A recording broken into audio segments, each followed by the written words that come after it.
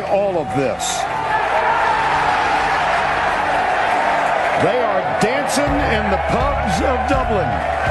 Harrington with an ace. And we have a shining star at sunset. Rory continues his run to greatness. The return to glory.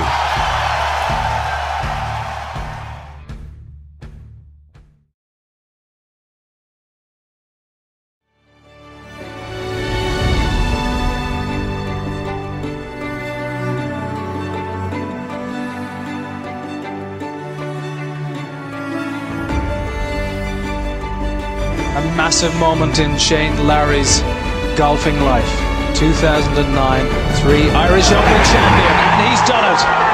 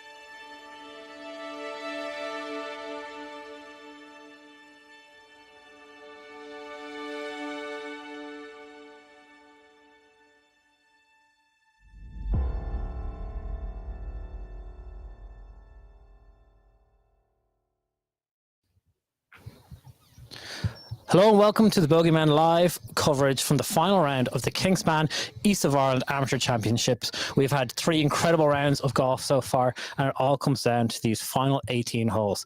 I'm delighted to say that I'm joined by the substitute teacher today. David Connellan is back in the hot seat. David, how are you? I'm good. Back again. Nice to be back with the blue mic in hand for this. It's you can kind of feel the atmosphere kind of building around here at the moment, can't you? It's just kind of getting to money time for these guys coming in in the last round. Big time. We've been here since the wee hours, even since yesterday, and crowds are appearing. There's a good buzz around the place. You can see Jack McDonald is coming in off 18 now, as the 4th round is about to get in. He's just finishing his 3rd round. But just before we get into any more of our coverage, just a quick reminder that the Bogeyman's golf coverage of amateur golf is brought to you by AIG, dedicated supporters of amateur golf in Ireland. Golf Ireland members can save an additional 10% on their car insurance when you visit aig.ie and use the discount code FlexiGolfer. 10% off car insurance these days is not an insignificant amount of money, I'm not going to lie. But let's get into this. You've been following the golf now. We've been here all weekend. Jack McDonald, Keelan Rafferty, Evan Farrell, Max Kennedy, 4 of them are in the hunt. Who's the leader? We're looking like Max is going to come in at 10 under. Okay. Really solid 3rd round of 67, 5 under par. Probably thought, I had a word with Gary from Irish Amateur Golf and thought, I'm thinking 13 under is the number that's going to do this. I think it's as the pressure mounts, but it's quite stacked. Like Max 10 under, Jack is probably going to come in at 9 under should he finish 18 in a normal stead. It's not yielding the birdies as normal. It's kind of wind is playing into off the right up 18. Normally it's an iron in. It's an iron in. I played here a few weeks ago, and it was not an iron in. For these guys, it is an iron in. But the one I'm kind of looking at the moment, 71, 69, 68, is Keelan Rafferty, beaten in the playoff last year by Alex Maguire, 2nd year before, obviously, to Alex Maguire as well in 2022. And then local man, he is a local from just down the road in Dundalk, and then you've got Evan Farrell at 7 under. He's a 2 under par 3rd round. And there's actually one I'd like to call it. Adam Smith is one from Mullingar, 5 under. He's 3 under in round 3. Wow. He's been top 10, top 20 in every single championship this year. I think good, like a proper performance from him to put himself into contention. And then Matt McLean, Irish Amateur Champion, at 4 under. So that's kind of the run through on where they are. Sure. So you're kind of looking at kind of that question. How far back is too far back? Yeah. I think that 4 under is too far back given how the guys are playing. So a big kind of factor when it comes into the how far back is too far back game is conditions. Yeah, it's not really overcast. It's a little cloudy, but it's a gorgeous day. And it's a gorgeous day, weekend. It has been lovely. How tough have conditions been? They haven't been overly tough on the guys, to be honest. Okay. I'll tell you what, it's not playing midsummer linksy at the moment. It's just not as fiery as you probably would have had it in previous years. Okay. For this time of year, the rough in spots is incredibly thick. That meadow grass hasn't burnt off yet to leave that fine fescue. But I have to say, conditioning wise, it is incredible, the level of conditioning in the golf course at the moment. Greens are running so pure. It's going to be like guys are getting a chance to fire at pins, whereas there might have been an element previously where balls might have to be played a little bit lower, a little bit on the ground, working balls in. Okay. But so greens aren't too bouncy, but they're firm. very firm. It wouldn't be anything compared to a parkland, obviously, but for what you're expecting, that big, hard, unpredictable bounce. What you're getting is a lot more predictability in terms of the ball flight and in terms of the landings that the balls are taking. Okay. Wind has switched from this morning ever so slightly. It was playing straight down wind on 1, which plays into on 18. That's kind of switching to off the left on 1 and off your right on 18 for those who know Baltray. Now, what that plays is a big role in the back 9, because when you get to the holes like 12 and 13 with wind off your left and trouble right, it can be tricky. 14 then into the wind, and then the long par 3, 17 will be into the wind as it stands. So it's going to leave for a tricky finish. Okay, so just for people watching, because I know there's a lot of people watching so far, which is great to see. This is our first live show throughout the amateur season. Here's what's going to be going on over the course of today. We're going to have live on-course coverage, mostly with the leaders. So Max Kennedy, as it stands at the moment, is leading. David's going to be going out there with the camera operator for those 18 holes. We're going to have coverage there, but we're also going to be joined here by a number of contributors, reporters, journalists, and the likes, members from the club, to just chat about Baltray, chat about the championship so far this season or this weekend, and just have a good old natter about golf. So we're also going to have the exclusive interview with the winner at the end of it all. So it'll be good to kind of get their initial emotions, and you can play your best, Amanda Ballionis. I'll do my best on that. Jack has just birdied the last to go -10, so we have tie leaders on 10 under, Max Kennedy and Jack McDonald. Interesting enough, 2 men out of Royal Dublin as well. So they are. That's what the Louth people will love. Dublin invading. They are, but I think it's down to a 4-horse race now. Evan Farrell on 8 under, Keelan Rafferty on 8, Jack McDonald on 10, and Max Kennedy on 10. So a big reason that we want to have you on the golf course is because obviously you're doing your PGA at the moment with the PGA of America, but before that you'd played in the East of Ireland. So you know all the good and bad bounces of this course. A lot of bad bounces. No, but I put myself into bad places that's not even a bad bounce, or it will get me out of, if you like. I love the place. I really do, Johnny. It's just such a fair golf course. I think where you have it's a very interesting golf course in that it almost is two anti-clockwise loops, if you like. So you're playing down on one, but then you play an internal loop and then an external loop effectively through the golf course. So the wind, it's not in the way where you're getting it all the time off the left or all the time off the right. This wind turns because you're playing north, south, east and west. You're playing right across the whole property, and it's quite a deep property that goes back right in towards 7 there in the corner. Gettable par 5s. Certainly with the greens holding, which is great. As I said, I absolutely love it. It's one of these courses where and we have seen it year after year, it does give up a low score as well to those really, really pure ball strikers.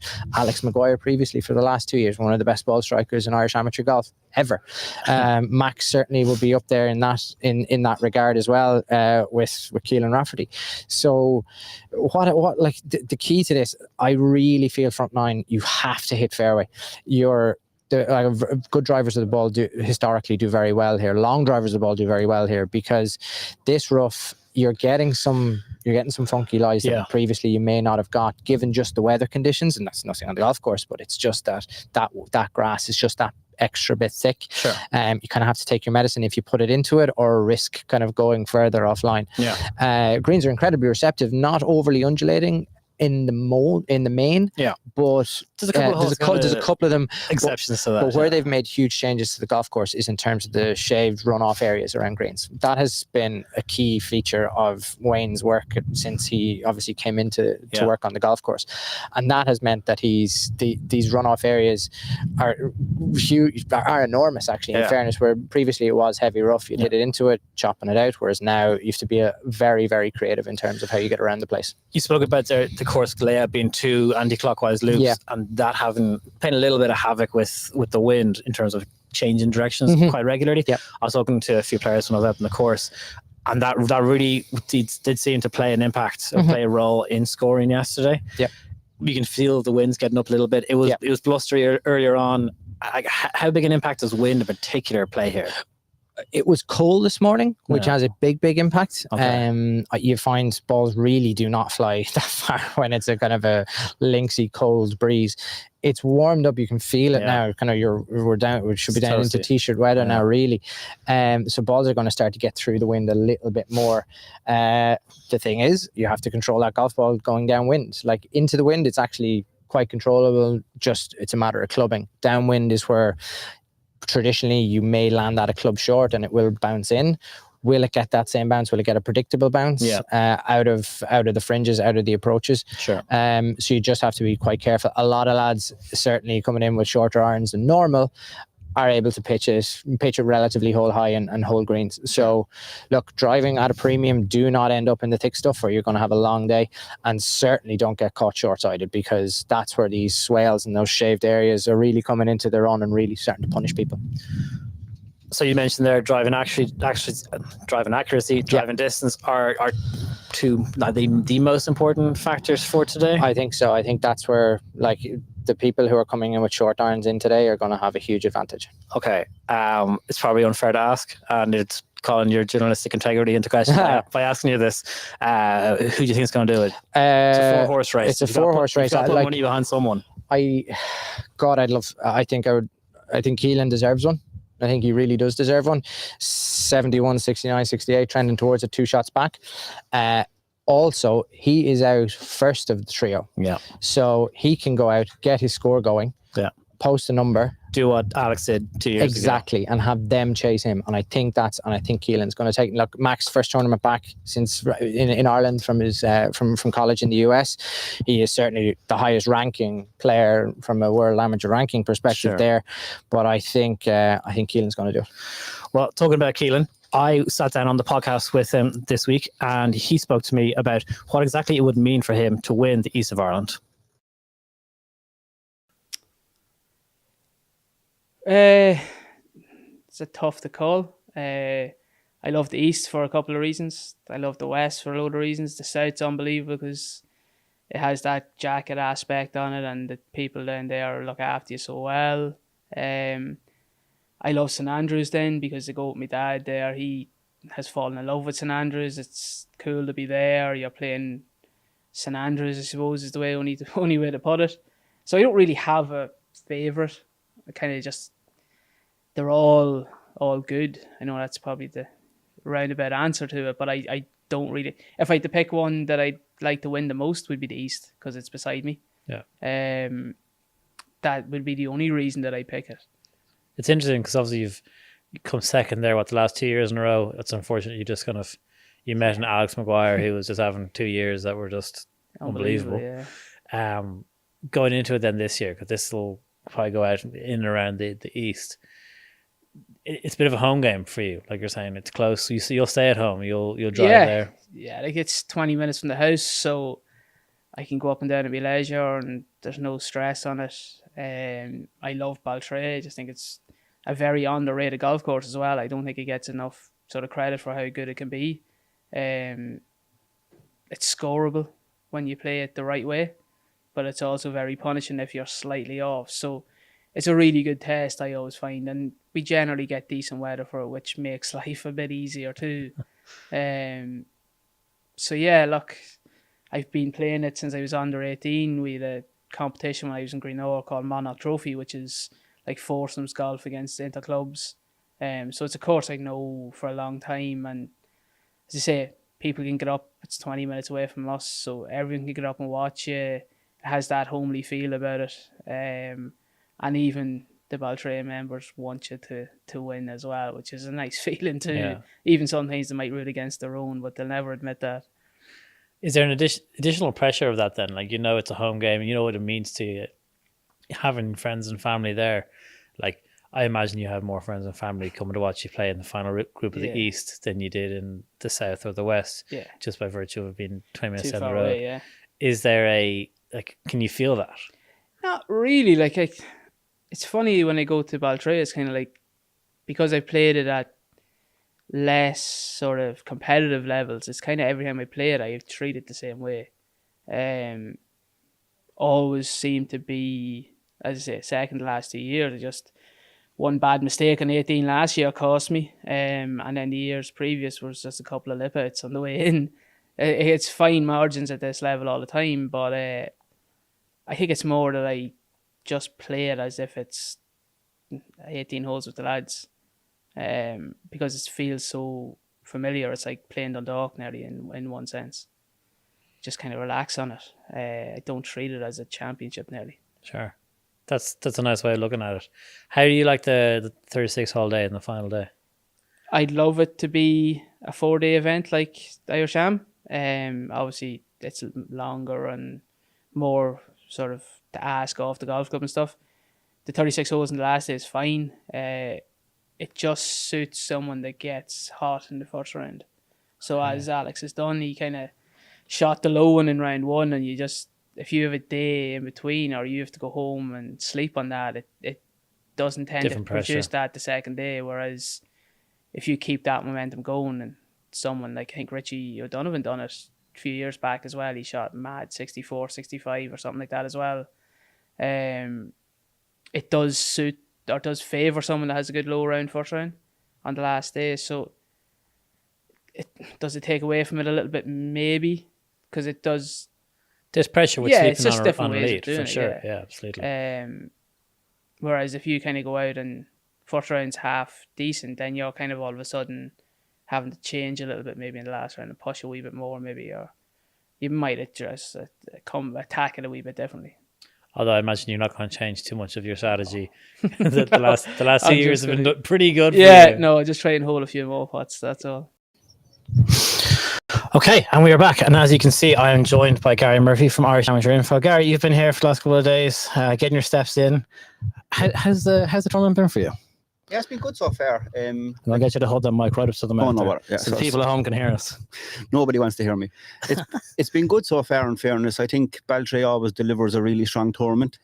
Like the place set up for scoring is probably the wrong word, but it's a very fair test of golf. So like if you can keep the ball some bit straight, you'll have chances into greens, and then it's just a case of, is the putter working for you? Sure. So you were out there for round 3. Who did you follow? Who were you with? I kind of jump back and forth. So round 3 for me is about just trying to figure out what's going, I suppose, who's playing well going into the final round and what's happening. So I kind of watched all of them a bit, spent a bit of time watching Raf for maybe an hour or so. Looked really solid as well. So kind of set up for a really good event in the afternoon. So you and I were on course for a little while there yesterday, and you were talking about Jack having that wobble kind of around the turn in round 2, and you were saying that you were kind of hoping that'll be his one wobble now for the week. Has that proven to be the case so far? Yeah, he's been really solid, and I suppose like with that one, everyone will have a patch where like the golf isn't, like he didn't hit any bad shots. It's just like he didn't make the scores he wanted. So like that happens throughout the 72 holes, and it's never a bad thing to get it done in the second round, I suppose. Yeah. So talking about Raf, he's come second now for the last 2 years in a row. He's one of the local favourites, we'll say. Obviously Evan Farrell's in there as well. Were you out with Raf at all today? Yeah, I spent a bit of time with Raf, so I kind of watched him coming in. Raf is Raf. Like he just kind of seems to always find the middle of the club face in the middle of the fifth of a fairway and give himself chances. I was speaking to him after, and he was kind of saying that the putter was behaving itself towards the end, and that's kind of where the score came from today. And then talking about Max Kennedy, this is his first event back in Ireland after doing the season over in the States. He's looking very impressive. Obviously, he hits the golf ball a mile. He's not afraid of hitting driver. No, Max doesn't step backwards really, whether it be with score or just kind of how much he goes after the golf ball. Yeah. I was just saying to him after his round there, so he won his first event back last year from college. He won the Ulster Stroke Play, and this is his first one teeing it up here. So kind of a good omen for him, and I like the aggressive nature of his game will really suit around here as long as he keeps the ball in the fairway off the tee. And then Evan Farrell, he is the he's another one of the local guys. He's been playing very, very well. He's in the hunt as well. Admittedly, I don't know as much about Evan as I probably should. So for people that wouldn't know, tell me about him. Evan is exactly what you see with him. He's a very relaxed character. Like even walking the course today, and as the crowd is building and stuff, a lot of people may get nervous. Evan, whether he's feeling it or not, he'll kind of outwardly come across and have a chat, and he'll be looking to engage in conversation. Like that's to keep his mind off it a little bit too, but that's his general nature. So, but Evan's been playing kind of good golf now for maybe 12 months. Yeah. I think this week coming into it, he was in good form. Like he had a good showing in Mullingar last year. He's been kind of knocking on the door. So, look, the crowd is going to be massive in that group in the afternoon. So I think for Evan, it's a case of almost blacking that out a little bit and just focusing on his golf. Well, listen, we're going to hold on to you for another couple of minutes, if that's all right. But we actually have our camera out on the first tee. Keelan Rafferty's group is going to tee off here now. So we're going to hold with that. Dave, we're going to throw to you. You are on the course. Talk us through who's playing with Keelan, and who's up first, actually. It looks, Johnny, we're just down on the first. It looks like Paul O'Hanlon. Looks like he's up first. Paul from previous winner of the East. Actually, Paul's playing at Carton House. And David Howard from Foda and as well. So Paul is on tee 97 left and 293 right. Paul will be looking to just hit, probably just fade off that left-hand bunker and let it slide into the middle of the fairway. That's the way Paul has absolutely striped it. That's right down the middle, center stripe for Paul. So that has gone a long, long way too. He's actually carried that bunker 274 on the left-hand side. Keelan he just carried the bunker 274. 274, yeah. That wind is really blowing down hard off the left-hand side. Keelan now a driver as well. It's an easy game when you can do that, isn't it? Yeah, easy game. Really, really good driver of the ball.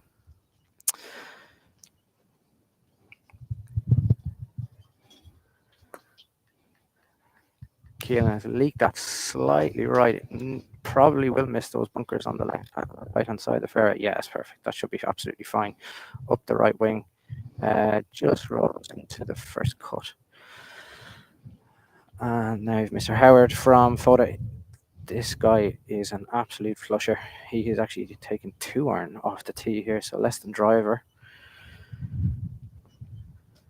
Certainly bunkers on the left are in his range with this club, so you'd imagine this is down right side.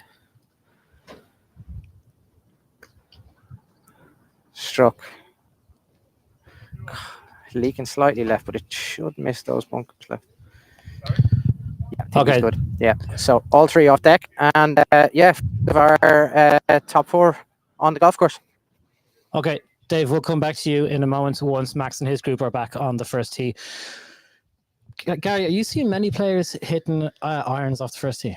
There's been a handful of them, kind of mainly. Like everyone's trying to take the trouble out of play, which is that left bunker that Paul just carried, and aiming a bit more right. It's like the fairway looks a lot wider than it is. So like if you don't take on enough club, you can hit it to a spot that will give you room. Yeah. Like you lose a massive advantage into the green because the green then is running away from you as well.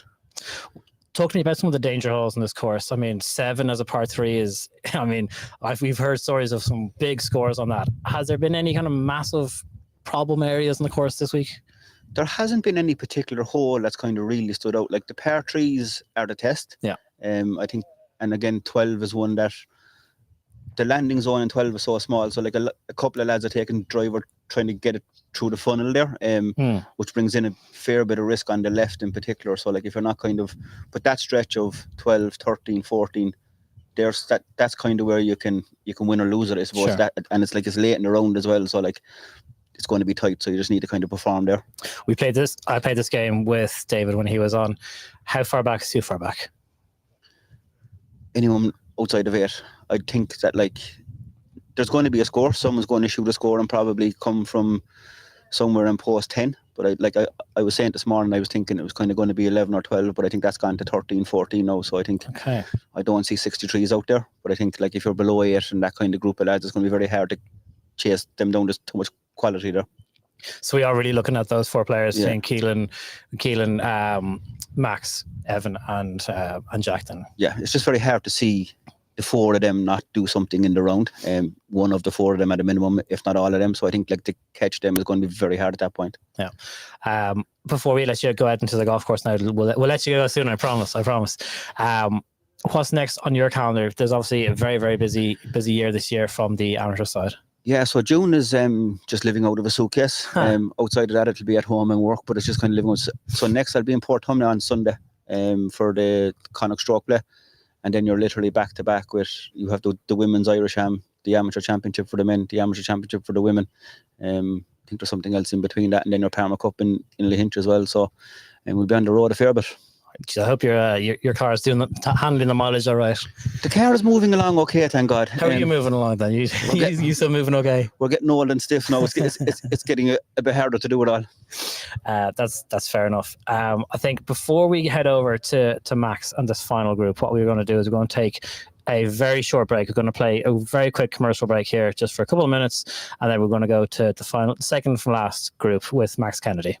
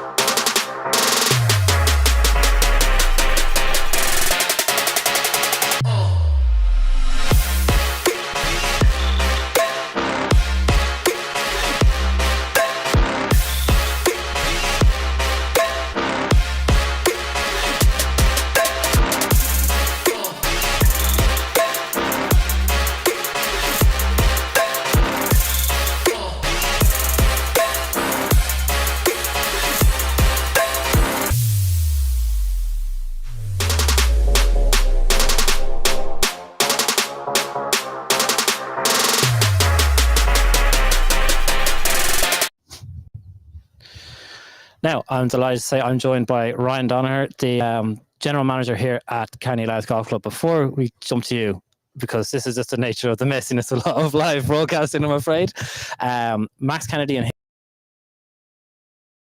his group, the second last group on the first tee. So, David, we're going to throw to you. Wind is slightly dying there, Johnny, off the left-hand side here. Max is first on deck.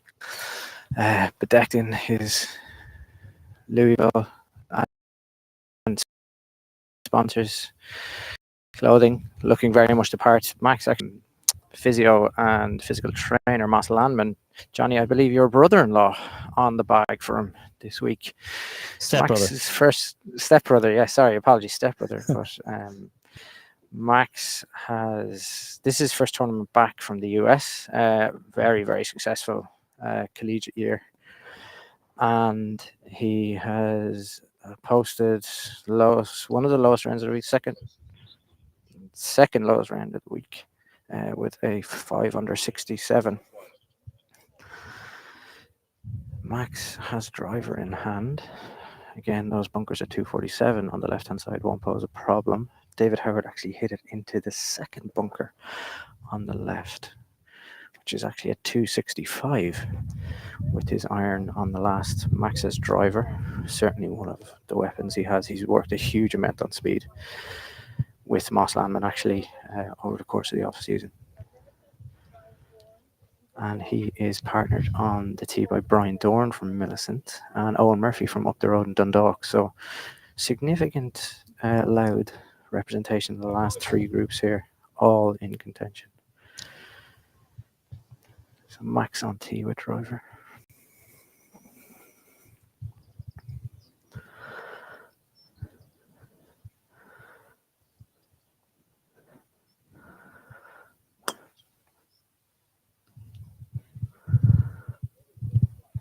He isn't looking too favorably on Johnny. Lost that in the air. Up the left side, he has got the okay from the ball spotters up there. Okay. So Max up the left-hand side, which is not the ideal angle to be coming in from. Certainly out of the rough this here. Very, very clean. Very difficult to get spin and control on the ball there. To an elevated green on one. Brian Dorn on tee also has driver.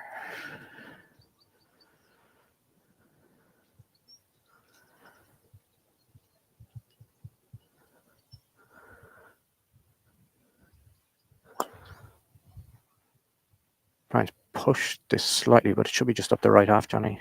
Shouldn't find too much trouble. I think it's skirted that second bunker on the right-hand side. I think he will have a shot in, which would leave him in the region of 130 into the front. Now here's Owen Murphy, customary shorts. Owen also has driver in the bag. A man who knows this place very, very well. Member of the Maynooth College squad with driver. And he is long left. He actually right on the ball spotter. You might be able to see that and pick that up on camera. Johnny, he is way, way left. That's probably 35 yards left. Very tricky to get in from that side. Yeah, just a bit on the first hole here, Johnny, as the three guys walk off deck. So the first slightly dog-leg. The approach into that shot into the second is slightly uphill. The green itself is about 32 yards long. The pin today it's cut 23 on and 6 from the right. Certainly in an area that's going to be very, very tricky for the guys who hit it up the left to actually get any control on the ball, because it all does slope from front left to back right. So favorably, people prefer to be down the right-hand side of this. Now, the wind is pushing balls to that right-hand side. That is naturally where it is. You just do not want to overextend that or take it or take liberties with pushing it too far right, because it is going to end up in a situation where the control of the second shot is going to be compromised. But yeah, back to you. Okay, thank you very much, David. So, Ryan, thank you for that. You got to watch the Max Kennedy's group teeing off there. Yeah. How has final day excitement been for you? Obviously, a lot of work goes into hosting a tournament like this. County Louth, Baltray has such an incredible history of obviously being the home venue for the East of Ireland Championship. Yeah. on a day like today, when all the excitement and energy kind of comes to the fore, how does it feel from your side? Yeah, I mean, look, it's absolutely great. The atmosphere around the club, even since the last few holes of yesterday, has just been building wonderfully. Yeah. There must have been 100 people in the clubhouse yesterday just chatting about what was going on, and it's just building and building from here and going forward. And to have a local man involved in the hunt at the moment, and the like of Caelan Rafferty, who's come very close recently. The atmosphere is phenomenal. Just chatting to all the members coming through the door, seeing a great big smile on their face is just wonderful, and it really has been great. I suppose it's good that the weather is behaving as well, makes things a little bit easier.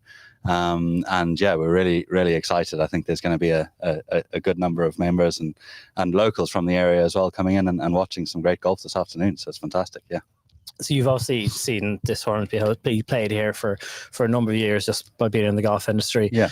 How scoring compared this year to previous years? Dave was saying that's probably not quite as burnt out as other years, but that's Mother Nature. There's not much you can do about that. Yeah, absolutely. I mean, so scoring, I suppose, is probably a little bit lower than it has been. Sure. But at the same time, we're extremely happy with the fact that the guys haven't been able to run away with it either. Yeah. In fairness to Wayne and his team, they've got the course in impeccable championship standard, I think. And everybody that you're talking to has been saying how good, the players especially, that the course is probably the best that they've ever seen, which is phenomenal to hear. And I suppose just speeding up the greens and just getting the rough a little bit juicier has kept the course in great shape, and meaning that the guys aren't running away with it. So it's good, and it's keeping it all tight, which is what you want. The history of this tournament is actually, it's pretty incredible. You've a lovely board which has every winner on it. Great? Yeah. I mean, there's like the Carr family, and JB in particular is kind of plastered all over it, even as much up as recently as Alex Maguire went in for the last 2 years. Yeah. There must be a great sense of excitement from your own personal perspective when you see that, every year there's going to be another player and someone, potentially local, adding their name to that board. Yeah. I mean, isn't it great? Like literally I just came from downstairs in the restaurant, and there's a couple past champions down there kind of sharing stories with everybody, the like of, Declan Brannigan, Barry Redden, who's actually out caddying today. It's just phenomenal to have local members, that are here and involved and still very much part of the tournament, and then the potential for another member to add their name to that board is quite something. So really exciting stuff. Yeah. How far out do you start looking at prepping the course and all the infrastructure and the rest of that goes around hosting a championship like this? Sure. Obviously, and a tournament like this doesn't just happen. Kingspan have come on now as title sponsor for the East of Ireland Championship. When do you start looking at this from your year? Is it a case of you enjoyed this week and start looking at it again, or? Yeah, well, look, I mean, I suppose, as a club, we're really proud to be able to host it and to be able to host it on the same kind of June bank holiday year in, year out, makes the planning aspects of it, I suppose, all a little bit easier, in that it's obviously, it's been here since 1941, so not too much changes year in, year out. And from a planning perspective, I mean, really, well and truly, the course, I suppose about a month out is when the real changes start happening. But we generally like to try and keep the course in the kind of the pristine condition it is throughout, So so there's not too much from a course perspective that goes into this. But with the like of Golf Island being involved and the fantastic support that they provide. Obviously, they do all the hard graft in the background in terms of getting all of the players registered and tee times done and all that. It's great to have them.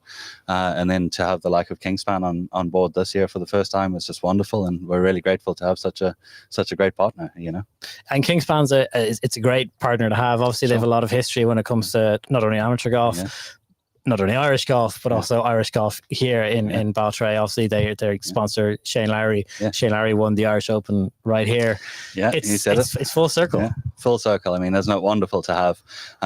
So, when the opportunity came up, one of our members here, Mark Connor, is the group CFO of Kingspan. And, with Shane having won here in 2009 on that green only a couple 100 yards away, and the wonderful day that it was, to have them involved is just fantastic. So absolutely delighted. Yeah. And so this isn't the only tournament that you host. You're a qualifying venue for the Open Championship. Yeah. What does the rest of this year look like for your course? Yeah, absolutely. So very, very lucky to be having the RNA back for the 5th year for the Open qualifying. Looks like there's a very good field there. That's on the 24th of June, so a good bit of prep for that. And then it's back to the main kind of club events, the Captain's Prize, the Lady Captain's Prize, etc., which is obviously very important and what we're all about as a club as well, you know. So it's just go, and potentially a couple of exciting things coming up for next year, which I think everyone should keep an eye out for as well. Yeah, is that all you're going to say? That's all I'm going to say at this time. Fair enough. Yeah. We've been asking everyone this now that's been on the show so far. Okay. How far back is too far back? Yeah, I think if you're more than 4 shots off at this stage, I think that's too far back. So I would say that, you know, the top 4 guys there at the moment, they've got a good chance, but the rest of them are really going to have to go some. And it would be unfair of me to ask who you want to win. I'm sure at this point you're completely impartial. But... Evan Farrell's the man. Go ahead. Okay, fair enough. Yeah. So you don't mind being biased at all? No, not at all. So the plan for today in terms of what we're going to be broadcasting, what we're going to be covering, and what groups we're going to be with, for the most part, we will be bouncing between Max Kennedy's group and the final group where Evan and Jack are playing and competing. So we're going to throw down to the first tee now, where David is on site and Evan Farrell is pacing slowly backwards and forwards across the tee. In fairness, he's wearing a very bright red County Loud jumper. He's representing. Beacon. Evan. Yeah, he is representing. Got the team gear on. It's great to see, isn't it? Yeah. The Beltray red. The red army of Beltray big guy, is out Evan, there, big and that's what you want to see. rangy guy. His performances this year, Johnny, have been so strong. To see the amount of members that are out here as well is just very phenomenal. good. Yeah, it's great. First half of the season, all weekend long, this tournament just wouldn't crowd. happen without the support of the members Of red, and them being out there and helping with ball spotting jumpers and crests and everything which goes into it. It's great for to see. this one. Okay, Dave, we're going to throw down to you. We're going to stick with you there for a few minutes. Yeah, stick with me down here. We have obviously Jack McDonald, who has pretty much led pillar to post here up the front, and it's basically between them. Obviously, David Lally is not. He kind of has fallen away in the 3rd round, but you've got this wind. I tell you what, this wind is freshening off the left-hand side, which is like kind of. On the first look, for someone who draws the ball, it's actually a nice tidy wind to draw it into. If you're a fader of a ball off the first, you're kind of looking up the right hand side with a little bit of terror, to be honest, because this rough, and you can kind of see it in the shots, is long. So the guys are getting announced on tee here, Johnny. So obviously Jack on 10, Evan on 8, under par after 3 rounds. It's an interesting one because the guys are going to know what they have to shoot to win. The guys ahead, it's their job to really set the number. So warm applause for the 3 guys as they step on tee. First on tee is Jack McDonald of Royal Dublin, 10 under par, joint leader with Max Kennedy. He has driver in hand. Jack steps to the ball.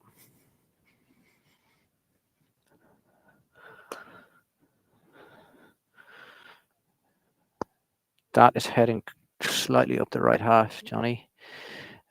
Should pull up, hopefully. No, it's hard to see from this point whether he has caught that second trap up the right. Dave Lally is next on deck.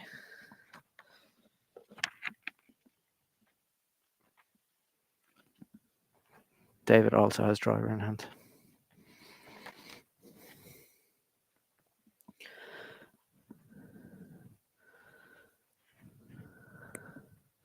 This bunker to pass it on the right hand side, to pass these bunkers on the right hand side, is over 300.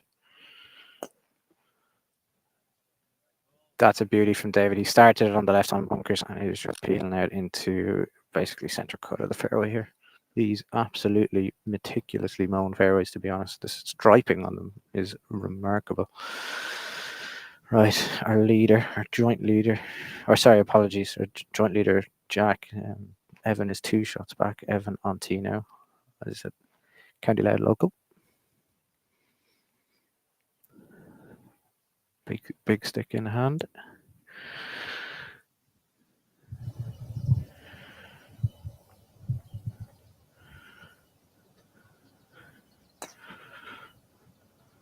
Evans hit a low bullet at that left-hand bunker. It needs to get up to miss it. He has hit it into the second bunker on the left-hand side, which is 270 to carry. So Evans going to have a tricky second shot out of that very steep revetted face bunker. But yeah, everyone's away. Okay, thank you very much, David. So the plan of action is David and our camera operator are going to jump down. They're going to get ahead to the second shot. They'll be with that group now for this hole. Then they're going to bounce between Max Kennedy's group with Jack and Evan's group as well. So, Ryan, thank you very much for joining me. Really appreciate it. Congratulations on what has been a brilliant tournament, and no doubt will be a brilliant winner as well. Absolutely, yeah. I look forward to maybe having a drink with you afterwards. We might enjoy a little drink, and I enjoy finding out what this last little bit of news is for next year. Keep an ear to the ground. I'm sure it'll be coming out soon enough. And listen, thank you to you guys for coming as well. I think adding something like this to the tournament is just really special, and it allows anybody that can't make it, to enjoy the tournament as well. So thank you guys. No, thank you very much. So a little bit earlier on, I caught up with Colin Campbell, who won this event 10 years ago. I had a chat with him about what that win meant to him and what it would mean for him to win again. But like you've obviously won the East, the South, the Irish Am. Do you look at like the West and the North and go, there's a career Grand Slam from the Irish amateur side that's is achievable? Yeah. Is that something that kind of draws your eye or keeps you up? I wouldn't say it keeps me up, but I'd also be lying to say that you're not subconsciously thinking about it. Yeah. I had a really good chance last year at the North of Ireland. I was leading, get into the back nine, and just sort of filtered away towards the end. Had a few bad shots at the wrong time. But yeah, they're definitely two that you're thinking, right, this would be nice if you're able to get your hands on those two and do something. I don't know if anybody I don't know if anyone has ever done it. Don't know. Someone will turn around and somebody say, well, JB Carr probably at one point probably did. Yeah, look, but again, their championships aren't easy to come by. They're hard to win, and but again, as I said, it'd be hard to say that you're not thinking about it. Because I don't want to age you, right? Yeah. But you've been on the scene and competing for. I mean, like we're saying, it's 10 years since your first championship. Yeah. How do you remain like competitively driven and just motivated to constantly compete? Because like I'm saying, like it's a lot. You've got a family, you've got like an expanding family on the way, you've got a full-time job. This all draws a lot of attention and energy from everything else. So how do you stay motivated? Yeah, funny, myself and Keelan were talking about this last week. He's like, you just love it, like you love competing. And I was like, yeah, I do. I get a good buzz out of competing, and I enjoy being in the heat of it and the thick of it, and there's good buzz whenever you do play well. And I don't know what it is. I just enjoy competing. I like the competitive side of it. I just thoroughly enjoy it. Yeah. Obviously, when it's going well, it's better. Like even looking back at last year in the South, like I had some tough games, and I was thinking to myself, why do you put yourself through this torture? We're under stress, pressure, but obviously then when you come out the other side of it and you're able to pick up, championships, there's no better feeling. And I think that's what keeps driving me on, that, I want to win more, I want to compete, I want to play for Ireland, even despite having everything that's going on. So yeah, no, and obviously you've got good people around you that sort of encourages you to play, and Ciara, obviously my wife, is very supportive of me, so that helps things as well. We mentioned that, so when this episode goes out, the East of Ireland will be just coming up. 10 years since your first championship title. Do you look back at that and think there's a nice bit of serendipity to this? Could I come back and do a number and get another title to my name? Yeah, funny, it's hard to believe it's 10 years ago. Yeah. Like it's just flown by so quickly. Again, it's going back to... You're only a pup then, to be fair. Yeah, I was young, and I was skinny, and I was I was playing good golf, and but yeah, like you're going to a golf course that I'm very familiar with, because I get to play quite a bit as well, and it's such a good venue. Like Baltray is unbelievable. It's such a good golf course, a good test of golf, and it's such a great championship. Like it's one of my favourite. So yeah, look, again, I've had good success there in the past. You know, I've obviously won it in 2014, but I've also had a couple of close calls on top of that as well. And although I've missed the cut the last 2 years, which hasn't been ideal, but hopefully we'll put that right in a couple of weeks' time. And I say the game is trending in the right direction, so hopefully we can get ourselves into contention come that Monday afternoon. Why is the East special? I mean, obviously each of the championships has an identity. What's the identity of the East of Ireland? I think for me it was, before I actually won it, I finished third. I finished 6th and 3rd before I won it, and I think it was then I started realizing, right, okay, I can actually win one of these, you know. So and then obviously I go and win it in 2014, and you know, obviously your first win, your first championship, and it just sticks with you. It's such a great venue, and then obviously you get that attachment to it, and look, obviously it's only half an hour, 40 minutes down the road for me, and you know, Graham that works for me is a member there, so he gets to take us out a wee bit there, so we get to play plenty of golf around it, and it's just a great golf course. It's a very fair golf course. It's very scoreable, but it also is, if you get out of position, it can also, you know, you can run up double bogeys very quickly. It's just a golf course that suits my eye. So will you stay locally, or will you commute back and forth from the house? Yeah, no, I'll. The good thing about Baltray is, as I say, it's only 35-40 minutes for me, so it's a really easy commute. So that's the nice thing about playing in the East, is you get to stay in your own bed, and it's not too difficult to get to either, so it's not. Okay, and so I'm going to throw directly to the first green. Each of our 3 competitors in the final group have hit their shot. So this is Evan's 3rd shot. Chip onto the green.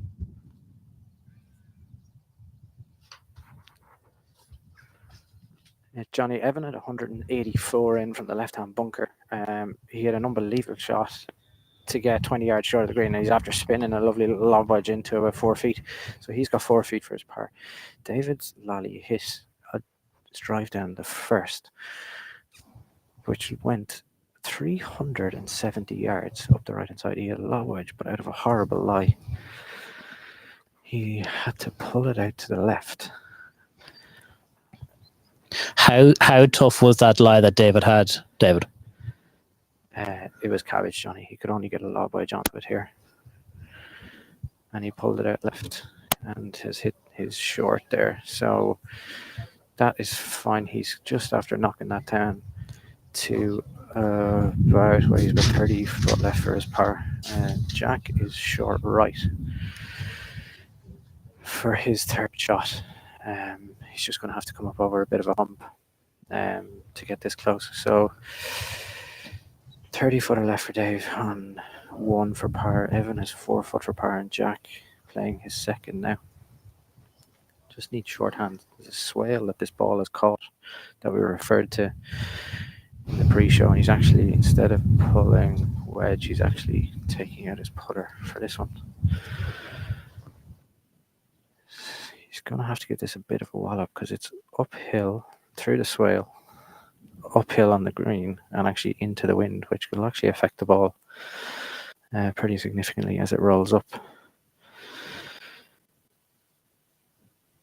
So Jack with his 3rd shot.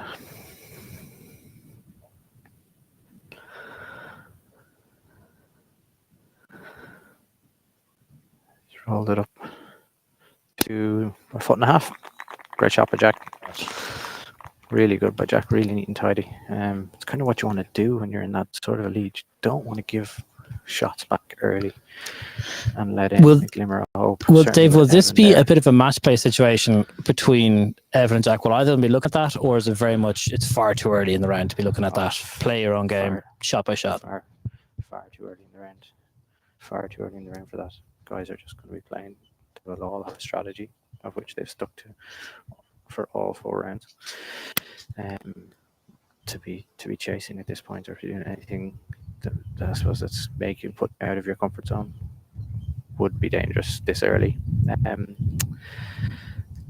As Dave rolls them down to about 2 foot, that's a decent putt.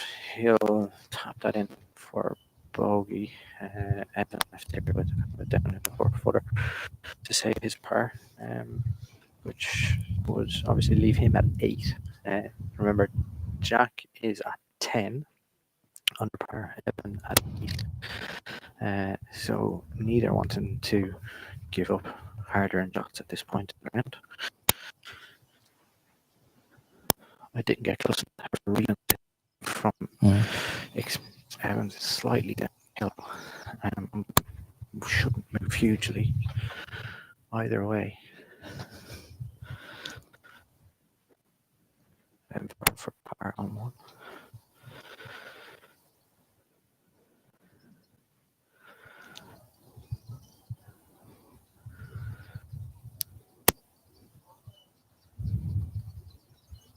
He has holds. That's a really, really, really good save. That's going to feel like a shot gained for Evan. Certainly out of that bunker. 184 he was left out of the bunker on the left-hand side. And managed to get something up to just 20 yards short of green. And really neat up and down there. And can you get a sense that there is a little bit of favouritism amongst the crowd for Evan? It's a County Louth man playing in County Louth, Johnny. Ask us you a question. There is definitely a home prize here. Evan just throwed an RT. Jack is just now tidying up. And no problem for Jack. Nice. So no change after the first for the 2 leaders. Evan stays at 10 or Evan stays at 8 and Jack moves to 10 under par. Okay, thank you very much. David and our camera operator are going to head over to Max Kennedy's group. They're on the second hole now. But we have another static camera here, which is just pointed at the 10th green. It is a 2T start here at the Kingspan East of Ireland Amateur Championship. So just to show that there is action going on all over the golf course today. It's perfect conditions. It's lovely and sunny. This is the best of the best when it comes to Irish amateur golf competing, and to be able to see what I would be up to as an amateur golfer and how I would be faring off, obviously playing off of 5 now. It's very, very impressive golf to see. If you do get the opportunity to come down and spectate, there are crowds forming all around the golf course already. There are a couple of local favourites, as you guys have seen, in the likes of Evan Farrell, even Keelan Rafferty, and a couple of others. But there's groups of people, there's clusters of fans all around this golf course, which is lovely to see. Irish amateur golf is in a very, very healthy place. It just seems to be growing and growing, which is lovely to see. Sure. So, David, you're going to stick with the leaders here off of the second hole. Can you see, looking down the second fairway, where Max Kennedy and his group are? They are on the green, Johnny, already. Oh, wow. Playing rapidly. So we couldn't get down towards them. So we've got, we are still with Evan Farrell and Jack McDonald's group here on tee. They are just ready to, Jack's up first. Second hole, par 5, dogleg left. Johnny, you've got traps at 258 on the left, 280 to carry the ball on the left-hand side, and 300 to the trap on the right. Jack has hit his tee shot.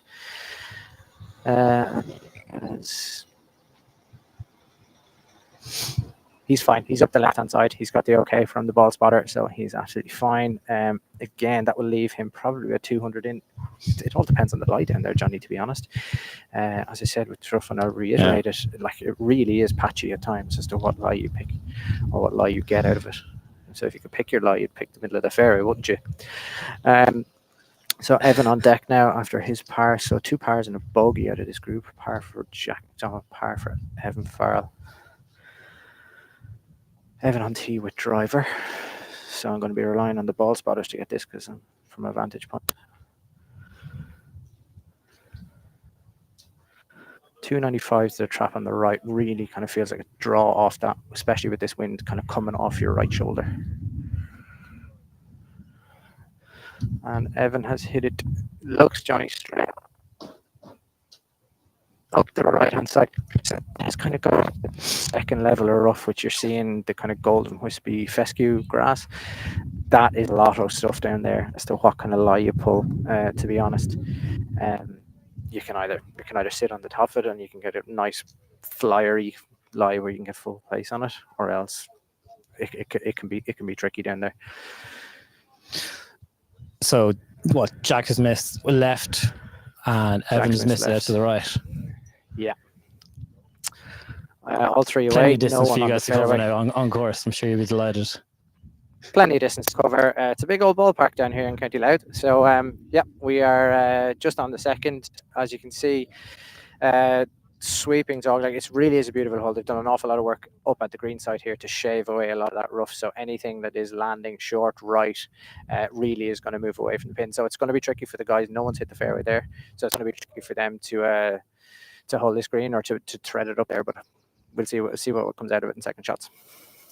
Okay, lovely. Thank you very much. We'll let you go. I'll get onto the course and catch up with the rest of them. Dave, I'm liking the glasses, by the way. You don't need to go. You can just respond or laugh, but the sunglasses are looking good. Thanks, Johnny. Thank you. Very glary down here to protect the retina. You're a man who loves shiny sunglasses and a white cap. All right, guys, we're going to take a quick commercial break just to allow the boys a little bit of time to catch up with the golf balls, and we're going to try and bring you as much coverage and as much golf shots as we can. This is our first time doing this, so bear with a little bit, but we'll be back to you shortly.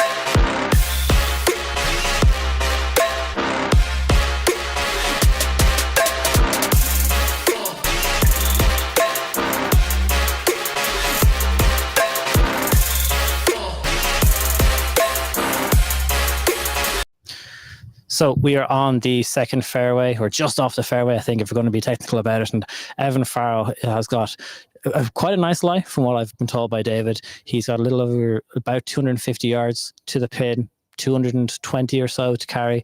Dave, are my numbers correct? Your numbers are correct. He's 222 to cover the bumper just left. He's 250 flag.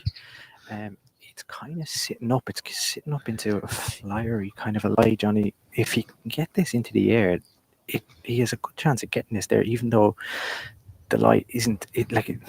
He prefer to be 6 yards left, to be honest, on the middle of the fairway, but he's going to be able to get it. He looks like he has a decent amount of club in his hand here.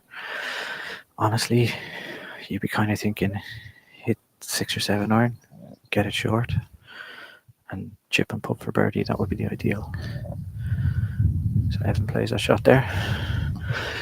It looks like it was quite heavy, Johnny, out, and it's gone straight at that bunker. That's a 220 short left of the green. It has got to that bunker. Like that's still traveled 230 to that.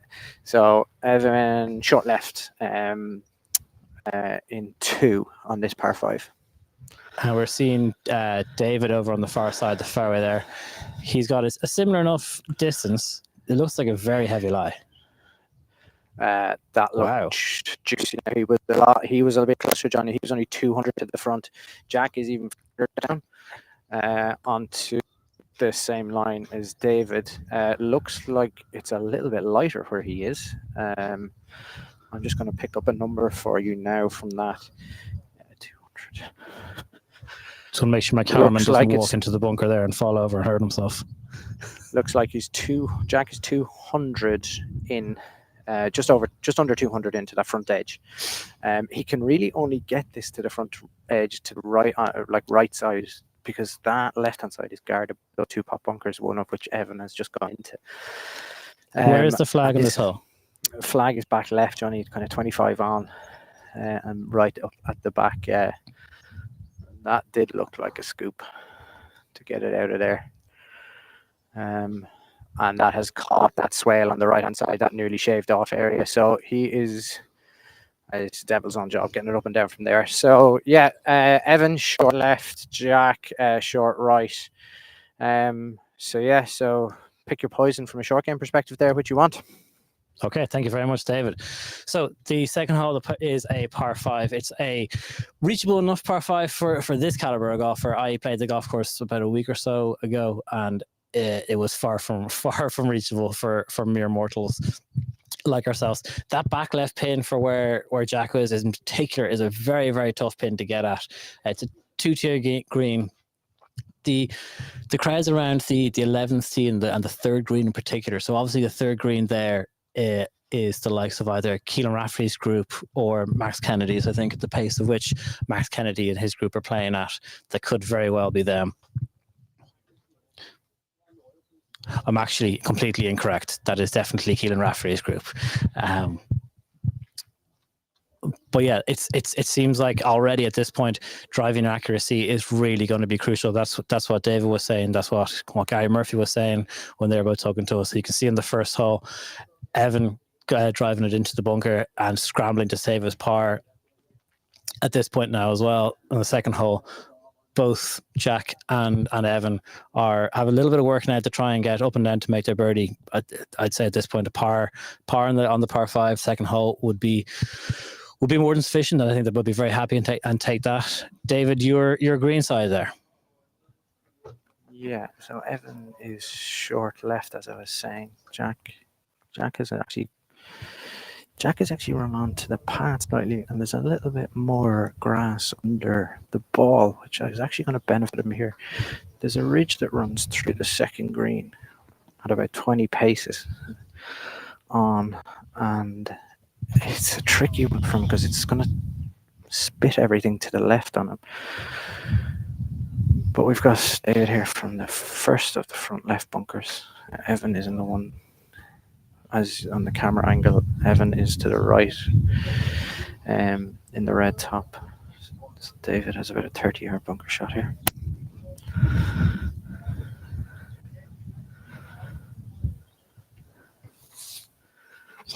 He's throwing this all the way back. That needs to slow up, and it does. He's into about 15 feet there for birdie.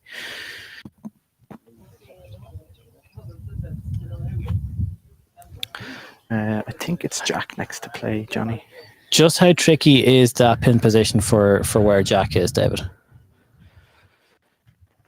Not ideal, because this ledge is running kind of from I suppose, right across him, and he's spitting everything to the left. So he needs to throw this all the way onto that back ledge and stop it then pin high. He's kind of run through onto the back edge, just the back fringe, but probably as close as he can do it. Kind of used the backstop quite well there. Evan now to play from the bunker from the left. So David and Jack. Birdie putt coming up, both of a similar distance. Evan now to play from that left side bunker.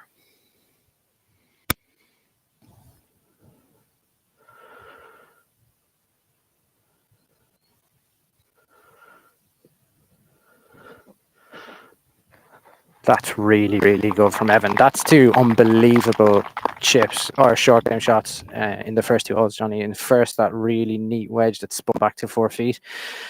He's after doing something same with a 25-yard bunker shot there. That really, really impressive from Evan. Like that's very solid. That you just want to make sure that your short game is in good order, especially given that the hilly nature, the undulations that surrounding the greens here in Baltray. But yeah, back to you. Yeah, he looks very comfortable. Evan looks like he's, I don't want to say he's enjoying the bunker shots, but he's 2 holes in, 2 very, very good bunker shots. Like you're saying, that fairway bunker shot, 184 yards from the flag on the first, and then just a very, very tough greenside bunker shot to try and throw the ball that far and to stop it on. We know that these greens are firm. That's very impressive. That's a bunker shot that a lot of amateurs would be very, very scared of. Here's Jack here now. So obviously his chip shot or pitch shot just ran off just the back edge of the green. The pin's out though. You've got to think that he's looking to make this. He's looking very comfortable. He's been putting very, very well all week for the few holes, for the few days that I've been following him.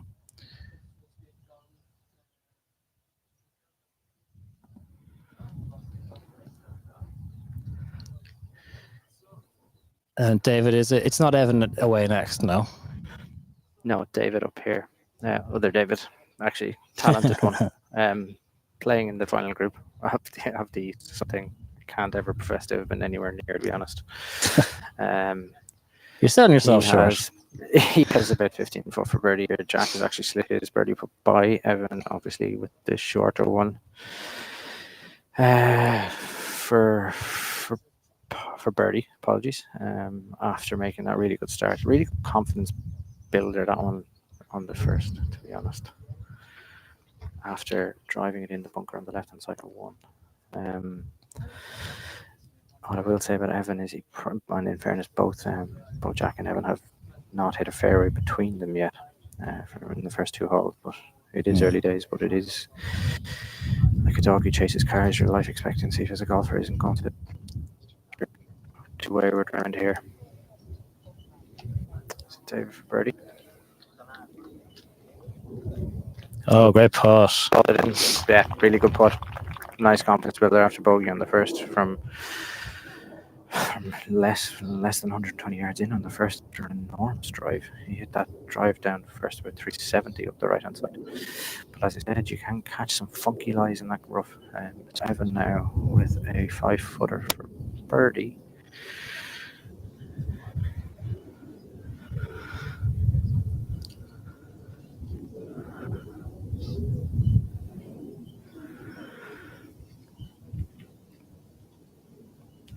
Which he converts. Everett's 9 under. Jack at 10 under. Should he roll this in? Well, great birdie put there by the fan favorite. That was wadding up and down from the bunker to put it that close firstly, but then to follow it up. Very, very, very impressive. You can see why he's in the final group here. Yeah, 2 really impressive up and downs, Johnny. Yeah. Now for his par putt, There which we go. Julie rattles into the back of the cup, and Evan gains 1 back. So Jack at 10 and Evan at 9 after birdie on the second. So 3-2. Okay, so that's the second hole of coverage completed for us now with Jack McDonald, the Royal Dublin golfer, and Evan Farrell from County Louth, the home favourite, one of the 3 or 4 players, one of the 4 players in the hunt. Up next is another par 5. So back-to-back par 5s in the second and third holes. The third hole here at Cannylouth Baltray is a very, very interesting, fascinating hole. Long enough par 5, blind second shot when you've got the big candy cane stick to a over mound. Green is hidden there behind the mound. If you hit the right shot, you can hit it onto the mound, run it down, or you can just carry it straight over. It'll take 2 good, accurate digs. I'm just being told that there's a little bit of congestion, a little bit of traffic as people are trying to get to the next tee box, which is a very, very good thing to hear from the amateur golfing side. Not great for our side when it comes to covering the golf and the golf coverage itself. But that's the nature of live broadcasting. That's the nature of the golf. Is everyone wants to get up close to these golfers. They want to get the best shot and the best angle that they can to see these golfers up close and personal. There's lots of things going on in the background there. There's a little bit of noise spray, a little bit of chaos, but that's just the way we got to roll with it for this time. There was a 4 call there in the background off of the first tee, but we can now rejoin the third tee as the final group are walking onto it here. Evan Farrell, Jack McDonald. Evan first on the tee after a fantastic birdie.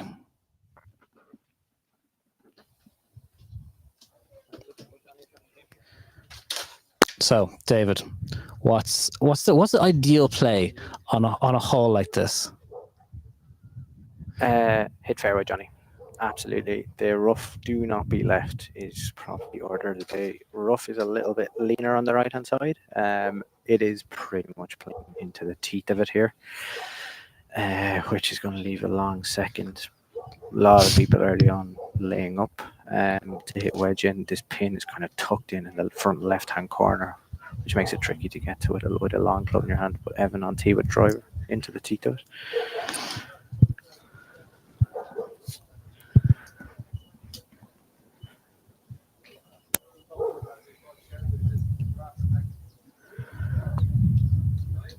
That is 100 yards left. Oh, right. Well, you said don't miss it. Oh no, that's way left before I said that is gone into some absolute jungle over there. He is probably going to have to engage player B there, I would think, with that one, because it did hop, but it hopped up a bank into some really thick stuff. David Lally now on tee. He is driver as well. Just taking a quick look over his shoulder, check the wind. I can tell you the wind is not over his shoulder, it's straight into his face.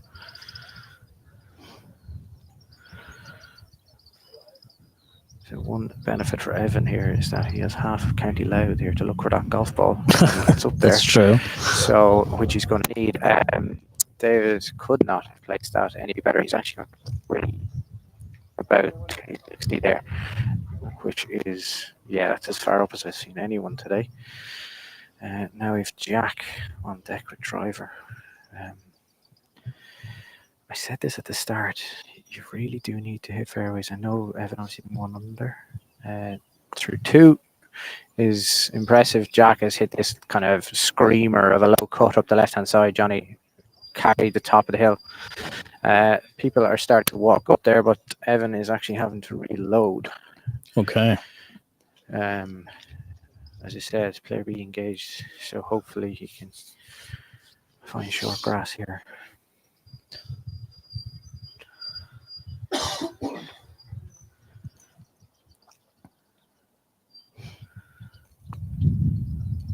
And predictably enough, he's up the right hand side. He is probably 15 yards away. Like that ball bounces through that rough.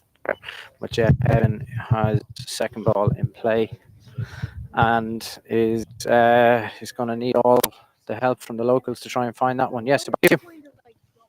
Okay, thank you. It's very interesting to hear that players are laying up off the tee on this third hole on the par 5. it'll be interesting to hear how other groups are getting on, particularly the very proficient drivers of the golf ball, where they are confident in hitting drivers off of the tee and making fairways. I was walking a few holes yesterday with Matt McLean, one of the players who's playing quite well. He's just outside that 4 back number of the leaders at the moment, or at least he was before he teed off. And he teed off on that 3rd hole, and he was furious with his shot, furious with his drive, and it was the right-hand side of the fairway. And he was just annoyed that it wasn't in the centre or centre left, which is where he was aiming for. It's the margin that these players have for error is minuscule. So to hear of that golf shot and to see that golf shot from Evan Farrell going way left is surprising, but that's probably just nerves to a degree. But it's also just a little bit disappointing for him, considering his first and his second hole were so strong, particularly making the up and down birdie there on the par 5 second hole. But considering the half of County Louth is probably out there looking for his golf ball with him, I'm confident enough that he'll find it. He may not like it, but I'm confident that he'll find it. Just to show that we do have a little bit of other action going on here on the 10th hole. So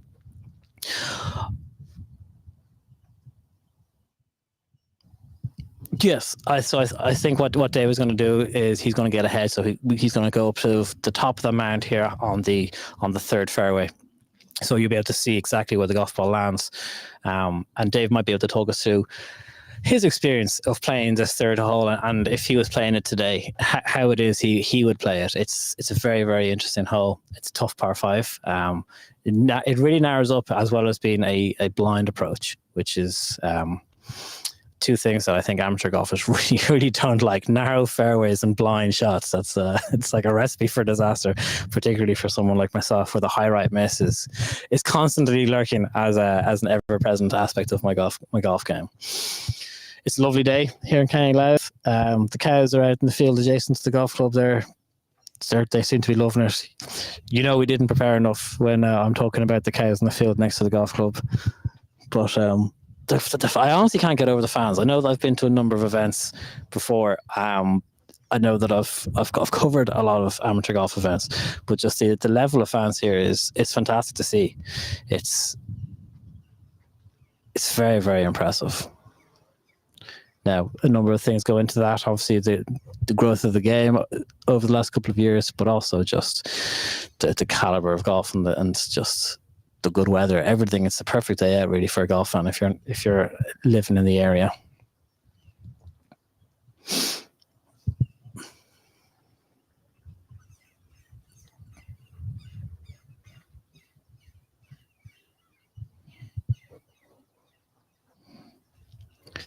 David, you're here on the 3rd green with Max Kennedy, actually, now.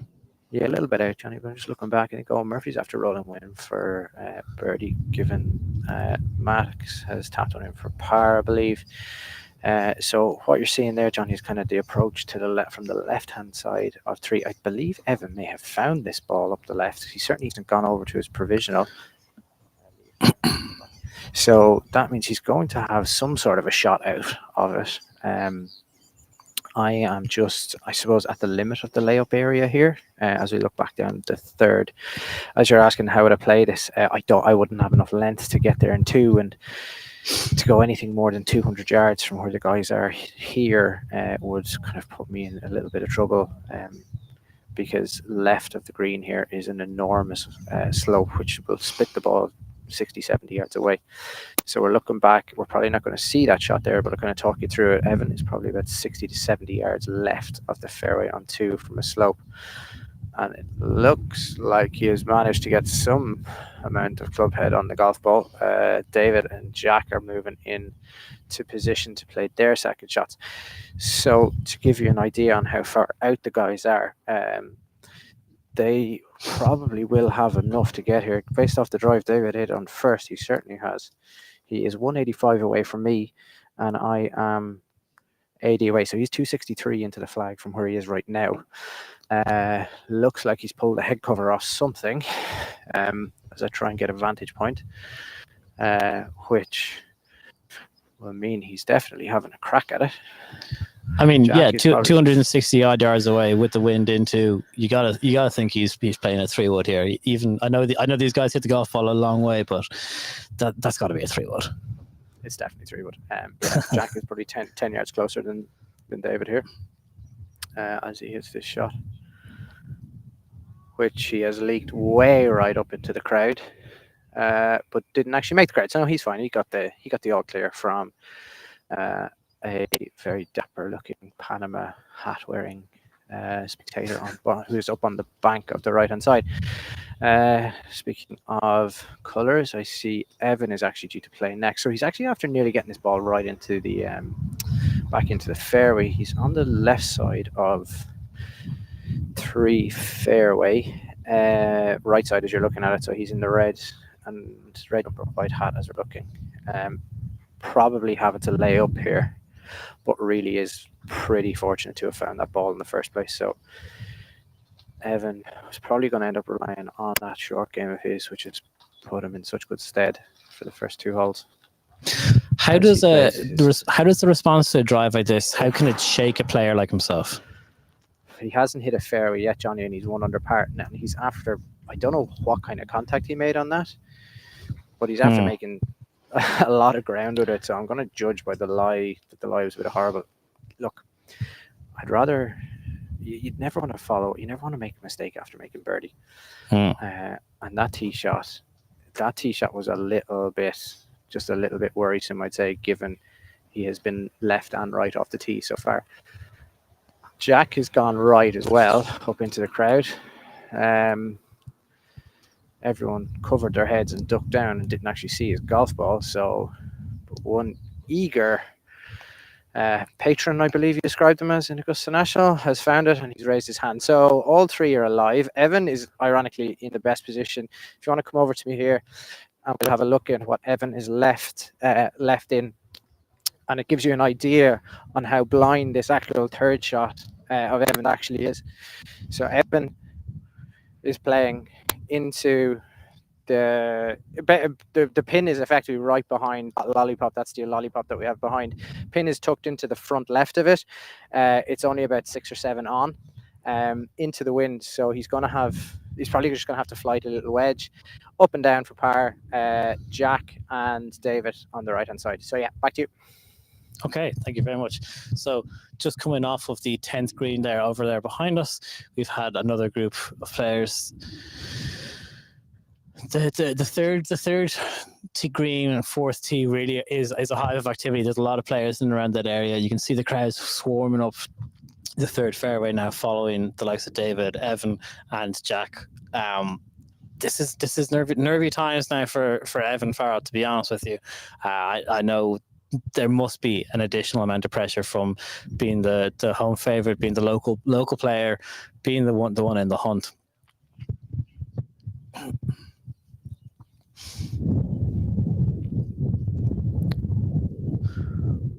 What we'll do now is,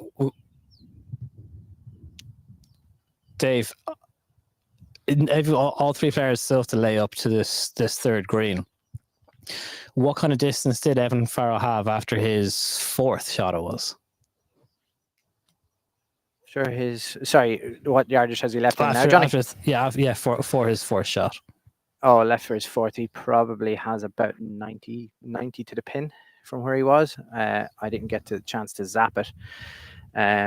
But honestly, from where he was off the tee, Johnny, and he told him that he was playing his 4th from 90 yards in the middle of the fairway, he'd be pretty take it, pleased. yeah.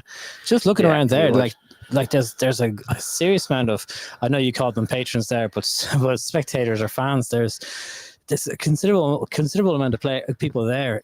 And I think if the cameraman even just turns around, there's even more again behind them. It's how much does this level of extra spectatorship, because there hasn't been for the last 3 rounds, just because obviously it's been on over the course of the weekend, and this is the business end of it. How much extra nerves does that play into?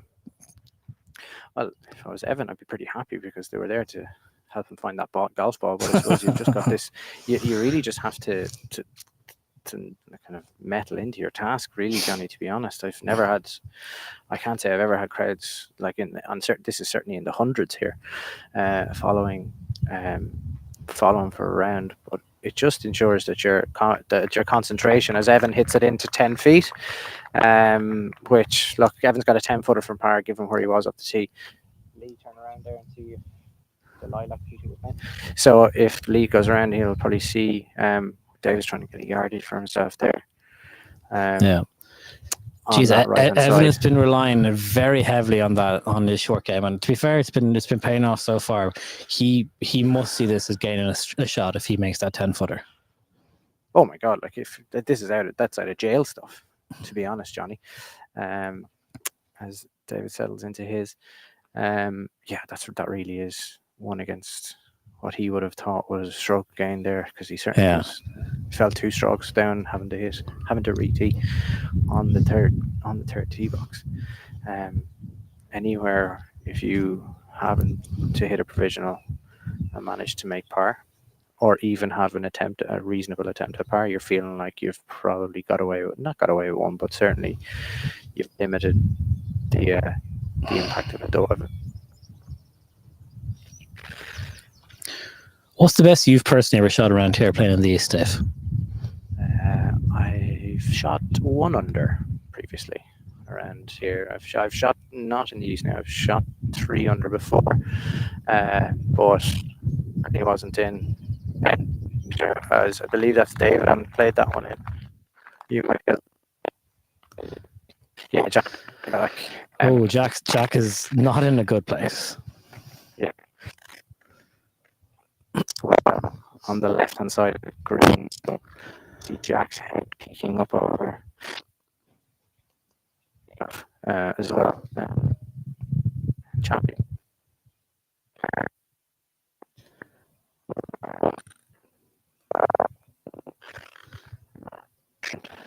The electric trolley does seem to be the general play amongst players. Carrying is like, it's a physical enough day, 36 holes. Add a golf bag on top of that.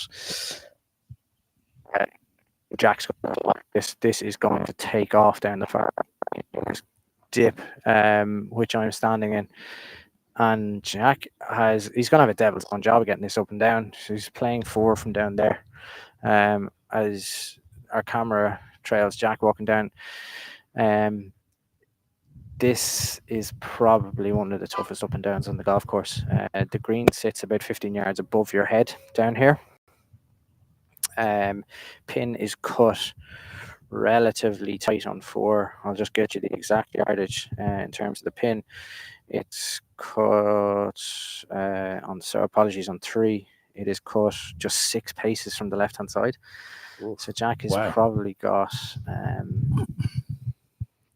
35 to 40 yards to carry this to the green. That shot obviously really took off on him. Like he's walking a good way on from the green.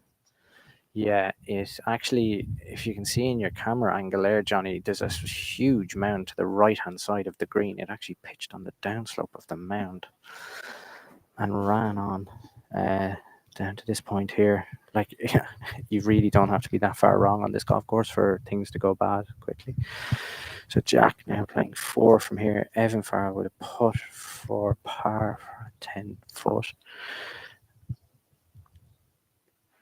And Jack has hit this short, Johnny, and it's going to come back to his feet. Oh, no. I'm telling you, this is so tough from down here. I actually saw a couple of players in earlier groups from down here actually take putter from down here. And so very quickly, what seemed was going to be a very tough haul, and still might be for Evan Farrell, Jack McDonald has seemed to put himself into a little bit of trouble here. Like that layup he hit for a second shot put him into a pretty tough position, and then just that pitch shot, chip shot onto the green, coming up short and just rolling back down to his feet. How do you stay calm in a situation like this, David? Second, take a moment. He's actually pulled putter here, Johnny.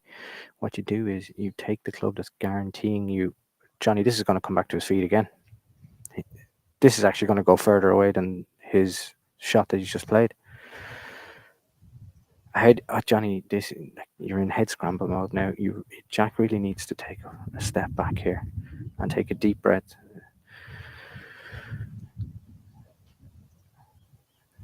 Johnny, it's strange. The atmosphere here has gone deathly quiet. As Jack plays 5. This isn't up either, Johnny. This is going to come back as well. Oh, it's just hung on. How big a ridge is that? Like, how big is how big a drop off is that? It's probably double Jack's height. I would say it's probably. Say it's probably a 20-foot ridge. From where he was playing, it gradually increases into a very, very steep slope, which Jack is just standing on now. I'm very surprised his shot didn't go down. So as I try and figure this one out, does Jack have this for this 6, or is this for 7?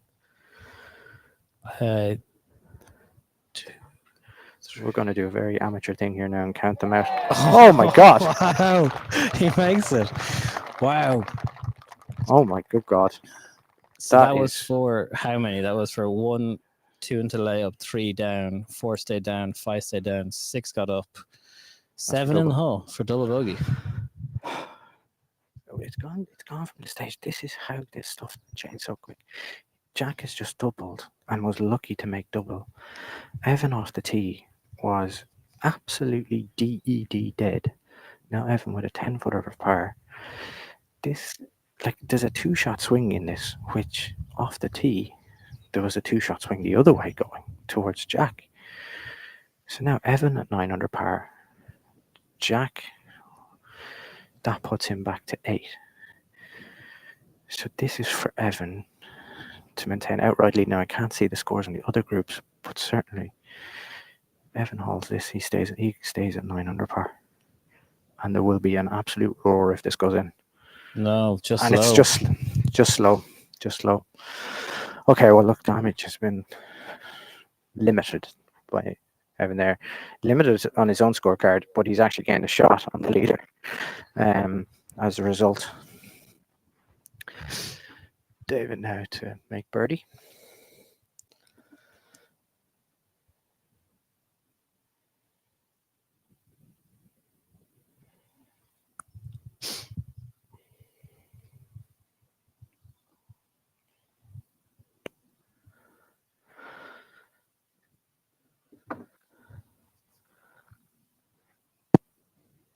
Johnny, I see Keelan Rafferty got to 10 under par. As Evan has dropped a shot to put him back to 8. Jack has dropped 2 to put him back to 8. So this would have Keelan in a 2-shot lead.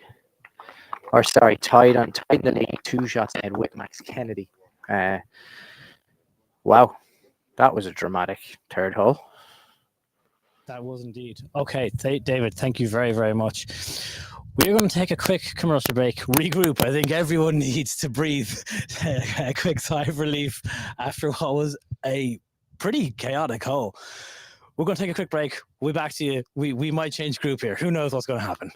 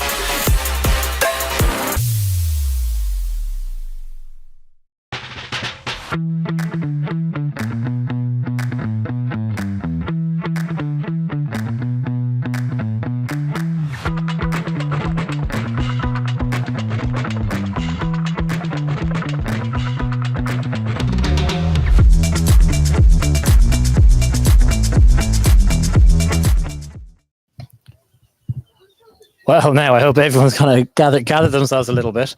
I'm now joined by Ronan McNamara from Irish Golfer Magazine. Ronan, talk to me about what just unfolded there, basically. Did we have our numbers right? Was that a double bogey for Jack and a bogey It for... was. He held a 24 for a double as well. So I suppose you could say it was a good double, to be fair. But it's all kind of turned on its head the last 5 or 6 minutes. So it's going to be a thrilling afternoon. What does this mean for those players in particular, but for the tournament leaderboard overall? I think it just bunched it together even more. Like Evan's gone to 9 under now, and all of a sudden he's firmly in this thing as well. Max at 11 looks like he's going to go 1 or 2 clear. Keelan's hung in there well, 10 under, like he couldn't do any more so far. And hopefully Jack McDonald can kind of get himself back on the road and pick up a couple of birdies. How does a player like that need to respond? Obviously, like, I'm not going to say we're running out of holes. We're only 3 or 4 holes into it, depending upon what group they're in. But what does Jack need to do to settle himself? I think he's been here before. He's a good record here at the East without winning, to be fair. So he knows that plenty can happen. He just needs to keep the head down, try to get through the next couple of holes. We're in the final round, but there is still a long way to go. And he just needs to focus on his own game, really, and see can he, try to get to 11 and 12 again and put the pressure on Max at the moment. Yeah. So for people at home, our camera crew are just moving over toward the 8th hole at the moment, just to gather coverage there. We're going to join Keelan and Max in their respective groups in a couple of minutes, but we're going to buy a little bit of time now with yourself, Ronan. You've been covering a number of the tournaments so far this season. You were at the Irish Amateur. Nice to be on the other side answering the questions for a change. Yeah, I can imagine. Don't worry. I'm sure you get put to work now. I'm sure Peter and the boys will put you to work shortly enough. Absolutely. The calibre of amateur golf in Ireland. We're obviously seeing a lot of crowds here today.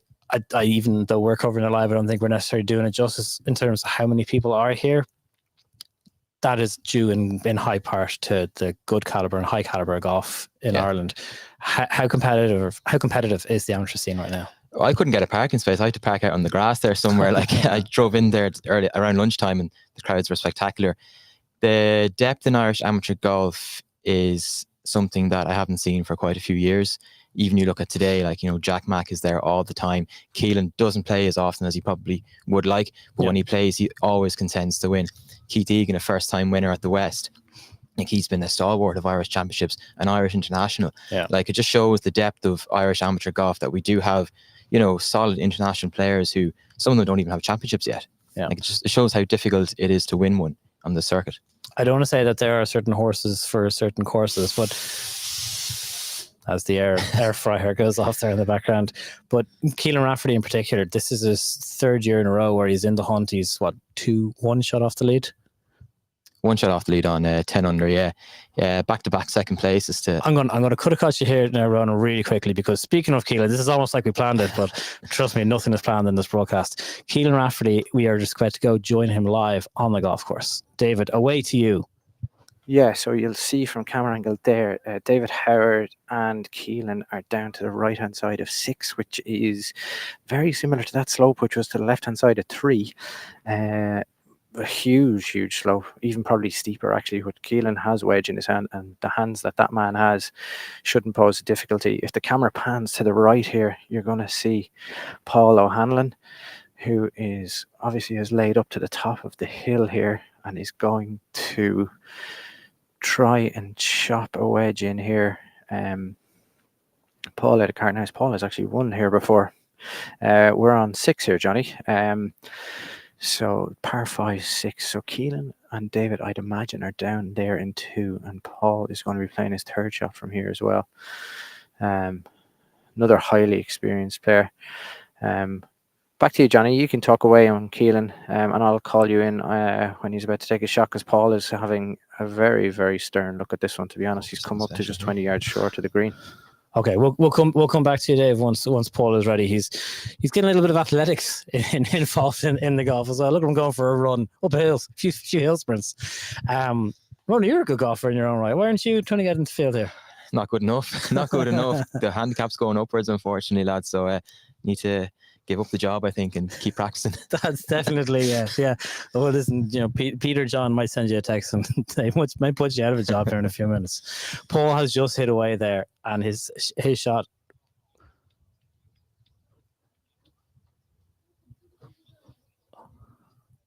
Thrown it all the way, and he's hit it into just over 6 feet. So we have David Howard and Keelan down on the right hand side. Okay. Now, the one thing with this shot that you have in your, if anything, you have to your advantage, and trust me, it's no advantage been down there. You're actually chipping back into the wind here. And there you go. That's why, because you can actually really commit to hitting the shot with as much spin as possible. So 2 balls on the fairway there. To the left, you're seeing Paul O'Hanlon, David Howard's right, and the one that will appear in his, which wouldn't be surprising if this went quite close, given the man's standards. And this is Keelan to play now, is it? This is Keelan to play. Yeah, they're 2 really good shots in from both, from David Howard, actually from all 3, from Paul, David and Keelan. So obviously Keelan now joint lead with Max, and at 10 under and 2 on 8, I believe is what the scores as we lie. So yeah, back to you guys. Okay, and Ronan, so you're saying there it's bunched up now. It's a very competitive and very, very busy leaderboard. How far? So them getting bunched up and Jack making that double there, does that bring any more players into it, or is it still at this point a 4-horse race? I think it's still a four-horse race, to be honest, Johnny. I saw Matt McLean was 5 under par, but he'd need to do something special and maybe say a few prayers coming in as well if he was to have a chance of winning back-to-back championships. But no, I think it's down to the 4 lads who teed off today in the final couple of groups. And personally, I think it's going to be an absolutely sensational back 9 if it keeps playing out the way it's been. Yeah, it's when it comes to the front 9 versus back 9 in terms of scoring, is there a case of players will try and capitalize on a certain holes? Obviously, like the first 3, obviously there's the third hole's done a fair bit of damage. 2 par 5s in there very early on, and then a short enough par 4 on the 4th hole. Would people try and look to take advantage of that, or are those holes that really you just kind of need to get through and take your pars and move on? I certainly think they're quite gettable. Depends on the wind, really, and there's enough out here this afternoon to keep lads honest and keep them thinking about it. Last couple of years, we've seen some thrilling finishes down 16, 17, and 18, so I'd expect a lot of drama to unfold on those 3 holes, particularly a couple of years ago. The 16 is quite a gettable par 4. Alex Maguire hit the pin, and he parred 17, the eagled 18, so there's a lot of room for drama. And in the case of Jack McDonald, he'll probably be hoping there's room for a bit of drama if he can kind of get over that double bogey and keep himself in it. And one thing which he probably hasn't in his favour is that he's had a wobble before. He had a wobble yesterday during a second round, and he recovered very well. So I think there's room for plenty more action to come anyway. You mentioned that Jack has had a couple of wobbles in the couple of days, in a couple of rounds so far. It looks like he's had another one now in this round. He's shown he has the ability to bounce back and to respond. You expect more of the same today? I would, yeah. Like he's an experienced campaigner. Yeah. You know, he's been around. He's played in these championships. He plays in almost every single one on the Golf Ireland schedule as well. And he's, contended to win the East plenty of times over the last few years as well. So I don't think he'll be phased personally. So we'll just see that Keelan Rafferty's put there to just get up and down just slid by. But we're gonna join the action there on the green again. As David Howard's put has just gone by. Paul Hanlon looks like he has this for birdie. I just flipped over onto 7T to get a yardage for you guys. Just playing 161.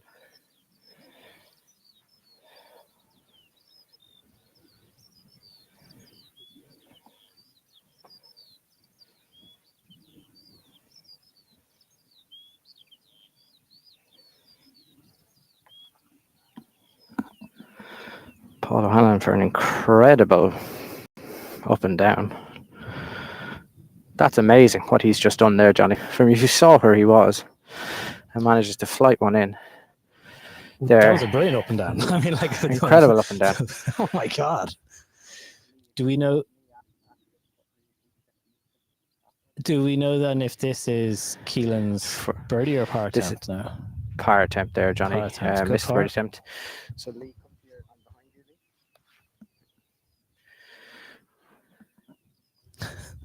Lee. So I'm standing on 7. If you when the camera pans to its right there, it'll see David Howard tapping in. Lee for par as well. So there we are. Yeah, no damage done. Lee, come to me. Johnny, we're on to 7 now. It is uphill into the wind, par 3.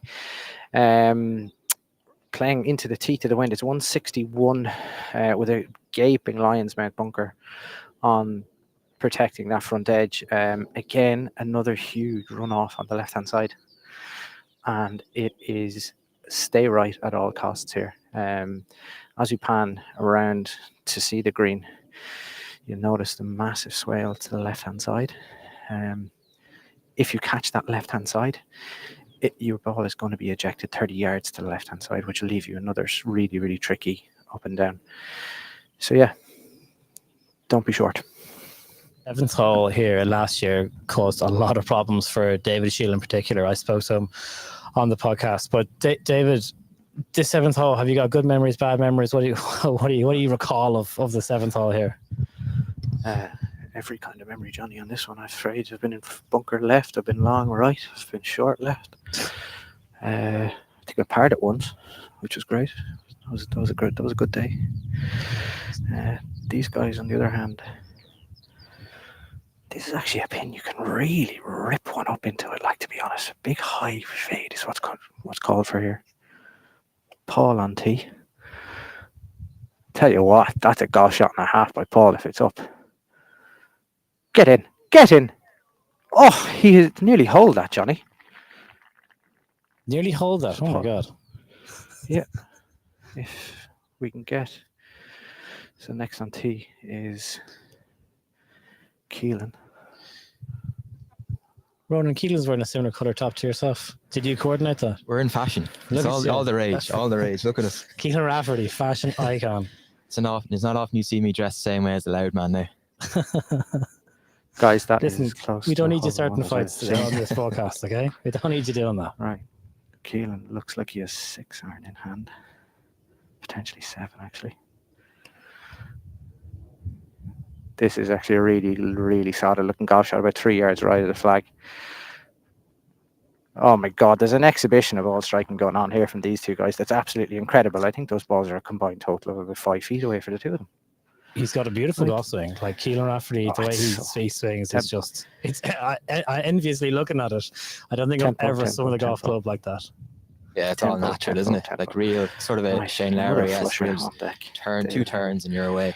Yeah, no, it's very impressive. Closest to pin between these three. Do you think there's a prize for closest to the pin, Dave? I tell you what, this is probably going to end up at 10 feet, and it's going to be the worst shot of the three by an absolute mile. But look, they've done really, really well there. Keelan, I'm just going to go check what Paul hit there. Right. We will rejoin you, David, on 7 green and ace tee. Ronan, I'm just distracted by the fact that you're very brightly colored. You got the light blue shorts on and everything. I got dressed in the dark this morning, Johnny. I think, to be honest, I should have opened the curtains before I decided what to wear. You mentioned there, Keelan Rafferty, his tempo when it comes to the golf swing is stunning. We probably just don't get to see him play as much as golf as we probably like from the amateur side. Obviously, he played a busy enough schedule last year, but he's spoken very openly about the fact that he's playing part-time or competing part-time at this point. Yeah, and that's just the nature of it, really, Johnny. To be honest, you have to make a living as well as playing your championship golf as well. But looking at his results from the last 12 months or so, he's rarely outside the top 5. Whatever he plays, outside the top 5, top 10. And up until recently, he was still Ireland's highest ranked player in the World Amateur Golf ranking. So it shows he still has the class to compete at this level, which is obviously very admirable. Especially considering he has a win already this season. He played the Laytown Bay Sound Scratch Cup. I think it's his 4th time winning that competition. He seems to like golf, well, everywhere, firstly, but along the East Coast, he enjoys it a lot. yeah, he knows this neck of the woods really well, to be fair. And maybe it's the fact that he's kind of local to the area that maybe that spurs him on, kicks him up an extra couple of gears. So it's one thing about the East, it always seems to bring out some local talent as well. Particularly if you look at the leaderboards over the last 3 or 4 years, with Alex, Raf himself as well. And then of course we have Evan Farrell, who actually is a proper local this week. So it's great, I think. Is there anyone this week that has kind of stood out as a performer that, I don't want to say they're unexpected, because obviously everyone in the field competing at this level is incredibly talented. But is there one or two names that, caught your eye? Adam Smith, Mullingar, I watched him at the Irish Amateur. I walked a few holes with him, and a bit like Keelan, has a real, lovely natural golf swing, but a wonderful, wonderful short game. I was very impressed, and it's great to see that he's done well this week so far. Probably not going to happen for him today, but Max Kennedy is another one. First time back from Louisville. Always hard to know how you're going to compete in your first championship back, but I had my eye on him from the start of the week, so I'm happy enough that my tip has come true so far. So what we're going to do is we're going to just cut to the 7th green here, where the game of closest to the pin is well and truly underway, David. O'Hanlon hit into about 4 feet apiece. 2 incredible golf shots. David Howard is the lowly man here, and he's putting from 10 foot. So gives you an idea of the standard of ball striking that's here. Like, Johnny, don't underestimate how tough that shot is to put that into that wind, and make sure you actually hit the number as well. So you've kind of got yardage, wind, and elevation considerations there on the tee. Now, Keelan and Paul are 2 very, very experienced campaigners. If you put them together, they've been around the block when it comes to the East. Paul having won it, and Keelan obviously second for the last 2 years behind Alex McGuire's. Dave pulled his putt slightly left for birdie. Right, so we're going to see Keelan now. Probably is Keelan first to go, making shapes that he is. David is just going to finish out.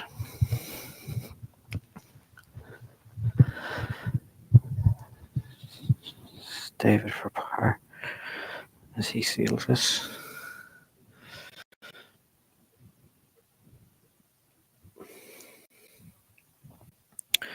So scores as they stand for people who haven't seen the app. So Keelan Rafferty at 11, this to go to 12 and into the outright lead. Max Kennedy is at 11, just 1 hole behind. Jack McDonald at 9, under par. Keelan has rolled that in beautifully in the front edge. Birdie for Keelan to go into the outright lead at 12 under par. I have a feeling the focus on the groups is going to change in terms of the public. It's going to get very busy around here. There's already another 100 people following Keelan's group, as Paul lines up. Exact same line for Paul as far as the puck is concerned. The Keelan just hold.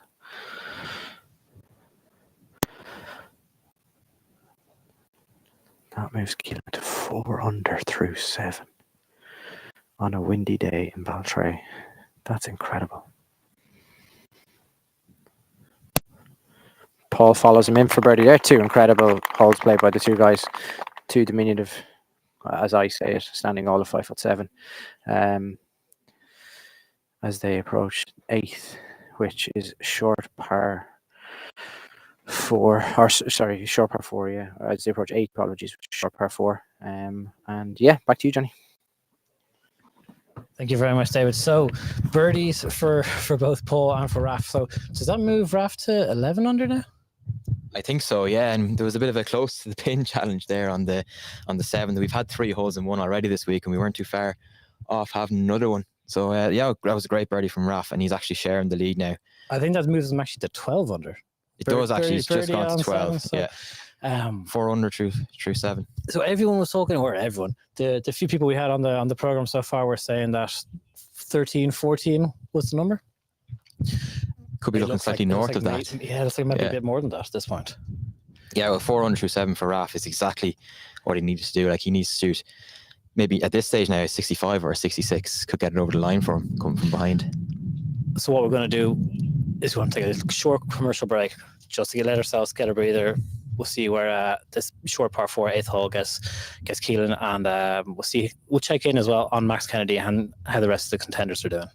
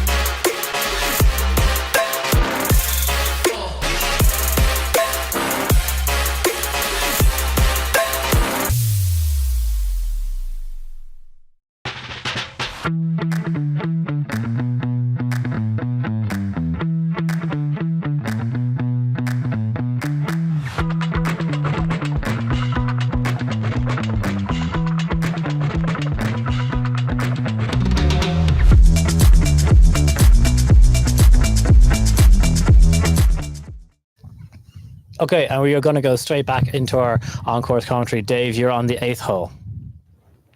Yeah, Paul O'Hanlon has just had to play out sideways from the bunker, and David Howard's middle of the fairway, and Keelan Rafferty is clear on the right-hand side. Johnny, you might just talk for a second as I move my buggy out of the way of Paul. Did I say that again, David? I have to move the buggy here, Johnny, because I believe Paul is going to come in over the top of me here. Take off, Paul. Yes, it's a little bit close to your buggy, so we'll come back to us here, Ronan. When I was chatting to Keelan on the podcast, he spoke about how Baltray is probably considered a little bit of an underrated golf course in the East, possibly an underrated championship. Why might that be in comparison to the North, the South, or the West? I mean, they're all fantastic championships. There's the close in there as well. There's the Irish Amateur. There's the Big Six. So why would the East and Baltray be considered maybe a little underrated? I think maybe there's an argument. Some years it doesn't quite get the feels that it perhaps deserves. You do see some of the bigger names on the Irish circuit, give it a skip. Yeah. And I know Chris O'Lamprecht won it in 2018, but it doesn't really get international names either in particular. But I think it's down to Baltray. I think it's a really, really underrated golf course. Like personally, it's one of my favourites. But maybe it's just a little bit of something different. The weather is always brilliant here, and the scoring tends to be quite good. So maybe it's just a little bit too fair compared to the other championships we have across the year. Yeah, too fair is an interesting comparison there. Keelan Rafferty just played his approach. He was just off the fairway.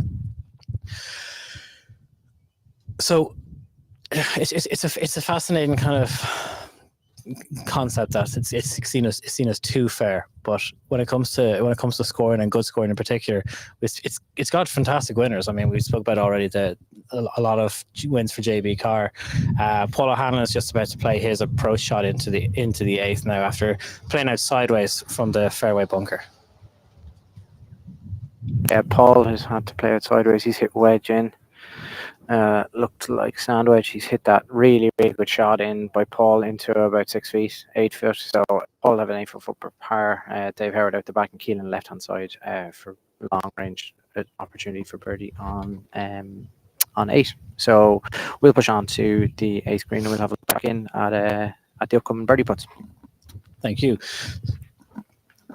So Paul getting a little bit of like cross country running in there. We saw him scurrying after his shot there. The man's got he's full of energy. He's getting in the mileage out there today, and we saw him doing a bit of hill sprints on one of the other holes there.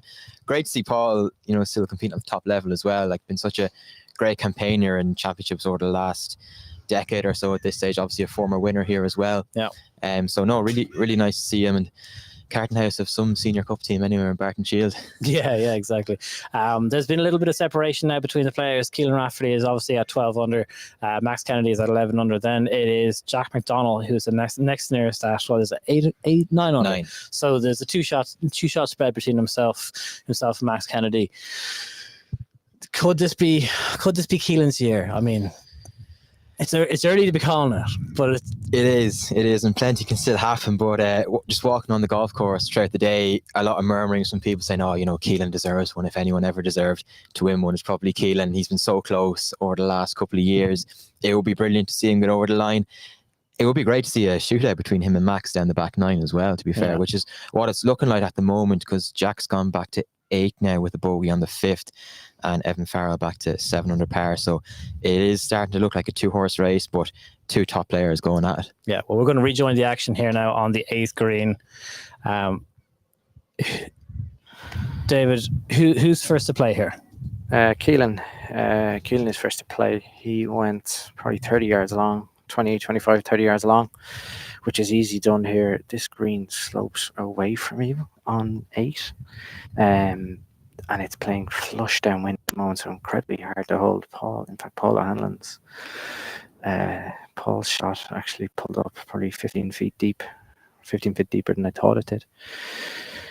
Keelan has putter, and honestly, the wind is actually a factor here in this shot. He really is going to have to hit it quite hard, and it's probably the reason why he didn't put wedge in his hand. In order to get it as close as he just has. Johnny, has he? Oh, that was close. That's incredible. Oh my God! Johnny, people need to come out to watch the standard of play these tournaments, because what we've seen in terms of recovery after mistakes, in terms of shot making, in terms of short game skills is incredible. So Dave Howard is here on 8. And Keelan's going to clean up there as Gary Murphy walks past me off to find the next winner of the East. Tidy par there for Keelan, isn't it? That was pretty classy. Great short game from Keelan. And look, he's got the bit between his teeth, and maybe it suits him having to go out and chase from early on, like 2 back starting the day, 4 under through 8 now. Like, he's in the ideal position now. Yeah, he is indeed. David, you're still there on 8 green. What are we looking at here now? Keelan just came for par there, so 12 under he remains. To Howard is probably 35 foot for birdie. He is putting back into the wind. He's taking a very long look at this one here. Paul is standing flush behind him to get a line, as is his right to do. So yeah, as he approaches this one, very, very orthodox routine as well. It's an incredibly strange. As David lets fly from 30 feet. It's just pulled up 6 inches short. Wow. Good effort. Good attempt for birdie. And now Paul on and will step in and hit this as quick as a hiccup, to be honest. His routine is so fast. He is one of the fastest players out here, to be honest. One of the most enjoyable players to play with as well. Really good company, of course. How do you feel, David, now that you're obviously doing your PGA, you're not competing on the amateur circuit? Do you miss it? Don't miss being at home. Just sort of miss cuts, Johnny, to be honest. You do miss it. You miss the competitive buzz. You miss the whole week. You miss the build-up.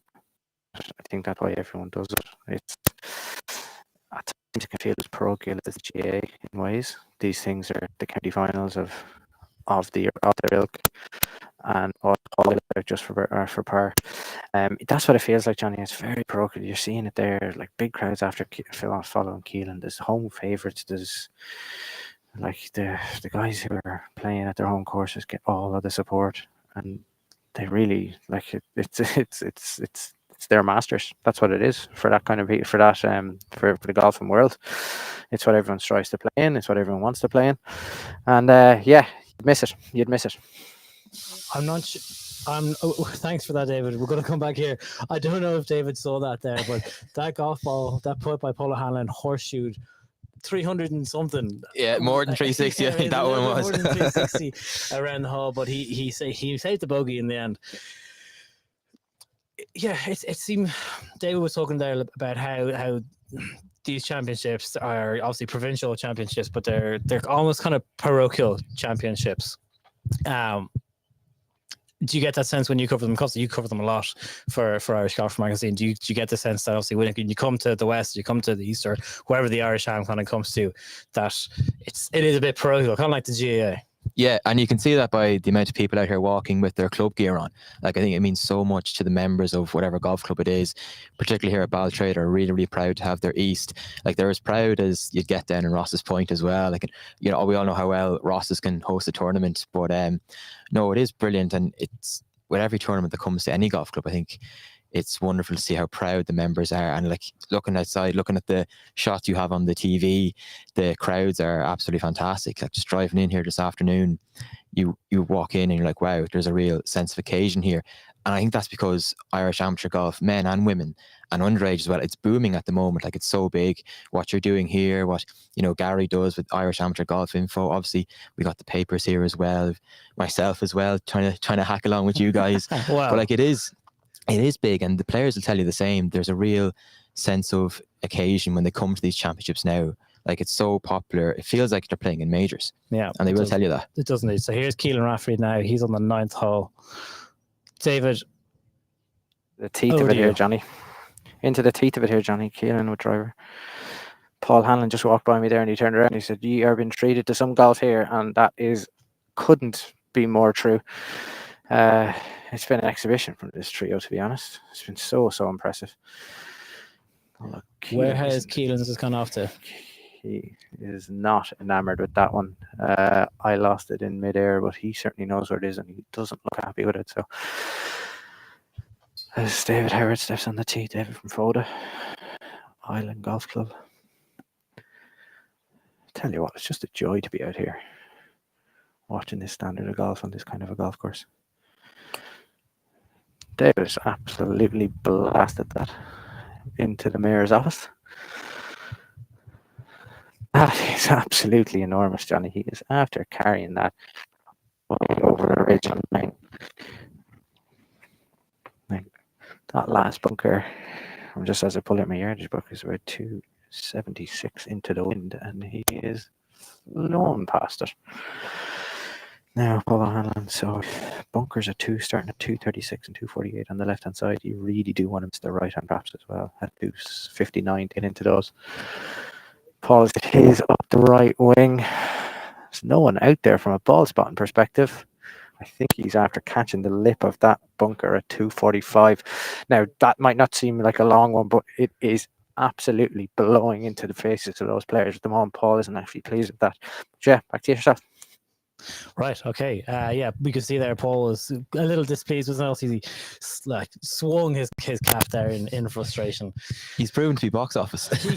We might stick with Paul just for the entertainment value. He's box office. He's very, very entertaining. With good golf mixed in there as well. I mean, he's obviously in the last couple of groups. He's playing very, very well. Keelan, when I spoke to him, he said he wasn't the biggest of hitters, but from what we've been watching now over the last couple of holes, and just from what I've seen from the last few days with him, I think he might be setting himself short a little bit there. Like he sends he's no slouch. I know, yeah. He called himself one of the smaller hitters out here. I was like, I don't necessarily agree with that. I would, if I was to be playing with him now, he'd really see what the short hitter looks like. But it shows how much I know, or how little I know about the golf swing. I was watching him there on the 9th, like, God, that's a really great rhythmic swing, and he's the club hanging over the back of the shoulder. I was like, oh, maybe it wasn't. Yeah, he's. I think also the margins that these guys give themselves are so small. They're all so good that anything that if they missed a fairway on the wrong side for them, instantly it's a bad shot, and they're very, very unhappy with it. We're like, listen, from an amateur's perspective, and even from a high handicapper's perspective, anyone looking at their shots and going, that's on the fairway, or even that's on the first cut. I'm delighted. Yeah, just shows the standard, though, doesn't it? Look, we were saying about the depth in Irish amateur golf. Like, these guys are so good. Like, even scrolling down to the lads who just made the cut, like any other given week, they could be up there challenging for a title. Yeah, that's very, very true. The crowds now are kind of just coming over our shoulders now. You can see them. We can see them anyway. You guys right now probably can't see them, but the weather's holding off as well. There was a threat of rain a little bit earlier on, but it seems like that's not going to be the case. When it comes to being in the hunt like this, and there's a couple of players in it, are you looking for, like, if you're looking for Raf, let's say from his perspective, does he want conditions to stay as they are? Because obviously he's found form now, he's playing well. With someone who's kind of in the hunt, like a Matt McLean, or someone looking to make a move, or even like Max Kennedy, who's just one shot back, would they nearly be looking for tougher conditions so they can mud it out? Or is this a case of, let's pin the ears back, just go for it and shoot as low as we can and just back ourselves to get there? Yeah, I think the latter. I think keep conditions the way they are and just go and make birdies, be aggressive, because this golf course gives you those opportunities, to be fair. It's not like some of the other championships where you're really protecting a score and trying to hang on. And with Raf, it's just about keeping the head, I think. What we're going to do is we're going to throw down to box office Paul O'Hanlon himself. David, Paul's finding all the bunkers. They're not in good positions. No, he's... this is not great. This is up against the face of it. 192 to the centre, and he has to have probably sand wedge or lob wedge in his hand, just an attempt to advance this up the fairway. Tell you what, he's managed to get that out about 100 yards. Whoa. Since you're considering he had pretty much the same shot there on the 8th hole where he's played sideways. Yeah. And nearly landed it on your golf buggy. Yeah, to give you some context, he's after hitting driver and a wedge out of the bunker, and he's still 15 yards short of David Howard. David Keelan is in the bunker just to the left-hand side of the middle bunker on the left-hand side of 9. He has, to pick up a yardage for you, he has David, we have a little bit of news here for you.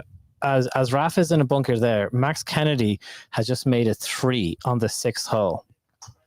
So that's another eagle on the par 5. So he has now vaulted himself up to 13 under par and now 1 shot ahead of Keelan Rafferty. So you're glad you didn't tell Keelan that as he stood into that one. That is a towering iron shot out of that bunker. Oh, super like shot. That's an incredible golf shot from 180 yards to the center of that green. 163 front with the pin right. Very, very tough pin at the back of that. Glad you didn't tell Keelan that, as Paul will be next to play. Paul is, as I said, about 10 yards short of Keelan. Paul's 10 yards short of Howard after hitting 2-1 out of the bunker. He will be next to play. Incredibly tough hole. This night it's playing long. The traps are very much in play. Now, if you hit 3-10 on the fly, as David Howard just did, things in golf life, get a little bit easier, as you can imagine. So, as I said, it's Paul Hanlon next to play. Paul looks like he has 120 to the front, Johnny, and that pin is buried to the back of it. So he's going to have to really step on one here. 161 they hit on the 7th, the par 3. Both he and Keelan hit 6 iron, as I thought. So you're really talking about a 15-yard wind difference for the iron. Paul has hit that about a yard left of the flag. Can't see from this vantage point if it's up. There hasn't been a clap, so I'm going to assume the wind has actually knocked it out of the sky. That pin is 25 on a 34-yard green. So very much up the back edge. Okay. Yeah, a long way back. This 9th is playing longer than normal, as I said. Not if you're this man. That is that's some tee shot. Johnny.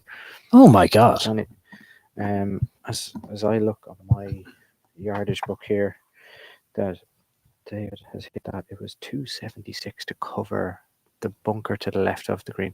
That is 306 yards into the green as I come forward in my buggy. As you're starting to see me cheating, I'm not walking around this golf course anyway, that's for sure. But yeah, David, look at you doing commentary on the move. You look great. Yeah, so right, all safely aboard. Paul in 3, Keelan and David in 2.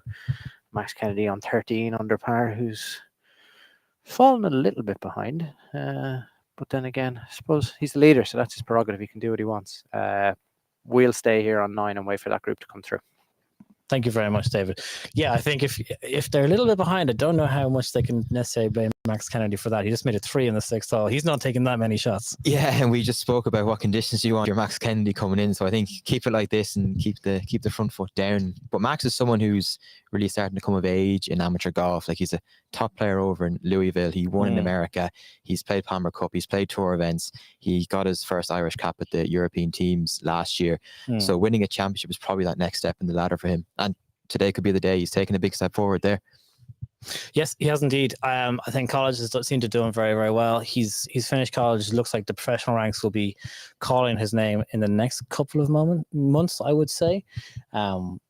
He's part of a cohort or a tranche of young players who are showing a lot of promise, both at the amateur scene and then if they do decide to turn professional. You've got to be very positive and very optimistic for what the future of Irish golf looks like when you see the likes of him. Obviously, Mark Power turned professional there recently enough. Tom McKibben, who turned professional a couple of years ago, he's still very young. I think the second you associate someone with turning professional, it's almost like an age thing. But yeah. But Matt is here, so but Tom is there. We're going to turn over to 9 green briefly here, and Keelan has his putt for birdie on the 9th green. David, over to you. Yeah, not as close as I had initially thought from Keelan. He's caught the front edge, as I said. Pin is back 24 yards. He has probably a 50-footer in the region of. This needs to get going this does need to get going. Keelan's got his work cut out now to make par. Not as good as he had on the 8th, where he had probably a putt of close on double that, and he rolled it into about a foot. Paul has a very similar distance putt to Keelan's. He basically has line and length from Keelan there, to be honest, so he should be able to pull a rabbit out of the hat here to make par. I say he should.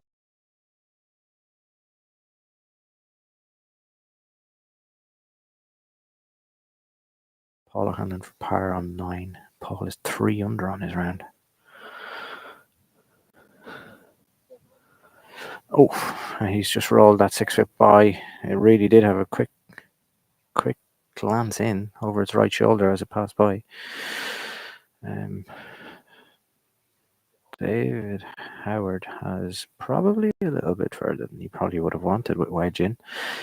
But this is the problem, Johnny, down here. Like, you're playing back into this wind. It's a back pin. Like, long is not good here. There are swales and humps and hollows that you'll have to contend with. The 2 bunkers are actually very, very far advanced up the green on both sides.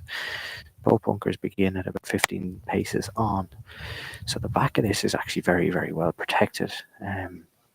Short is probably the play, in fairness, back into the wind, because of the amount of trouble that the long ball brings in.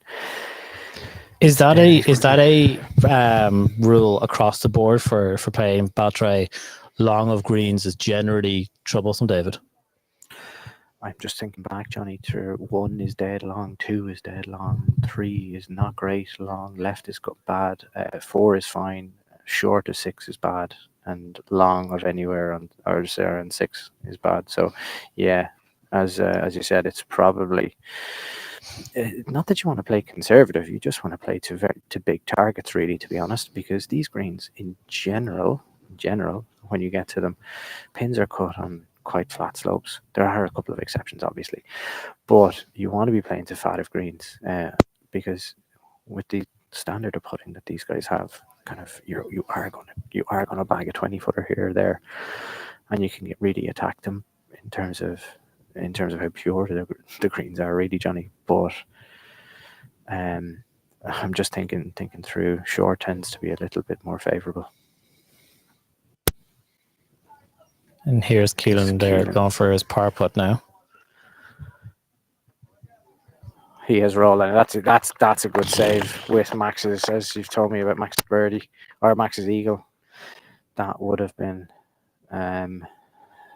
significantly detrimental to Keelan's hopes of winning the East of Ireland if he had missed that. But again, that's where the quality of these guys comes to the fore as they wraps up his par. Like, Keelan 180 yards out from a bunker and makes par from there. Like, in terms of strokes gained, if you're looking at that, that's a significant one to get back and to keep his round going. As Paul tries to tap this in. I heard a roar over there, Johnny, from 7, so you might want to keep an eye on that. Paul just slipped out for bogey. He'd be furious with that. Paul's double, Keelan par, David Howard par. So back to you. Okay, thank you very much, David. We are going to that little lip out there by Paul has actually just kind of just rocked me. I was almost I was waiting to see his reaction, to see how animated he was going to get after the hat flip nearly. He let you down there. It was a muted response. We're gonna say goodbye to Ronan. Thank you very much for coming on. I really appreciate it. I caught up a little bit earlier on in the week with David Shield to talk about his experience playing the East. Some good, some bad, but like everyone else here, he loves Baltray and the East of Ireland. I mean, to win anything, like they do, the lads all do talk about the big 6 naturally. So the 4 provincials, the Irish Am, the Close. And that's absolutely no disrespect. I'd love to win one of the other ones as well, for sure.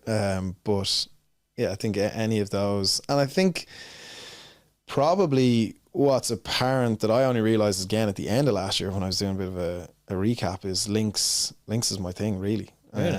Yeah, and I guess it makes sense, and I don't know how I didn't really realise it, because like when I was a kid, that's where I got my first handicaps in Enniscrone. I was down there all summers, all holidays, playing on links just over and over again. Yeah, I played Parkland up here, but like if you look at my results last year, the 4 provincials top 10s and the 12th in the Irish Am, which was on links as well, and the other ones, you know, the best I had was in the 20s.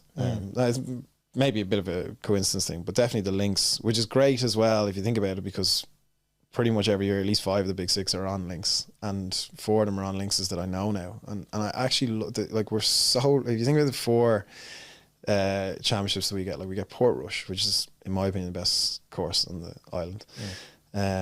You've got Lahinch, which is just obviously amazing and so much fun. Baltray is one of my favourites. I just think it's such a beautiful course and such a beautiful layout, and it's always, anytime I've played, it's an unbelievable condition. Obviously we'll downplay how good Ross's is a little bit, just to be to stick to the true colours, but it's still a brilliant golf course, and it's such a cool event. Like, I mean, you know, Keats talked about this a lot over the last while since he won, but he's so right, is the way the members and everyone down there approaches it. It's brilliant. Like, and you get the same kind of thing in the others as well. You can see it means so much to the members. So we got, you know, of those championships, you got 4 of them on same kind of links courses every year that I know and love going to. Like, you talk to all the lads, they love going to all 4 of those, because you got such cool environment for all of them. Okay, maybe the West, you got horrible weather most of the time, but you got such cool environment, such cool golf courses. So as much as it would mean the world to me for the West, I definitely wouldn't be picky. I'd take any of those would be great, and I'll certainly keep. I think everyone knows I'll keep trying if there's a chance, even if there's a chance for 1 hole to go and I'm 4 shots behind. I'm still trying. I'm not giving up hope. You know. So the East is only a couple of weeks away. Yeah. What does the final preparation look like for you going into another championship? Yeah, so it's busy couple of weeks actually. So going over to England next week for the Brabazon, which is on a kind of Parkland Heathland course. So it's not like Baltray. But I think this is one of the other things that I've picked up from some of the other players is you don't need to be there, or you don't need to be on links turf to be preparing for the East, because you know the course, you know the holes, you know the likely conditions. Like, you can be plotting what you want to be doing, you know, sitting at the desk working away. You don't need to be actually physically there or even on links, as I said. So for me, my preparation at the moment is very technically focused. I'm working on some things that Noel has me specifically working on alignment and things like that, where I've tended over to the right and ball back in my stance, because I hit a draw with everything now, and so I'm just starting to etch a little bit. Creeping further right and further right. So it's driving lads mad, and I had this last season as well, kind of actually this point in the season after the links. I think it's when I'm playing like the West and the island, which is really windy. I like Lytham, trying to keep it down. Yeah. So it's like the same thing last season. At this point, I was playing practice rounds with an alignment stick for every shot that I hit, driving the lads in Carton mad with my stabilisers, as they call it. But that's what I'm working on right now, is technical piece. And I had the same feels last year going into the East, which is kind of good. Okay. Even though it's a technical challenge, it was the exact same one I was facing this time last year. So even like some of the holes in the East, probably one of the reasons I do like it is there's a lot of draw holes off the tee where it does suit it.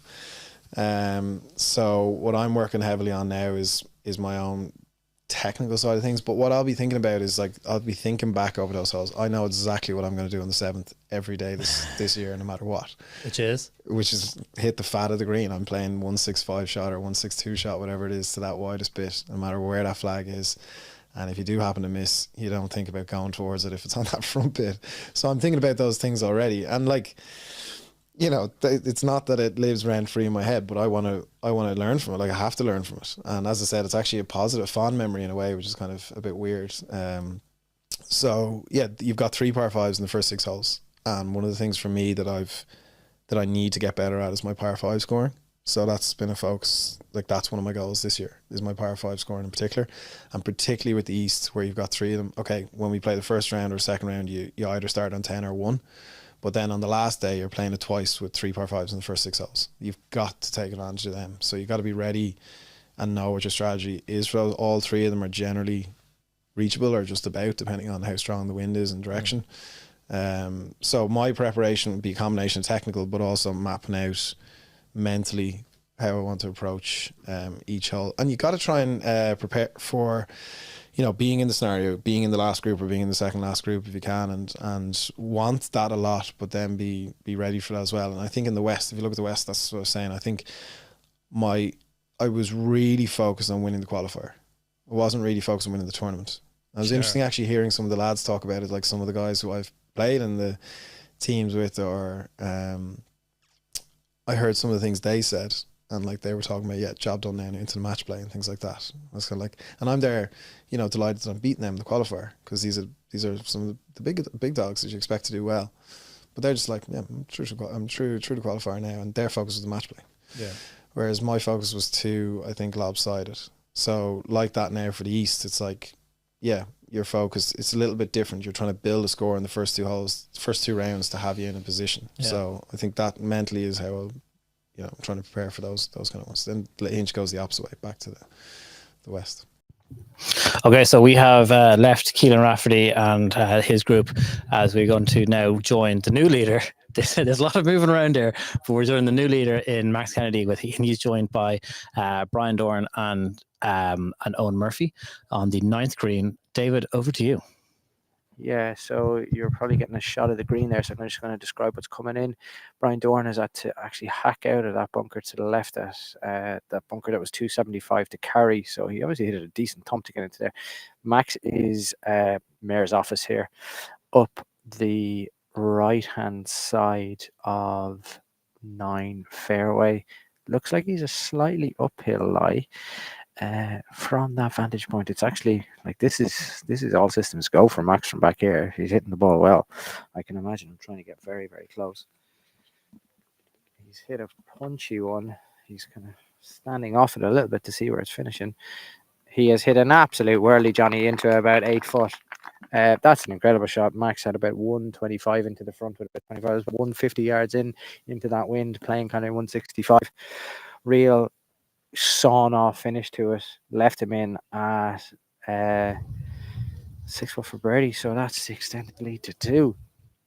I very sheepishly asked Ronan, are these the kind of these ideal conditions for someone like Max Kennedy to pin the ears back and just go for a number? Straight after I asked that, he went and made that eagle on 6, and now he's just gone and done that and thrown it to a few feet. Max Kennedy is obviously playing some incredibly good golf, as is everyone else here, but you've really just seen that he's comfortable. I saw him yesterday after round 2. He went straight to the putting green. He missed a couple of putts yesterday, and I think he was a little bit frustrated from that, but all the rest of it, ball striking was very, very impressive, and just from what we've seen there on his approach into 9, he is playing incredibly well. Just over to my left over here, Keelan Rafferty is just in the rough, about 30 yards into the rough, into the long stuff. He's hacked forward, and that ball just rolls up onto the green on 10. A polite applause from the spectators joining him. David, over to you on 9. What's happened now? Brian Dornan just into 12, 15 feet there with his third after coming in at the bunker. You were just talking about Max. Like, I suppose when you look at the World Amateur Golf rankings, I believe Max is the lowest ranked amateur that's in the field, so he should rightly be, I suppose, at the head of affairs, having competed at NCAA level, the experience of Arnold Palmer Cups, etc. So I suppose it's cream rising to the top. It's just, this is how there you go. Yeah, groundbreaking revelation from our side. Yeah, the World Amateur Golf rankings are pretty accurate, it turns out. Exactly. As Moss walks by me here and throws me a glance, that's a good team. They're walking up there side by side. Moss working obviously incredibly closely with Max on his conditioning. Very steady head to have on the bag, as well as Owen Murphy is left with one of those ones, Johnny, a 50-yard bunker shot. Do you think Max and Mossy coordinated the colour? They're both going for the black. They're both going for the Gary Player look. Was that on purpose? Moss is in navy here, but he's very coordinated. Moss is in navy, so he's looking suave. He's wearing the white hat as well. He's letting the team down with the white hat. They should have gone black on black. it's good to have someone like that who can distract and know when to say something. Moss is a very, very solid player in his own right. He'll be an ideal man to have, to know when to lighten the humour and know when to tell his man to zone in, as Owen Murphy plays a very good shot. Actually, that was 50-yard bunker shots out of this type of linksy hand. They're very, very tough. Very difficult to pick it clean without presenting the front edge of it, front edge of the wedge too high up the golf ball. So we've Max in for, has played 2 birdie putt here of 8 foot, and Owen Murphy and Brian Dorn with a very similar 15 foot for par. So yeah, back to yourself. Thank you, David. So yes, we just throw into our long lens shot over there. As you can see, the 10th green. You can see there the people milling about. You get a good idea of just how busy this golf course is, and everyone is following their personal favorites. We just saw, was it Brian Dorn hitting that 50-yard bunker shot onto the green? It's famously one of the most difficult shots to hit is that dreaded long bunker shot. Mossy Lamon, as David mentioned, is my stepbrother. So I'm not saying there's a little bit of personal bias involved there, but I have a better chance of being invited to the after party if my stepbrother is on the bag than if it's anyone else. Both Mossy and Max are both members in Royal Dublin, as well as Mossy being Max's personal trainer, strength and conditioning coach, physio, all of the above. We're going to get a free ad here for Moss's company, which is Capital Performance. Moss had a look at both myself and Michael at the start of the season, and he basically did an NCT on how athletic we are or are not, depending upon what way you want to look at it. But it was very interesting, very good. All of it was in a bid to improve our golf, and having done that assessment with Moss, I'm now 2 shots the better for it. So I'm not going to say that he'll take 2 shots off your handicap, but listen, if I'm a testimonial, you're going to go. You got to go to him, David. We're just getting to the business end of the 9th hole here. Yeah, Brian Dorn just slipped out for a par. That caught a fat piece of it. Jeez, you'd be a bit sick to your stomach now if that happened to you. Max is pacing this one, as you said, all in black, very, very calm looking. Him up the 9th fairway, laughing and joking with his caddy Moss. It is actually very important to know, the amount of these guys who do play with caddies towards the back end, they'll have a tournament.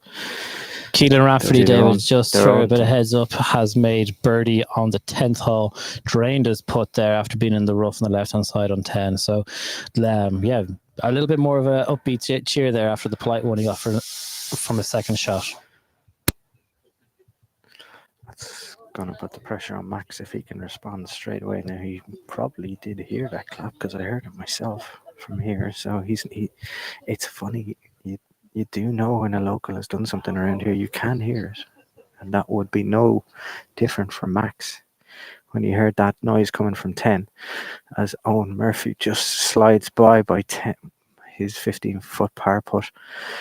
Right, this is business ended things.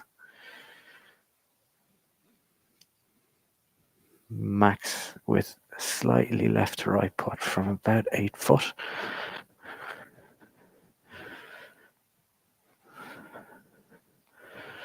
Takes his line. I'm standing directly behind it. I'll be able to call this one early if he makes it. From here, it just feels like it's just off the left edge as he's playing it. Max Kennedy for birdie. He's missed it, Johnny. Slid by right. It actually broke a little bit more than I thought to that right hand side. Guess that leaves us tied at the top. So right, back to you. Yeah, that was a little bit of the case for Max yesterday. He burned a couple of edges yesterday, which cost him a couple of shots, particularly around kind of 14, 15, that region yesterday. But here's Max. Here's Max here now hitting his par putt, just tidying up. Should tidy up here quite nicely. He does indeed.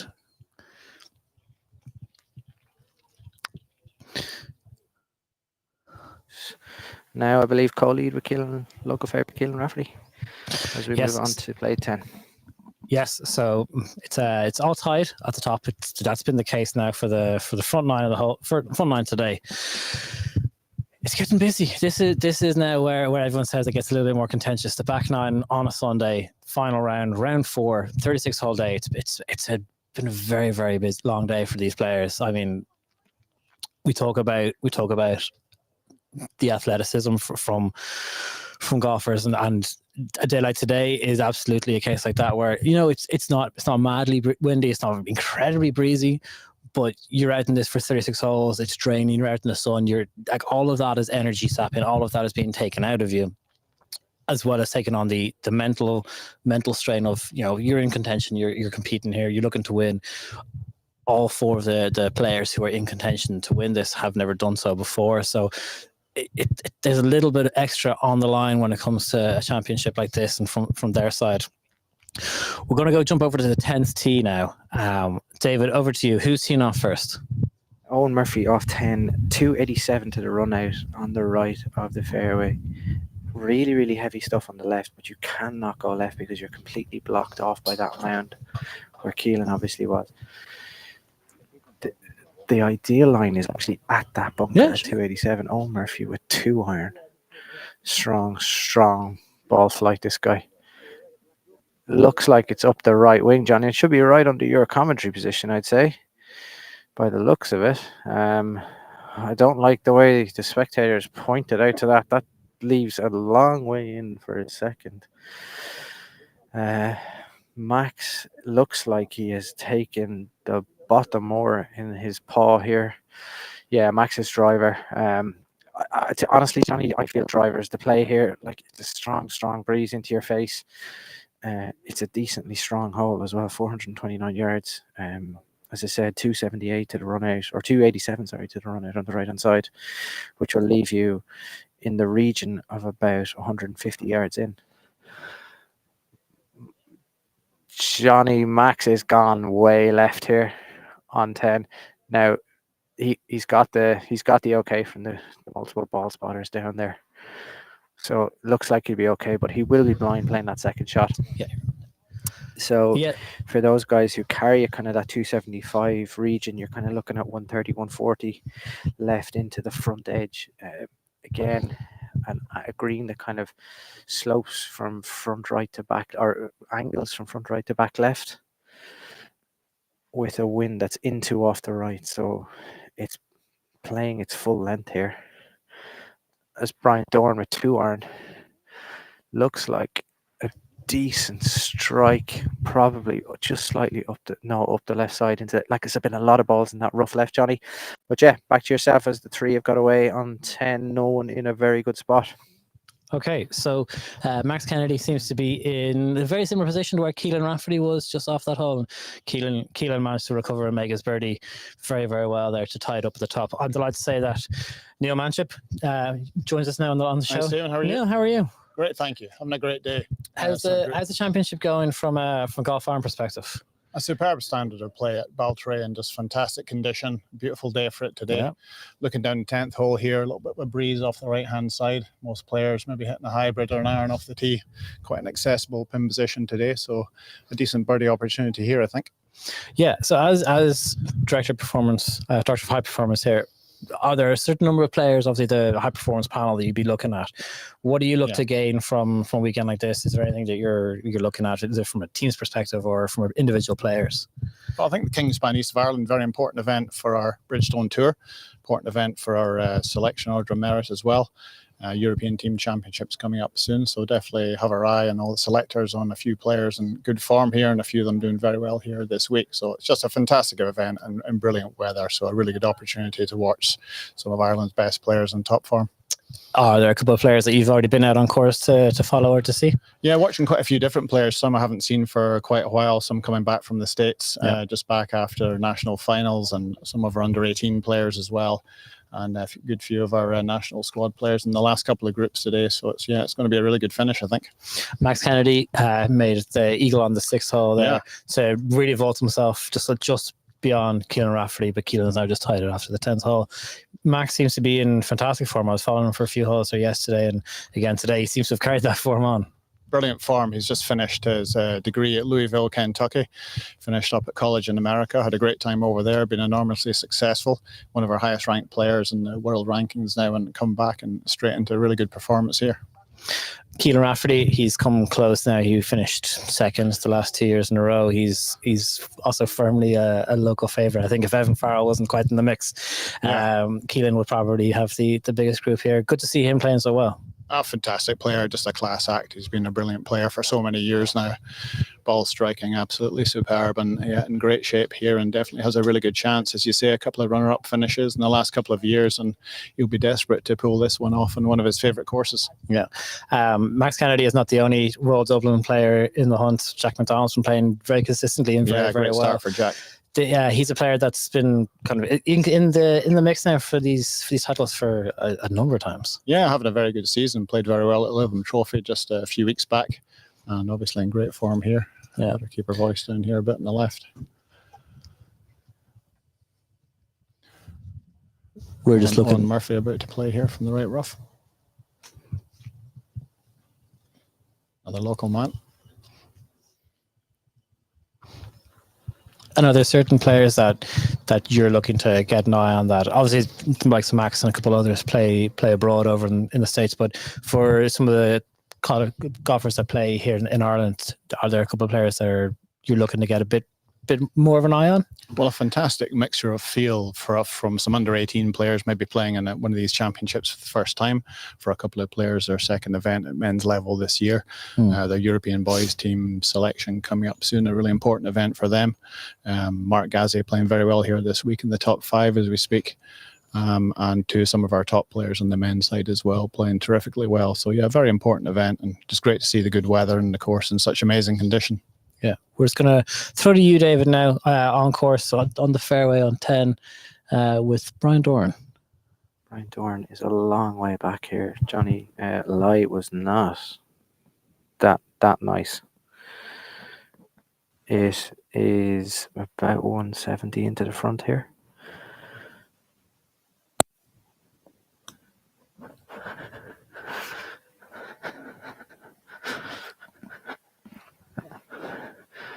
That's completely blind. As Max is lining up a shot, he has Moss's caddy on the top of the hill as he's trying to get a yardage by going to the top. There's a lot of chat here between Moss and Max as to what the number is. And Moss is actually pinging back into Max here. He's doing the old school. I'll ping you, I'll ping the golf bag, and I'll ping the flag. So Moss has now got a yardage. If they're struggling to get a yard, damn all chance of getting one for you, to be honest. Did a lot for him. He's a long way left. As this whole dogleg right snakes across in front of them. I'm just making my way around to get a vantage point as to where this golf shot finishes from Max. Max is from where I'm standing. Look, he's got about 150 front. Max is 150 front on this. And that is probably the number he's going to play, to be honest, because you do not want to be right here. Shots away. He's played a really, really good shot into the right side. It might just get a little bit unlucky and actually slinks down. That's going to leave a tricky chip to cover over a hump, which will make it extremely difficult. But tough times out here. Johnny, this is a battle for all of them. So tough shot there from Max's side, but he's just gone out the right hand side, similar enough to where Keelan was. Keelan made a long one there for birdie to draw it back to 13. Get level on 13. When it comes to a championship like this, and we're obviously now into the back nine, what would you be saying to players when you're with them in terms of just trying to keep calm and just maintain what they've been doing for the first 27 holes to get to this point. Well, that's right. Easier said than done sometimes. And sometimes you've got a couple of players putting some heat on you and making some birdies and asking some questions, and your focus might change a bit to being chasing again. Sometimes if you get a few shot lead, then you can get a little bit defensive. So it really depends on the situation that you're in. There's so many variables out there. On what are we, bank holiday Monday in the afternoon, 2 players tied on 13, Keelan and Max, and then 9 under in third place. So it's going to be a great fight to the finish. Yeah. We're just going to jump onto we've got a long lens here on the 10th green, just showing what's happening.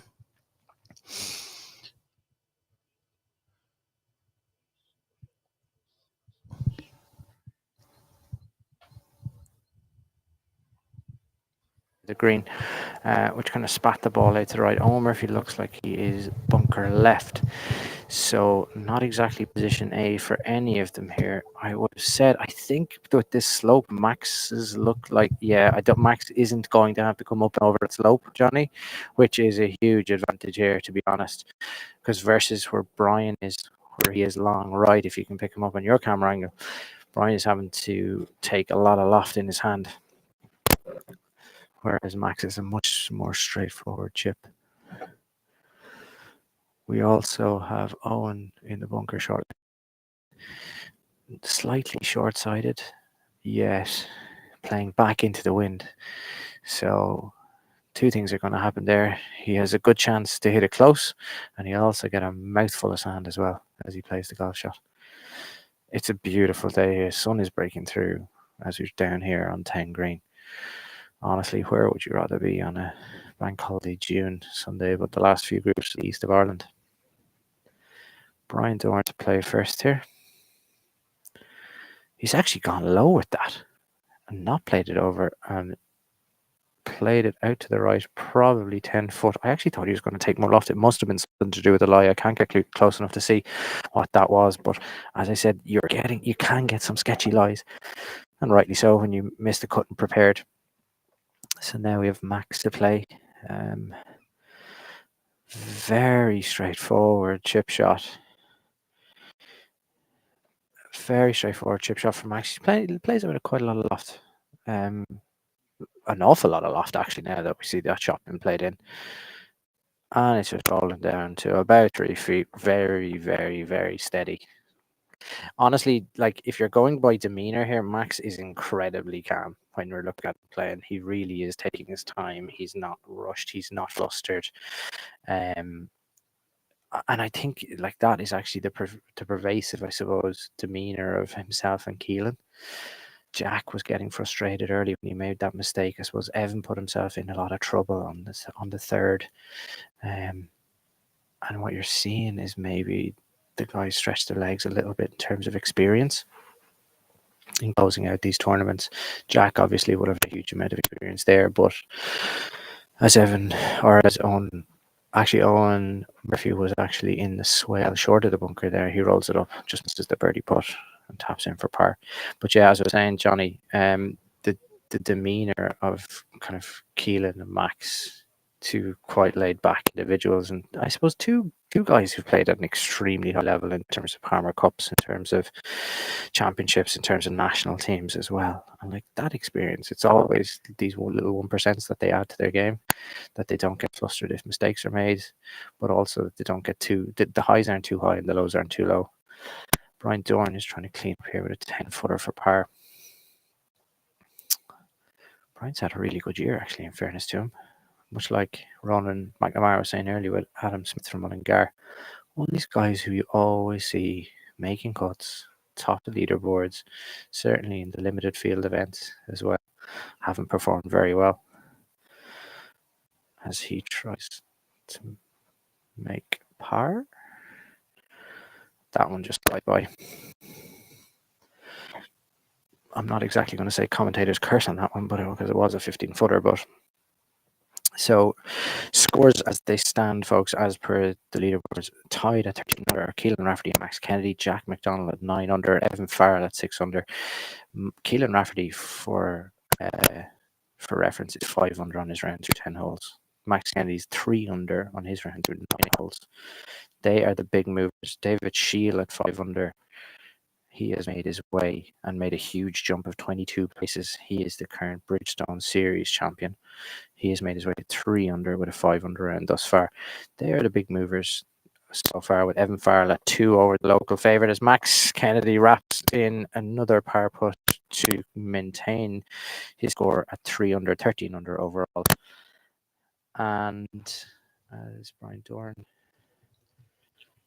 tries to finish out for bogey, which he does. So there we have it, guys. Just through the halfway point, 2 leading on 13 under, 4 shots ahead. Keelan Rafferty and Max Kennedy. Yes, thank you very much, David. Neil, David spoke a little bit there about how Max and Keelan in particular, their demeanour is very calm and they look very relaxed. They get out of position like they both did there on 10. They both recover. They don't seem to be getting too high. Don't seem to be getting too low. Is that just a case of a little bit of experience from their side over? Obviously, they both won a number of times compared to, possibly like Jack, who got very frustrated very early on the likes of like the third hole. Yeah, and sometimes when you go out with the lead, you can have that extra bit of expectation on you and can lead to some early round frustrations. But that usually just settles out after a few holes and hopefully get off to a good start and don't fall too far behind. But as you say, Max and Keelan are so well experienced. Obviously, Keelan played Walker Cup, Royal Liverpool a few years back. He's been right at the top of the amateur game for a long time, played so well in so many great championships. So yeah, both of those players will play their game as they normally do and see who comes out the win in the end. From your own perspective, it's a busy amateur season in Ireland. There's the amateur up in Ballyliffin, there's the women's amateur in Portmarnock. The Irish women's amateur is coming up soon at Woodbrook. Yeah. It's a busy calendar, busy time of the year for yourself. What's the highlights from yourself? Will you be at the amateur? Will you at the women's amateur? Well, undoubtedly, having both amateur championships in Ireland this year is just, an incredible achievement for all involved. As you say, we've Ballyliffin for the men's amateur in a couple of weeks' time, followed by Portmarnock for the women's amateur championship. So it'll be a great treat for everybody, for all the amateurs involved, and to play host to both of those events here in Ireland is just incredible. A real once-off. And then coming up after that, we have the European Team Championships for men and women and boys and girls. We have our G4D Irish Open at Roganstown coming up next week as well. So lots going on. I mean, after that, European Individual Championships, and then certainly on our women's side, culminating the season with the Curtis Cup over in Sunningdale. So hopefully we'll have a few very good players in contention for a spot at that match.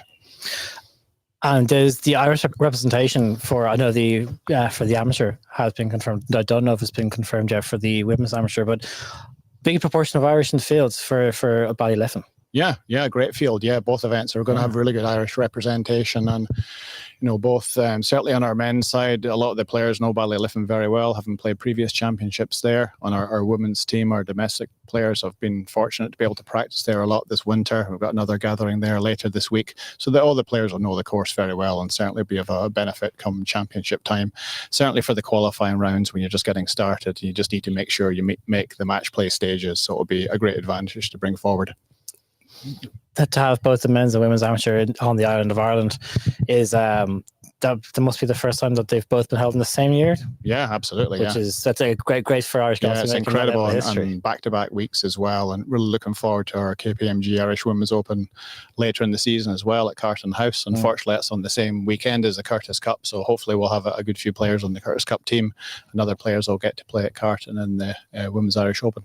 And then there's the Arnold Palmer Cup as well, where we've got, that's right, again, considerably strong Irish representation. And that's the week after, again, the women's amateur, isn't it? That is, yeah. First week of July down in Lahinch, and that'll be another fantastic occasion for the best players at college in the States against the best international players. We've got 4 players down there, 4 on our men's side, 4 on our women's side. So it'll be another brilliant occasion. So there's never been a busier year. Great to be here at Baltray and this bank holiday Monday watching some fantastic golf, and I'll hopefully set the scene for the season ahead. Listen, thank you very much. We really appreciate your time coming on, having a chat with us, watching a little bit of the golf as well. I'm going to take a quick commercial break there, and we're going to say goodbye to Neil. And then after that, David, we'll be back to you on the 11th hole with the final group.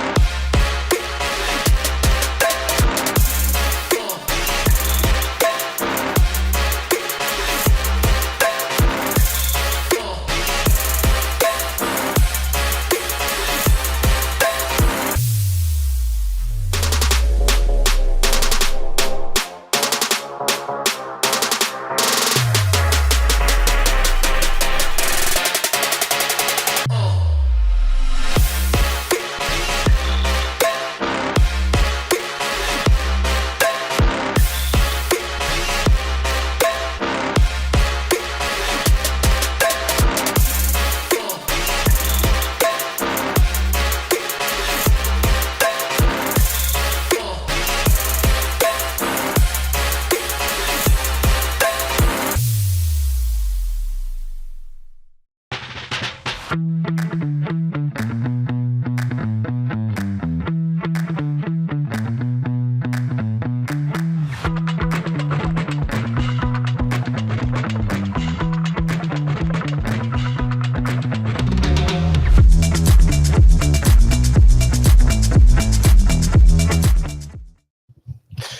and welcome back to the Bogeyman's golf coverage of the Kingspan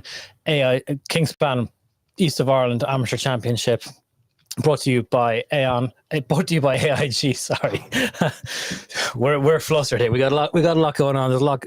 There've been two separated at the top. There is Max Kennedy, Keelan Rafferty at 13 under par. They've separated themselves from the rest of the group. Over on 10 green, we have Jack McDonald and a couple of others. But I'm going to throw straight over to you, David, on 11 green. There's been quite a lot happening now with the commercial break. Yeah, so we have, I suppose, most importantly, leader Max Kennedy absolutely hammered the drive down the 470-yard par 4 11th. He was left with 135 into the flag. That's 470 to the front, which means Max buried one out there about 360. Now, Johnny, this wind is really starting to pump down here. He had simply just a wedge in, hit it to about 10 feet. So he has now a putt of about 10 foot to go to 14 under and lead by one over Keelan Rafferty, who was at 13. Brian Doran has hit his into about 4 foot from a similar yardage number that Max was at. Owen Murphy is in all sorts of trouble here. He hit his ball wide right off the tee into the hay. Now, there's a ditch that runs, a kind of inverse ditch bank that runs up the left side of the green on 18. And I don't know if you can see this on camera, what Owen is having to do to try and extract this ball out. What you would think is nothing more than a kind of a simple common bank to stop it. Owen is actually looking like he's got like this left-handed, is he? He's certainly eyeing it up. What he's landed in there, Johnny, is just this really big, thick patch of meadow grass, thick, lush meadow grass. And one, I don't think he can see the ball. Two, I don't know, can he get a stance? And three, I don't know, can he get a club head on it? I sat down and watched a few people there, David, playing into 11 green. And what a couple of people did was just take an unplayable, just took their penalty drop and just tried to get up and down, take your bogey and run away from it. That's effectively what he's after doing there. Interestingly enough, Moss Landman has just come over to, I believe, someone on Max's team and got some medication for him. So I wonder, are the old antihistamines required? It's very pollen-y at the moment. But as you're saying about Owen Murphy there, that was literally a case of just extract this. I can see exactly why you would take a drop out of that. I suppose Owen was able to advance that a very, very short, but he is putter in hand now. But Johnny, this goes back to the point, like the lack of control you have out of this rough is what's telling here. What we're seeing from the players at the moment is the guys hitting fairways are the ones making scores. Like nearly at times overemphasized how important it is to, or at times I have overemphasized how important it is to hit fairways, but the lushness of this grass has made it incredibly difficult as Owen Murphy plays his. And he's just missed. Incredible effort there by him. Out of Dundalk, just up the road, member at the Academy. Very successful RNA series this year for Owen, a very, very solid competitor. Will be playing in short in the depths of winter over the RNA series over in Scotland. Fair play to him. I have noticed actually, Johnny, temperatures dropped a little bit. Wind is starting to freshen again, as I said. This is a long, long way from done. This really is a long way from done. As we Max stalking this putt. What you're seeing Moss doing there, Moss has done an awful lot from an aim point perspective himself on his own game. And Max is clearly leaning in to Moss's read. Now, Moss is a very, very good reader of putts. So he's clearly He's clearly leaning on Moss for this. And in fairness, what this can be is just basically you just want someone to confirm what you're seeing, or you want your caddy to come in on certain putts that are maybe. This one has obviously got his attention, to be honest, because they're taking a long time over it. So Max Kennedy at 13 under, tied for the lead with Keelan Rafferty on 13. They're 4 shots ahead of Jack McDonald.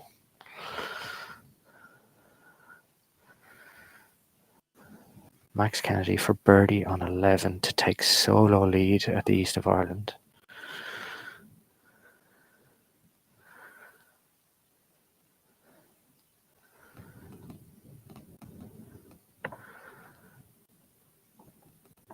That slid by, so a chance gone for Max on 11.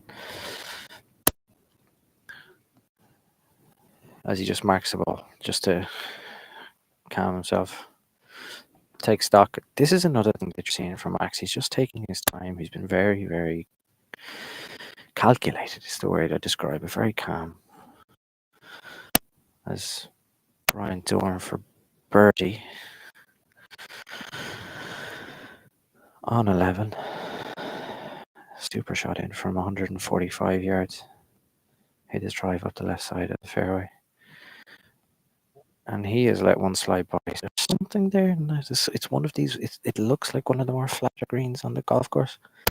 But clearly, it's those two guys stumped. As Max now. Oh, Murphy to clean up. Well, clean up for bogey after honestly been very unlucky to hit into the actual patch of grass he did on the left side of 11.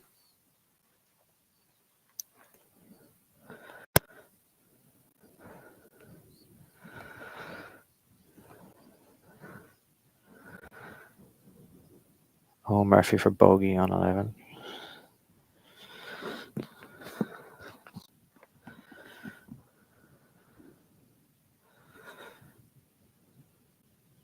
Owen has missed. That's a double for Owen. Again, it shows how punching he is. One tee shot, one wide tee shot can make it extremely difficult.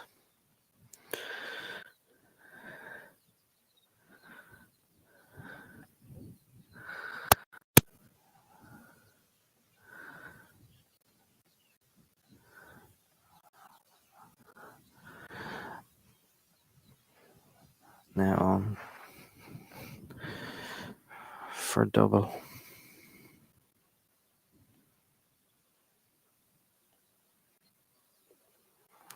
Which he duly converts. Now, Max Kennedy, who's had, again, as I said, tied at 13 under par with Keelan Rafferty, 4 shots ahead of Jack McDonald, 9. 3 shots further back, Evan Farrell from County Louth, Baltray.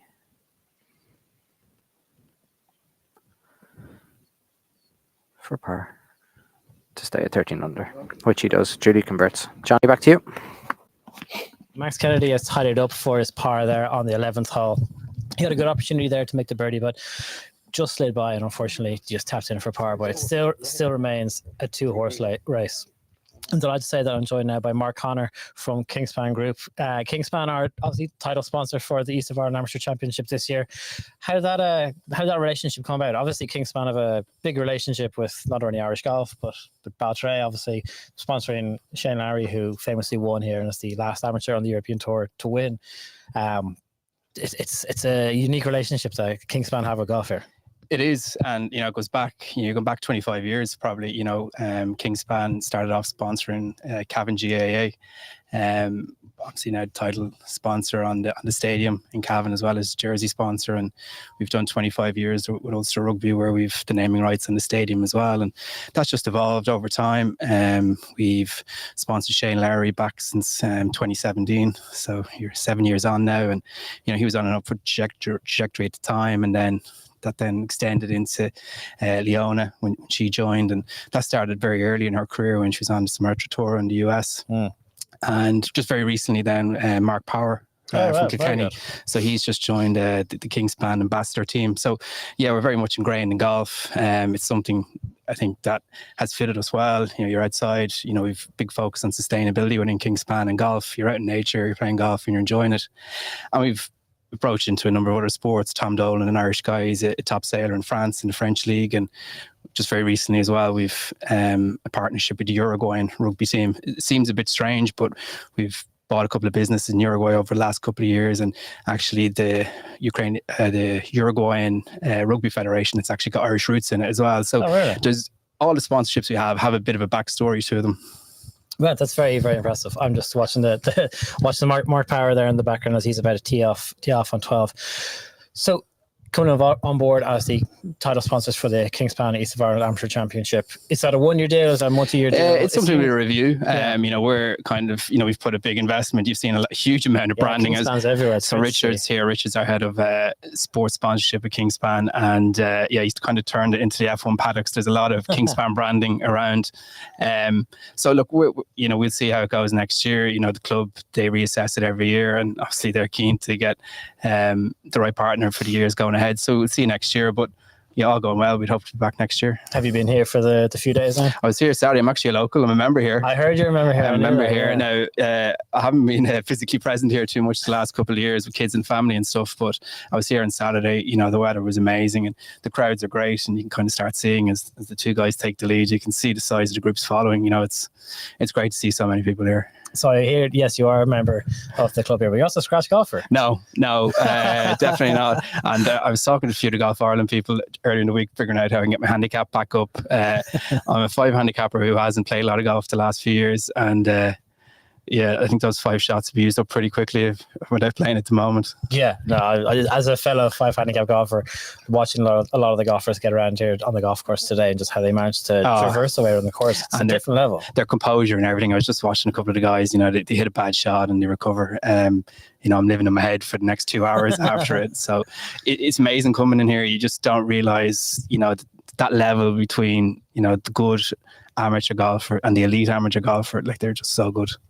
You've mentioned it a little bit earlier on there, but the number of fans that are on site who are following their different relative favourites. Obviously, Evan Farrell's local golfer, he's a member here. How great is it to see from both the Kingspan side, but also just from amateur golf side, so many people here, hundreds of people here across the golf course. Yeah, and bank holiday weekend, and it always comes down to if you get the weather, people do turn up. But I think it just speaks to the quality of amateur golf in Ireland. It's one of the reasons why we've got involved. Shane, Leon and Mark, they all started and competed at the highest level in Irish amateur golf. So, who knows from this pack who will be the next kind of leading player on tour. So, it's great. People realise they're coming and watching quality golf.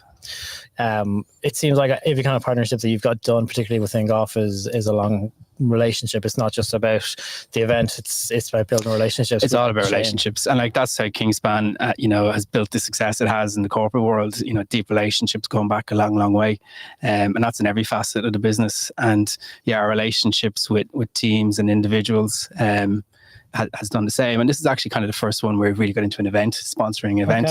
Okay. So we're probably learning our way a bit. We're fortunate to have Richard on board for last year and bringing his experience to this. But we'd hope to do more of this, leveraging our brand ambassadors and doing a bit more on the event side. Do you look at amateur golf in a similar kind of vein as the GA, very much community focused on that side of it? Yeah, community is the big focus. We started the Murtha family started Kingspan in the yard of the family pub, and the global headquarters remains there. The global R&D centre remains there. Like, we have Ireland, as a market, is a small part of the Kingspan business now, but it is the heart of the business still. So staying with the local communities in Ireland is huge, and our businesses in France and throughout Europe, they do the same thing in their communities. Sure. Mentioned that you're a member. You've played this course a couple of times, I imagine. I play it differently to these guys. When walking down 12, you can see there just Max Kennedy in the screen, middle of the fairway. I played this course a couple weeks ago. It was not in the middle of the fairway. How do you play this hole, or what holes that actually stands out as your favourite? Well, it's a great hole. Yeah. You know, if you don't hit the fairway on 12, it's a very, very difficult hole. You miss it left, you're blind. You miss it right. It's a longer shot in. Okay, it's playing downwind today, so it's a little bit easier. But you know, if those 3 bunkers, you're in those, they're pretty deep. So like the guys there, position A, and like quality air golf, like they won't miss the green from there. But that is the stretch. You know, I guess 9 through 14 are really, really tough holes, and you know they're birdieable, but equally, you know, you can pick up a double bogey. And that's one of the things I've noticed, even from the leaders, just watching the scoreboards over the weekend. They're leading the way, but they've all made their double bogeys. Yeah. You know, it's funny, like it's how they respond is the difference, I think, at their level. Composure you were talking about, the ability to not let it get to you and just recover, and like I said, not live in your own head for 2 hours afterwards. Yeah, well, maybe 2 days in my head, but anyway. You might be selling yourself short. I played off a 5 as a fellow 5. I hope you're selling yourself short. I'm sure you're considerably better than that. Yeah. You probably can't answer this as the title sponsor of the event, but have you got someone that you're secretly rooting for? Well, obviously Quaylen's from just up the road in Dundalk. Now it's hard being a Drogheda man, back in a Dundalk man, but he's come close so many times. He's a superb player. Like he's been at the top, you know, for 6-7 years. I certainly see his name around a long time, and you know, he's come so close. I'd love to see him do it, but obviously Max is another big name. He's done really well over the last couple of years, so yeah, it's great. I think it'll be close. So I wouldn't be putting money on it either way. Well, hopefully we have another magical moment like we had Shane and Baltray here in 2009. And if you get a little bit of fireworks, hopefully less rain than that year, but a little bit of fireworks, then we'd be doing great. Yeah. Listen, thank you very much. Thank you. Thanks for having us on. Appreciate it. So, David, we're going to go down to you on 12th fairway. Just on 12, Johnny. Max from the centre. Great, cheers. Thanks. Literally on the centre stripe here. Hit 2 off that tee, really absolutely scooted on the slide upside, which is going to benefit him here because he can actually throw it in with a little bit of height. He's downwind. He's 164 flag, 134 front.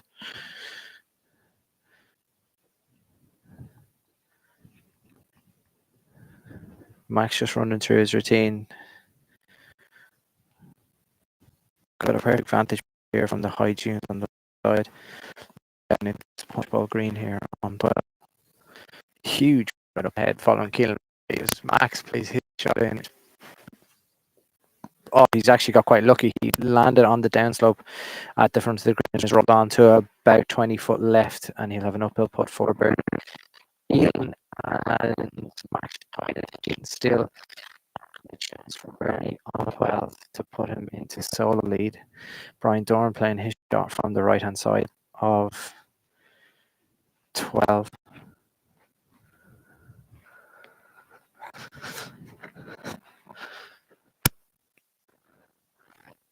And he pulled that left. Back to you, Johnny.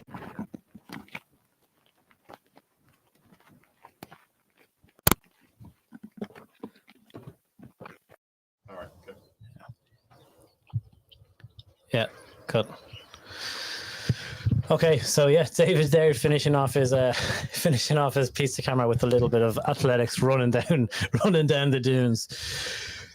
It's getting to the business end. You can see now, you can feel the tension between the different players. Max Kennedy's got a chance to again try and stretch the lead a little bit more. Keelan Rafferty's not going away. He's not going anywhere. He is a man who is determined to win he is a man determined to win the Kingspan East of Ireland Amateur Championship. He's come close twice already now in the last 2 years. It's almost like a little bit of fate when it comes to Keelan and how much he wants it. But Max Kennedy is not giving this away. He's not going anywhere. It's a 2-horse race. This is as tight as we're going to get it, and as tight as we're going to see it. We're going to take another short break. We'll be back in 1 or 2 minutes.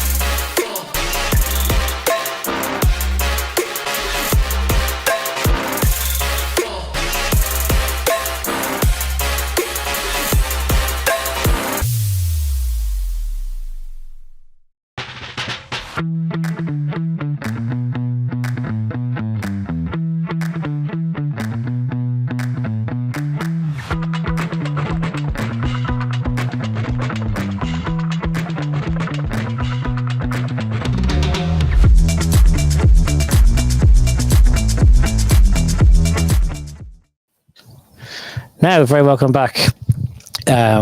Max Kennedy has just missed a birdie opportunity on the 12th hole. It just lipped out, just slid by. David, you're on the ground. Tell us what happened there on 12.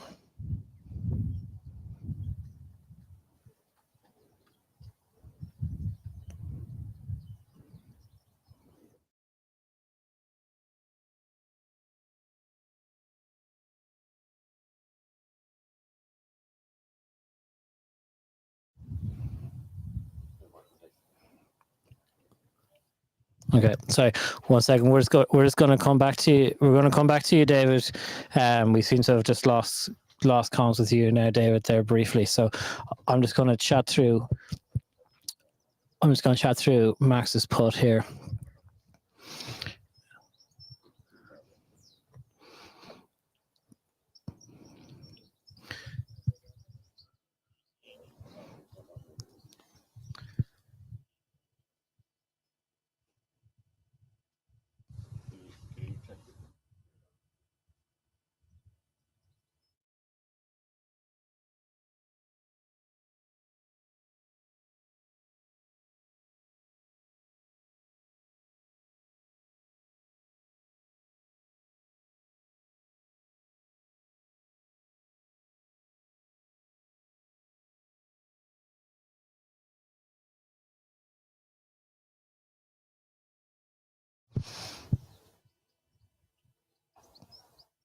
Okay, so Max has just tied it up for his par there in the 12th hole. He's going to make his way over to the 13th. Actually, I'm sorry, he just missed. I just found out he missed his par attempt on 12, so he's now dropped back a shot. So Keelan Rafferty is now holding the lead at 13 under par, just one shot ahead of Max Kennedy. This is where it gets tense now. This is where it gets a little bit more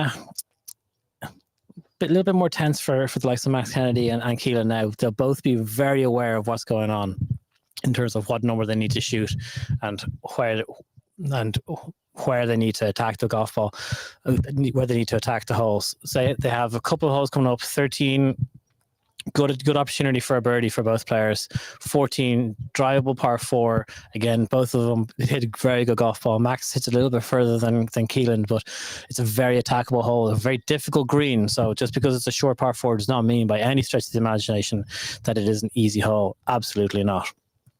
15, then again, par 3, a good opportunity for a birdie. Max Kennedy yesterday in round 2, he unfortunately bogeyed the hole, so again, put lit by on his side. But there are opportunities coming in on this closing stretch of holes, but that bogey putt by Max Kennedy has now just opened it up a little bit. This could be Keelan Rafferty's year. But Max Kennedy, you can guarantee that he's been unflappable all day long. Yes, he's made that bogey, but he's just been very, very cool, very, very calm. As David said earlier on, he's not been getting too up, not been getting too down. He's been just making his way through the golf course, and he's going to continue on that. He's got a good man on his bag in Monty Landman.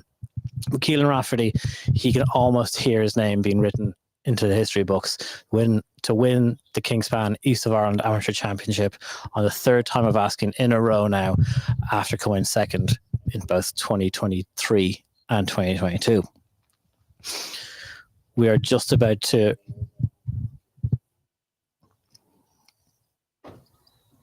we're not about to rejoin the on-course action just yet.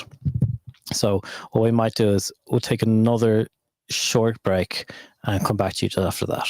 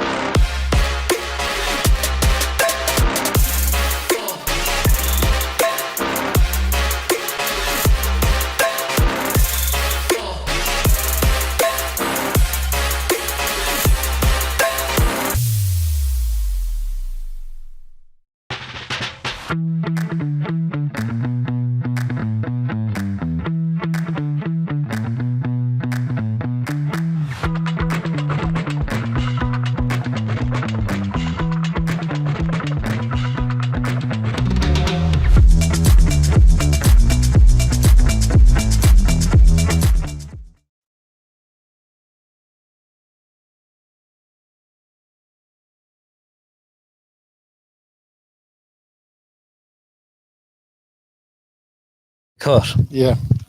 You must be pretty delighted. I might get the microphone just up to the mouth if that's all right. No, I'm delighted. I didn't really have my best stuff at all, but I guess doggedness got me through and just kind of kept the head down, kept plugging away. Last night was dramatic. I was +2 on the 18th with the cut at +1. It's like birdie would get me in, and I carved it way right, lost it.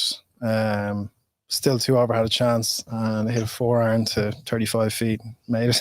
So then a few lads slipped out, and I got in by the skin of my teeth. And I was thinking of going home. I was like, right, try and get top 10 today.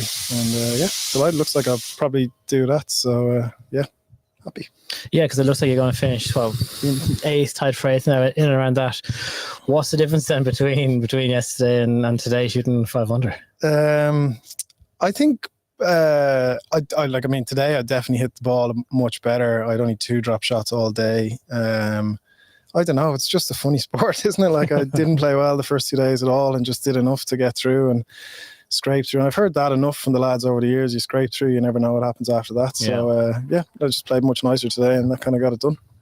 You can hear a few cheers around the golf course now as we're getting to the business end. Keelan Rafferty's the shot ahead at 13 under. Max Kennedy's 12 under. And then they've kind of separated themselves a little bit from. Jack still, is he 10? Jack's got back up to 10, has he? Okay, yeah, I think I saw him at 10. Yeah. So when it comes to the business end of a final round like this, being in contention or playing with guys in contention, how tense does it get for each of them? Oh, I think very much so. But I guess in certainly how do you handle that as well? Like, I need to get there first, Johnny. I guess they're trying to stick to their routine is the big thing. It is difficult when you get into an occasion. I guess certainly you take for Evan, for example, at home, that's got to be difficult. I think Keelan and Jack have certainly been knocking around this tournament a long time and know the place inside out, as obviously Evan does as well, but they don't have the home pressure. So I guess that puts them in good position. You'd have to expect Keelan's going to be right there at the very end. Last 2 years, he's been so close. So, yeah.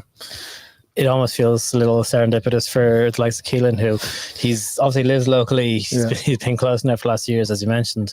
I think everyone's almost made that a story almost now. To the fact where you're like, listen, he needs to get it. He needs to win a one. You'd be delighted if he won it. Yeah. As much as everyone else in the field wants to win and wants to beat him, I think everyone's also of the opinion, it'd be great if you won. Yeah. I think there's very much a sentiment there. But I thought how he spoke about it with you guys was very interesting, because he's not shying away from it. He's very open that he wants to win this one. But again, he's not going to fall on the sword over it as well. I thought he spoke about it very well. So, be very interesting. I'm going to go out now and watch the last few holes and see what happens. Who will you go out to follow now? Is there a particular favorite for yourself? I mean, I'll go out and watch the last couple of groups. I think they're not in this, so Evan and Jack are in the last group, and Keelan and Max together, are they? No, it's Keelan's in a group, then Max is one group behind them, and then it's Evan and Jack. Yeah, Keelan's probably got the biggest crowd, so I might just go and dip my head in there. Might go in and join them. Yeah. I think we might go and join David in a moment if he's ready, because it sounds like there's been a pretty big shift in the leaderboard. David, can you tell us what has happened in the leaderboard story now? Yeah, I'm down on the tee box at 14. There's been a huge shift here. Max bogeyed, bogey 12. Keelan's made 2 birdies now. Keelan's now 3 ahead, 15 under, 12 under. There was, as we look back up 14, Keelan got a tremendous applause for his second shot in there, as Max is trying to clean up as Max trying to make birdie on 13. So what we are going to scoot down ahead and join Keelan's group, as he's now 3 ahead with 5 to play in the East of Ireland Championship. Okay, very good. I think we might get you guys to stay there, just because that's the best signal for the cameras, David. I need to go to 14, Johnny. You're on 14.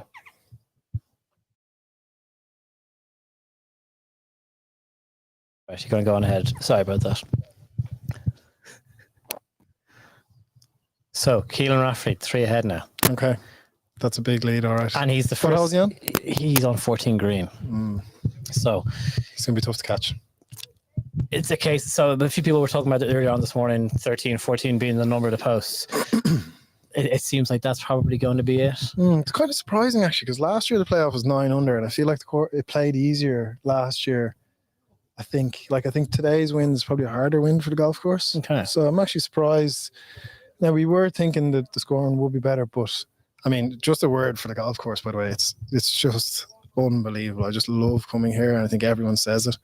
And the condition is incredible. The greens are so good, and the rough's up a little bit higher this year, which makes that a little bit harder. But it's just such a special place, and the members are amazing coming out ball spotting. Like, they found balls for us the first 2 days that we probably had no right to find. So it's just such a great tournament, and they do an unbelievable job here in terms of the club. I couldn't speak highly enough of them, to be fair. Well, I'm just getting word that Max has now also just missed a birdie putt on 13. So that 3-shot lead for Keelan looks like it's going to maintain for at least one more hole. Okay.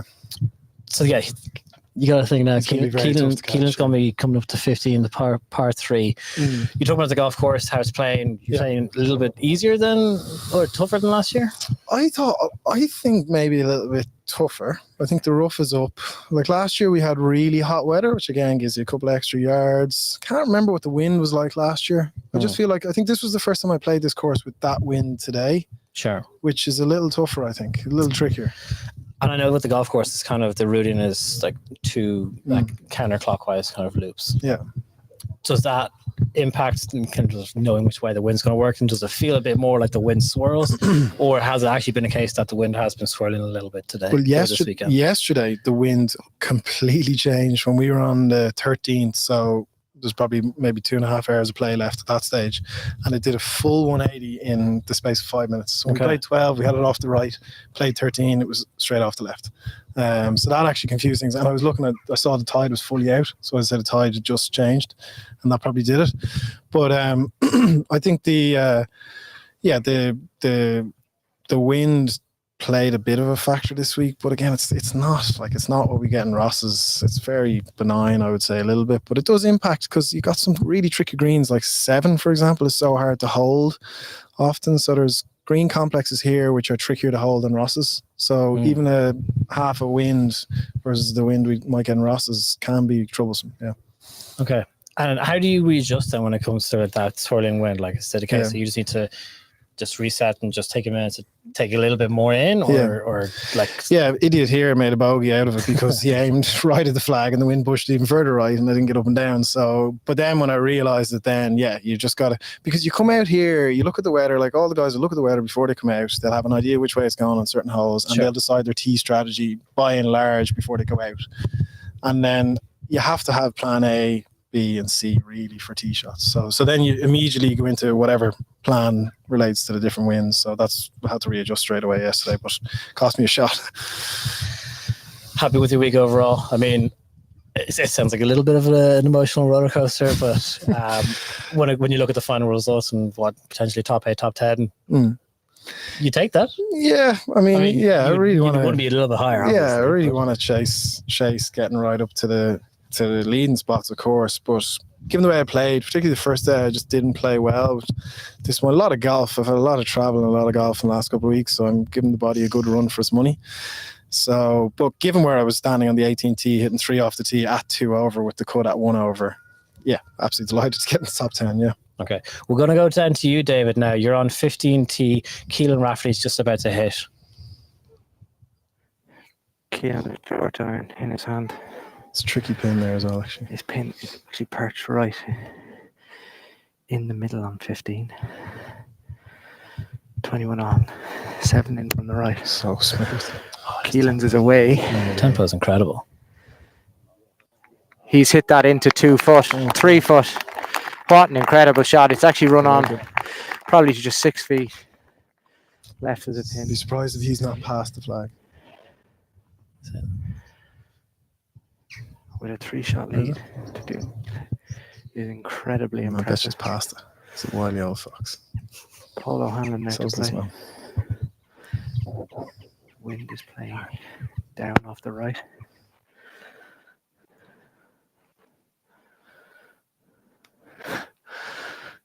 Paul's shot away. Paul's looks on a very similar line to Keelan's. There's very similar finish points. I'm telling you, I've seen these boys play 2 par 3s today and they've hit it to a aggregate distance of about 15 feet between the 4 shots.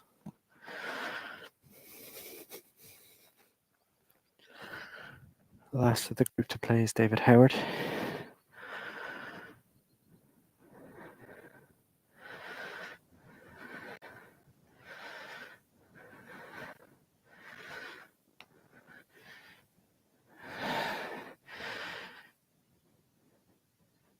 David's shots away. It's caught their trap right. Lee, follow the players walking off the tee box. Lee, follow the players walking off the tee box. So as they walk off 15 tee, Johnny, Keelan Rafferty in the pink shirt is now leading by 3 shots with a chance to stretch that lead to 4 over Max Kennedy. He really has put the hammer down the back 9 for this. Very elusive trophy for him. I'm gonna go join another David here back in base. You were talking there about how you think that Keelan's probably past the flag. He's not really leaving them short. Is that just a trait that you've noticed of this? No, just that hole in particular, 15, where the flag is cut, is kind of just beyond it. It gets away from you. But if you're short of it, it's a very difficult putt because it's all going away from you. So do we know where he is? We'll see it now. We'll see it in a minute. I'm surprised if he's not just past it. But 6 feet's a great shot into that flag because it is a very difficult flag to hold because you're getting forward bounce, you got forward wind behind you and off the right. Yeah. And it's a tricky pin. Same pin they had the last few years there though, so kind of know what to expect. As I said, he knows exactly what to expect. So. You were saying you were complimenting Keelan on his swing and his tempo. He's so fluid, isn't he? Yeah, that was just gorgeous to watch. It's just so smooth. Yeah. What's the next few weeks looking like for yourself in terms of competitions? You were saying that you've been playing a lot now recently. Yeah, playing a lot. So tomorrow going over to St Andrews Links Trophy next week. Doesn't stop for you. Well, I can't wait for that though. It's great. Like it's amazing to get. I'm very grateful to Golf Ireland and all the opportunities gotten this year for the tournaments. So never been to St Andrews or anything. So I was saying to Peter when I was playing with him there, I'm probably just going to be agog with the place and be hard to concentrate in the golf. But no, really look forward to going to that and then get back. And then I'm in the pre-qualifier for the British Am the following week in Ballyliffin. So really looking forward to that. And then I think maybe a week off, Senior Cup, and then into pros. So it's all go, yeah. How do you enjoy playing the Senior Cup, the club golf as well? Obviously, that's where you kind of cut your teeth. So we all kind of cut our teeth as golfers. Yeah. You enjoy kind of getting back into the team aspect of golf? Oh, I love it, yeah. I mean, I've joined Carton last year. The group we've got is amazing. It's brought on my golf so much. I'm so grateful to some of the guys there in the squad. And last year we were so close in the Barton Shield, kind of heartbreaking finish, lost in the very last hole. But so I missed the stroke play qualifying there the other day with the Brabazon clash for the Barton Shield, but we got through. And then we've got Senior Cup in Lucan in a couple of weeks. So yeah, no, I love that side of it. Like that's all I used to get to do. Obviously been able to progress through from that, but yeah, I've always loved that. Yeah. Brilliant. Listen, thank you very much. No problem. Well done. On a solid finish. I'm sure you're delighted with how you turned it around after that dramatic second round. Yeah, it was a nice 24 hours versus where it was 24 hours ago. Yeah. Listen, thank you very much, David. We'll go down to you on 15 green ahead of Keelan and is it David Howard is first up? Yeah, he's just played from the bunker, Johnny. Overshot the green on the far side. Cool. Probably has about 35 foot for his par. Thanks. Keelan is about 15 foot for 12 to 15 foot for birdie. He just ran through. Paul O'Hanlon with a very similar putt, but just from the other side. David's puts away. And I kind of have a short lefty one. I'd say he probably not overly impressed, but that bunker right is very much short-sided with the green running away from you at a rate of knots. Keelan is, while Paul is getting set up to hit his putt, Keelan is honestly just so easy going. There must be 200 people, 250, 300 people following him here. And as he approached the 15th green, he kind of separated off to the left and just strolled up himself. Probably just taking a moment to probably just settle himself for what in fairness are 3 very difficult holes to finish in 16, 17 and 18 here in County Louth. As Paul O'Hanlon lines up his putt, this has to break off the right hand side with that slope coming down from the bunker.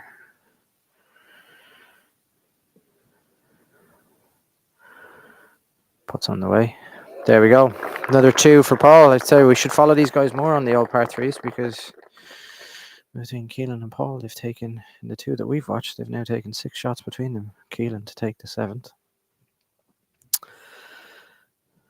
Or should I say 8th? And if it is to go in, this puts him into a 4-shot lead at the top. You'll hear the roar before you see the ball drop in, I'd say, if they're missing on camera. Which he has taken full advantage of. This back 9 from Keelan Rafferty is absolutely outstanding. He's now a 4-shot lead at the head of affairs for the East of Ireland. Come runner-up in 23 and 22. It's looking odds on the 24 is going to be Keelan's year, as David Howard tries to clear up and the crowd starts to move towards 16. If you can pan across as this putt goes in, if our cameras can pan across to the right to the tee box there on 16, you'll see it absolutely jammed with people up on the right hand side. The depth of field here is just, or the depth of the galleries here are huge as they watch Keelan try to take home the East of Ireland Championship. Lee, come with me. Yes. Okay. So thank you very much, Keelan Rafferty. Now it does seem as though he is beginning to etch his name into the Kingspan East of Ireland Amateur Championship trophy. Second place in 2022. Second place in 2023. First place potentially in 2024. You can see from the galleries. You can see from the fans there that. You can see there from the on the shot there, they're fans. It's 2 or 3, 4 people deep, 4 rows deep as Keelan is about to hit his tee shot on the 16th hole. He's firmly a fan favourite, not only here in County Louth, but across Irish amateur golf. He's notoriously known as one of golf's gentlemen. People are a very, very big fan of his. He's a great man, great golfer. We've watched his swing all day now today. It's just so fluid. It does not change. The tempo is lovely. It's enviable, to be honest with you. He's had the early tee pick up and then just cautiously watched where his golf ball finished up, but he seems to be all right. David, did you catch eyes on where that ball finished? Johnny just finished middle of the fairway, just down the left hand side. He aimed it at those 2 bunkers that are up the left side of 16. Those 2 bunkers are sitting at 268. You're never going to get there into that wind. I believe now that's a 4-shot lead he's carrying into 16. Johnny, you're saying 2-3 deep. The gallery is 10 deep behind him there. Like, this is, like, talk about a local fan favorite, and it's getting, the galleries are getting bigger and bigger. I'm trying to wonder how we're going to manage to see the rest of the shots coming in, but we'll do our best to get them on camera. You guys are doing. You're doing a great job, David. You're doing a brilliant job to cover every shot. So we appreciate it. I hope. We've got thousands of people watching online, which is great to see. And I know that I haven't looked at the comments yet, but I know that everyone really appreciates the coverage you guys are giving. I really hope they're picking up the crowd here, Johnny, because that behind that is like something you'd see for Shane Lowry in the Open in terms of the depth. It's incredible, and the will. Like, people are just willing the ball in the hole for him. It's just incredible. Like, just in terms of, look, you've had 2 close misses in terms of the actual tournament itself. It's 15 minutes from your home. Like, he lives just up the street basically, and for him to do this and really put the hammer down after 2 disappointments in 22 and 23. Of the playoff last year was heartbreaking for him with Sam Murphy and obviously Alex Maguire winning it. But as you're seeing, just like the amount of people careering up to, this is what amateur golf is about in Ireland, and this is why it's a privilege to show it. And to be honest, the level of golf we're seeing at the moment is absolutely off the charts. But let's try and follow on and see if we can get as many shots of the of Keelan's final 3 holes as we possibly can.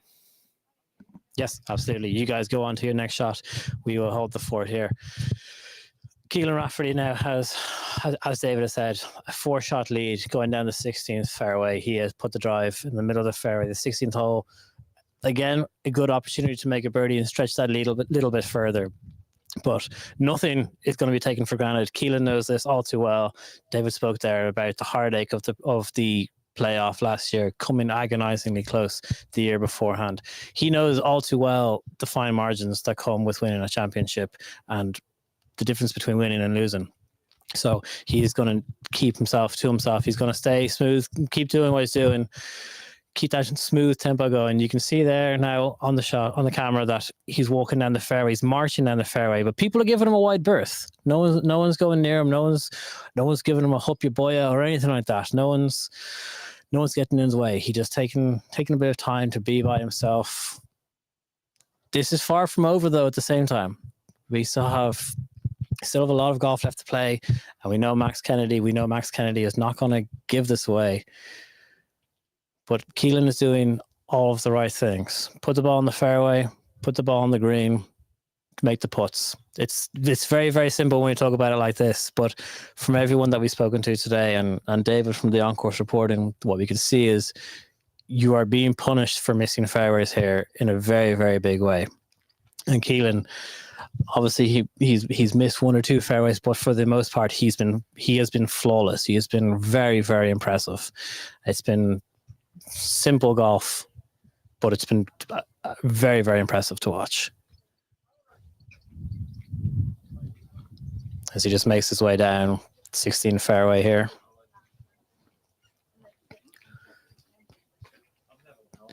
They're putting rope lines out behind them. Hopefully now our camera crew can just get ahead of the rope line. No, they're not. The rope line's getting the better of David and Lee. But there we go. Okay, so Keelan's just gunning it. Keelan's just gunning his yardage here.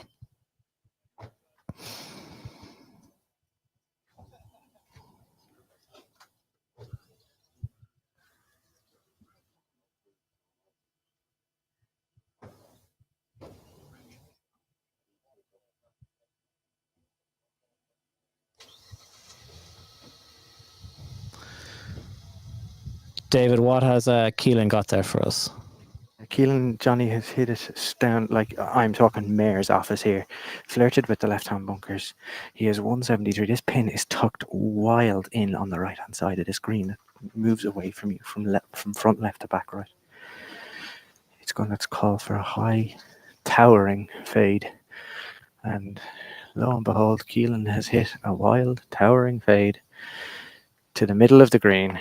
25 foot left. Like, I'd say if he could have placed the ball there, that's where he would have left it. Right, so Dwight Keelan has to look at these last three holes. There's going to be 4 questions asked of him remaining. Tee shot on 17 and 2 shots in on 18. And a putt along the way somewhere. Well, he's already answered one of those questions here on 17. Or on 16, apologies. As Paul Hanlon's from the same yardage, attempting to... Paul plays much lower flight, but this is actually bang on right in the line of the flag. Whether it has enough to get there, I don't know. Doesn't look overly enamoured with it, and there was no applause from the gallery, but Keelan, it's all about him here. As he makes his way nice and calmly up 16 on basically a march to the east of Ireland. Okay, thank you very much, David. Keelan is making his way up to 16 green. We spoke about it already. It is just simple golf. That's what has been doing him the job so far. David said there that off the tee box, Keelan was in position A1. The Mayor's office, middle of the fairway, called for a high fade. That's exactly the shot that Keelan hit. And again, as we said, he's in the middle of the green. 1, 2 putts, happy days. He's in a great position. Questions will be posed to him, not only by the golf course, but by Max Kennedy. But so far, Keelan has been answering every question that has been put forward to him. You can see here now the level of the extent at which crowds are gathering and walking down the fairways. A buggy is just bouncing along the fairway there. But it's incredibly impressive from what they're doing. The crowds walking the fairway are it's one of the best turnouts I've actually seen for an amateur championship. It's great to watch. it's difficult to the point where our cameraman's now just climbing up the dunes to try and get around the crowds to get the shots for you guys. David, can you tell us exactly how far away Keelan has for his birdie putt? I can, Johnny. Yeah. Keelan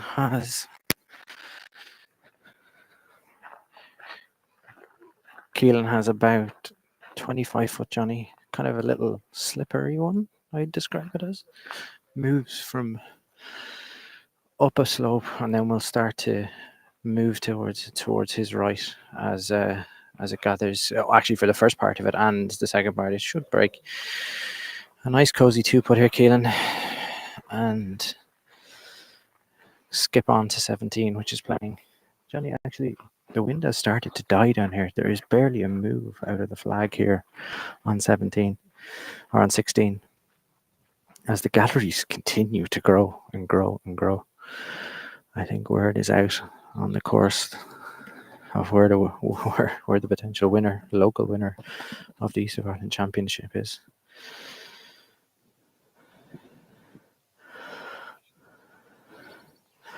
Paul O'Hanlon has run through the back of the 16 and has found himself in an awful spot, which is position Z.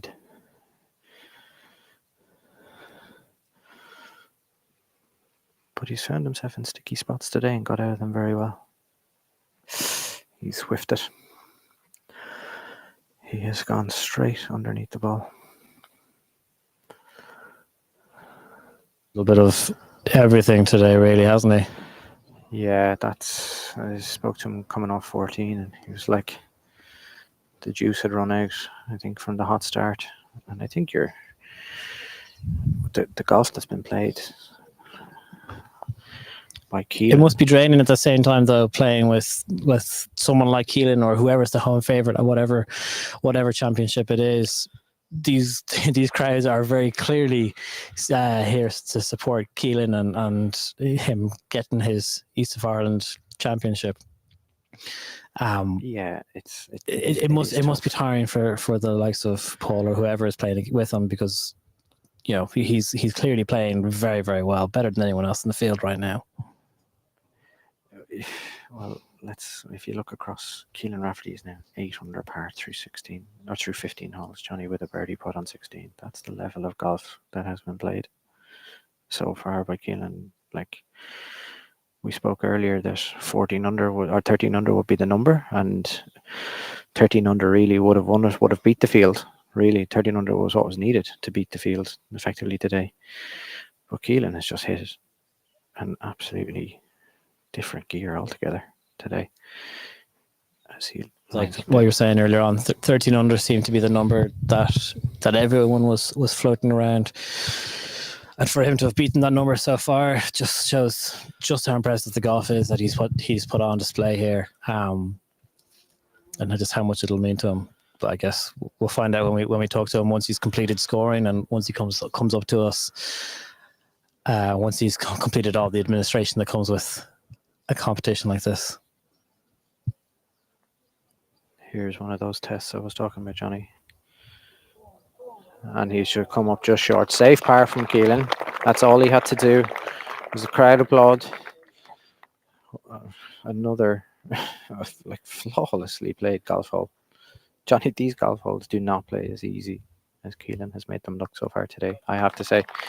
Like from that tee shot that we would have seen on 7 to how he is picked apart and hit it fairway after fairway, even a mistake on 9 off the tee into the bunker left, leaving 180 yards in, found the center of the green, 2-putted from just short of the green. Actually, he hit long of 11 and 12 and was able to make easy pars. You'll actually see Keelan in that shot move across on his own over to 17 tee for a bit of quiet as David Howard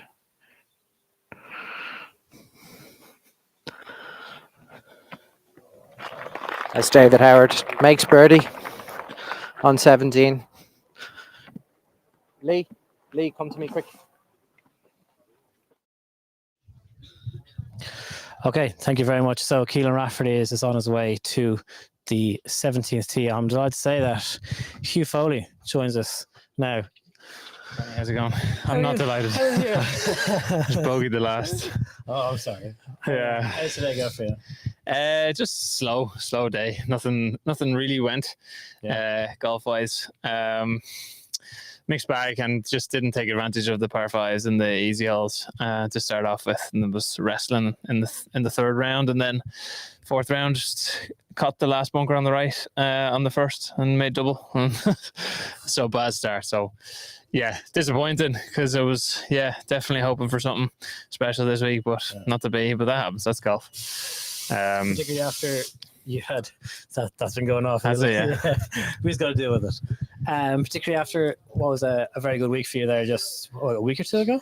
Last couple of weeks have been trending, and game still felt really good this week. Probably the 50 yards, 60 yards pitching and scoring clubs didn't really work for me, but just too many bogeys on the first day, and second day didn't quite get going. Otherwise might have had a better sniff, but it was good. I mean, the leader was great, and I'm just after looking at it and saw Keelan's 8 under now through 15. Is that right? Is he on 16? Yeah, 16. Is this 16 here? He's on 17 now. We're on 17 green. Okay.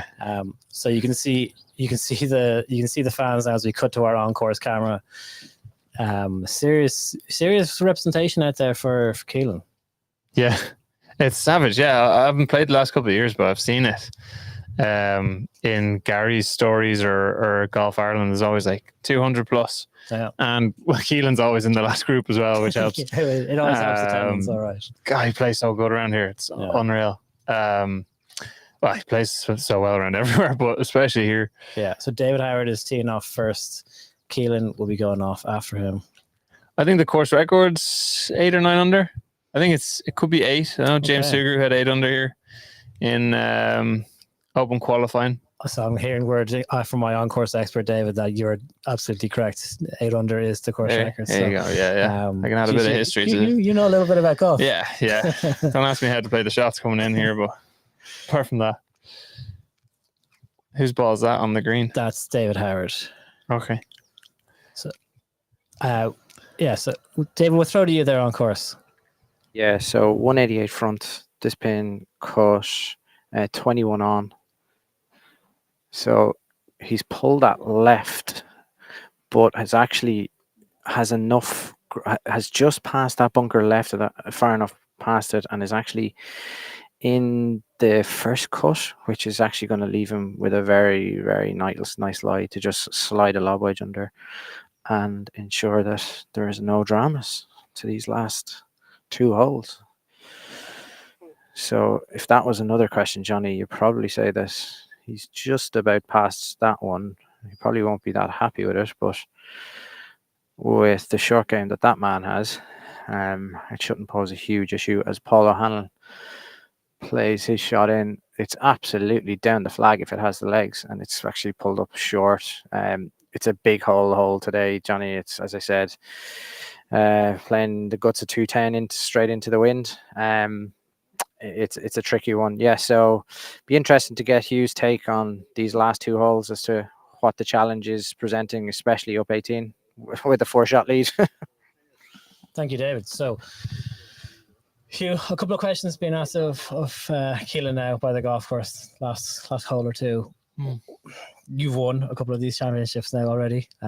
I'm still waiting to see my name on the West of Ireland trophy, actually, after beating you in battle golf. I'm still getting over that. It's my Kingspan East of Ireland championship win, to be honest. To beat you in battle golf is a career highlight for me. What does it take to stay calm, stay within yourself on a championship last 2 or 3 holes? I'd say a good caddy makes a big difference. I don't know who Keelan has on the bag. I'm sure he has someone, does he? I'd say a good caddy to keep you chatting, and then just trying to do the normal stuff, stop the thoughts creeping in, just keep dragging yourself back to. I'm sure he's thinking like he has this one, like those thoughts start coming into your head, but you have to fight them off, and it's stressful the 36 holes on the last day, and he's been in the lead now for a good 4 hours, I would say 3 hours, and it doesn't seem to be affecting him yet, but it is stressful. So like that golf is to keep going and keep making birdies is really fantastic. But I'm sure he's probably, I don't know where he's at it. He's slowly walking up there. He looks calm. And he's a pretty calm person. So yeah, he's calm at the best of times. But you see there, people are giving him a bit of wide berth. No one's going up to him saying anything. I'm sure people are shouting things at him from a distance just to try and keep him going. But he's moving nice and slowly. Nearly got a Bryson DeChambeau rope there to the face. Just got to avoid that. But he will be the first to play on, obviously, having missed the green. So he's on the left. So he's into the wind, and he's got a good bit of green behind him. So not sure if the bunker's in the way. Yeah. David, talk to us. How difficult the shot is this here now? For a man like him, relatively straightforward, to be honest, Johnny. He has sat into kind of, if you like, just the second layer of cut rough. It's not really rough at all. It's just giving you perfect opportunity to just slide a log wedge underneath it, and that's the club he has in his hand. Like, Hugh will be able to tell you just how good this guy's short game is. He is. It's a great scene. He's just standing, kind of assessing everything. He is literally walking like molasses because he is so calm, so collected. As he has a quick look, kind of visualizing the shot, he's taking one practice swing, another practice swing. The blade is wide open. Blade is wide open as a 4-shot lead on 17. It's Keelan Rafferty, short-sided slightly. Soft hands, leaves the blade open, slides it under, chips it down, rolls by to 7 feet, 8 feet, which he'll have for his par. Exactly what he needed to do, make no mistake, and make sure he probably got a very, very good line on that putt just by how close the ball actually skirted the edge of the cup. So Keelan Rafferty with an 8-foot putt on 17 for par to maintain a 4-shot lead. David, we'll come back to you in a second there when Keelan's just going to go for his par putt there. But with you, looking at Max Kennedy, who's the nearest competitor, he's just made a birdie there. He's now 3 shots behind. He's now 13 under par. His round has had a little bit of everything. He had the eagle on 6. He dropped a couple of shots there, managed to make the birdie back. He's young, obviously, so he's been in the mix. He's done very well when it comes to the collegiate golf over in the States. What does he take from a day like today, or how does he comfort himself after? I mean, it's not over yet, but if it doesn't go his way, what's he need to do now? He's obviously a couple of holes. I'm back, looking at it now, and I think he finished with 3 birdies. He finished with 3 birdies in the 3rd round, so he's going to like those last 3 holes. And it just depends on what Raf does now, really. If Raf holds that, then it's not much Max can do, but I guess we'll see, because he obviously likes those last 3 holes. I think he hits. I mean, I actually haven't played much with Max, even though we're club mates, because he's been in America, but I'm pretty sure he hits a little draw, which kind of definitely suits 17 to the back left pin, and suits 18, wins off the right. So could be a couple of birdie chances there for him. And his 18, obviously par 5, has it been scoreable, has it been gettable? Obviously Max, he's gone birdie those last 3 holes yesterday, or in round 3. But do you kind of chalk it down as a scoreable hole for Keelan as well? Yeah, definitely. It's just harder when you're 8 under and you're leading. If you almost feel like there's not many birdies left, but we'll see. It does suit him. He hits a little draw as well, and the wind's off the right. But it's about being brave, I suppose, and starting it down the right. It's not easy. It's easier said than done. David, what's Keelan got here? 8-footer, Johnny. Should move slightly from right to left. One last look and the stroke, and he's made it. As you can hear by the applauses, everybody starts to move up 18. Par for Keelan. That's fast. Haven't been short-sighted on 17. Honestly, the demeanor and the body language giving off is like a fella out playing Sunday football, as he has a laugh and joke with his caddy there. Yeah. Well, there you go, Hugh. Keelan obviously heard you. There you go. Answered the question pretty comprehensively. That's awesome. Beautiful par safe there. The soft hands, the soft stroke. He's a short game and his putting. It's lovely to watch. And under pressure, obviously standing up, which is the main thing. Because I'm sure as straightforward a chip as that must have been or might have been on 17. At this point now, when it comes to I think even with Keelan, this point in this championship, there's no such thing as an easy chip. Yeah. So to save that par there and get up and down must be reassuring. Yeah. It's nothing's easy anymore when you're under pressure. Everyone knows that feeling. Yeah. Doesn't matter what level you are. It's the same feeling. It's not easy to do things, and hit soft chips and soft putts. So. That's brilliant. It's down to this tee shot now. Once he gets the tee shot away, it's a birdie hole. It's kind of like that. The course is set up like that. It's demanding off the tee with the rough up a little bit, and then once you're in the fairway, then you have chances. But it's a bit of a long walk back. Again, just batting away some thoughts, I'd say, for him, and then hit a nice draw down the right hand side over the out of bounds and back into play. Be perfect. The nice thing about what Keelan's wearing today is he's wearing that lovely salmon top that we can see him there walking on his own up to the 18th tee. David, where are you? You're down the fairway a good bit. Yeah, we're right here at the camera, Johnny. Like I said, there's 4 tests of questions that Keelan was going to be asked on the way back in. He's answered 3 of them. The last one is just really this tee shot. It's 298 to cover the traps, which are right here in front of us. He can't really get there. Keelan doesn't have the ammunition to get there into this wind. So he'll be just starting his customary draw right at the bunker in the middle of the fairway, and hopefully just hitting that tight draw back to here, which should leave him as a straightforward shot in. 8 under par for his round thus far. There's Wayne, head greenkeeper passing, who's done an incredible job. So yeah, Johnny, 4 questions asked and 3 of them answered and 1 to go.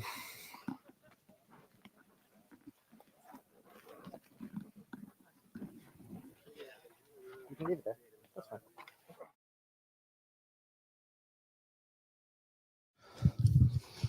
Okay, so Hugh, David was saying there that he doesn't think Keelan has the firepower to cover this bunkers at 290 odd.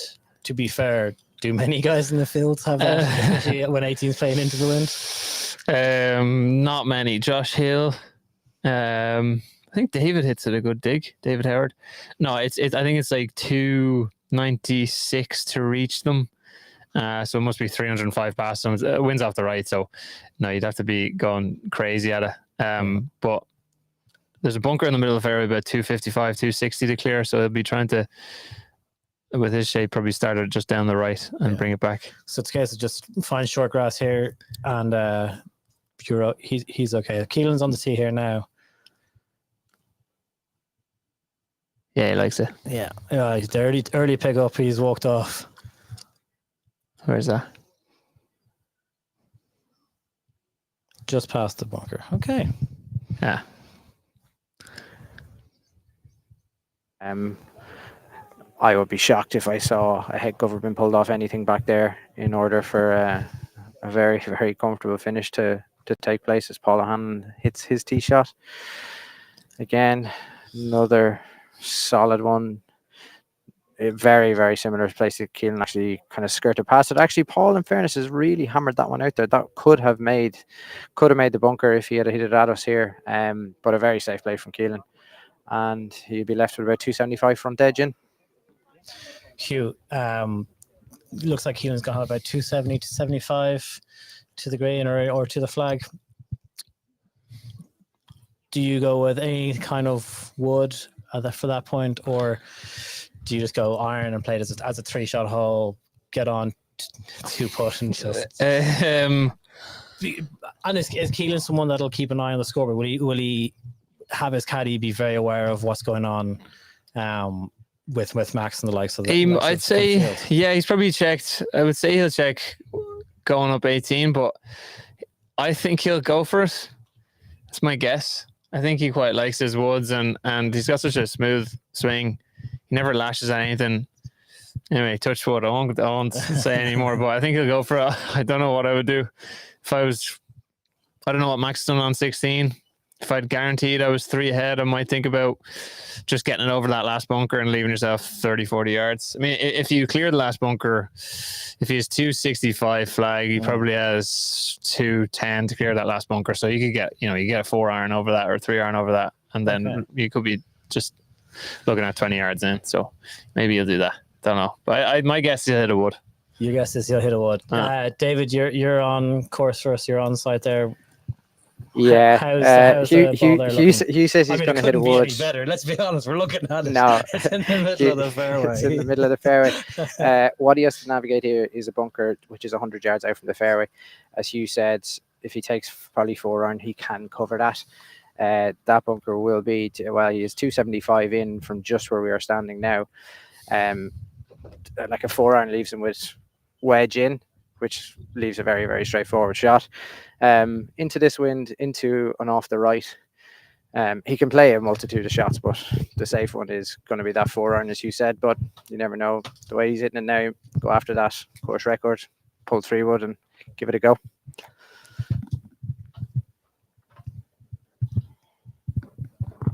So, Hugh, when it comes to this championship for Keelan in particular, it's almost become a bit of a narrative of so close twice last 2 years in a row. Obviously plays the tournament incredibly well. He's always in the hunt. He likes this coast of golf. He's won the late 10 Scratch Cup 4 times now. Is this going to be relief for him, or is this it'll be a very different win, I would have thought, to his previous championships? Yeah, I think so. Yeah, I'd say there'd be a good party if he wins it. He's taking out the wood. Great call by Foley there. Maybe commentary is my thing. I'd rather be out playing. You keep playing. I'd rather be out playing. Yeah, he just looks so calm. Yeah. And he plays so fast. Yeah. Yeah, he makes just like that wasn't even a decision. Like he walked up to the ball. Yeah, exactly. Caddy gave him the club. Leave it a little bit right. David, where is that gone? I haven't seen that, Johnny. Now, he's walking on, so I'm going to assume. Okay, I just lost it with the flights. My 5'7" stature unfortunately caught me behind someone who's 6'3". So stature. The two things Keelan and I are blessed with is huge height.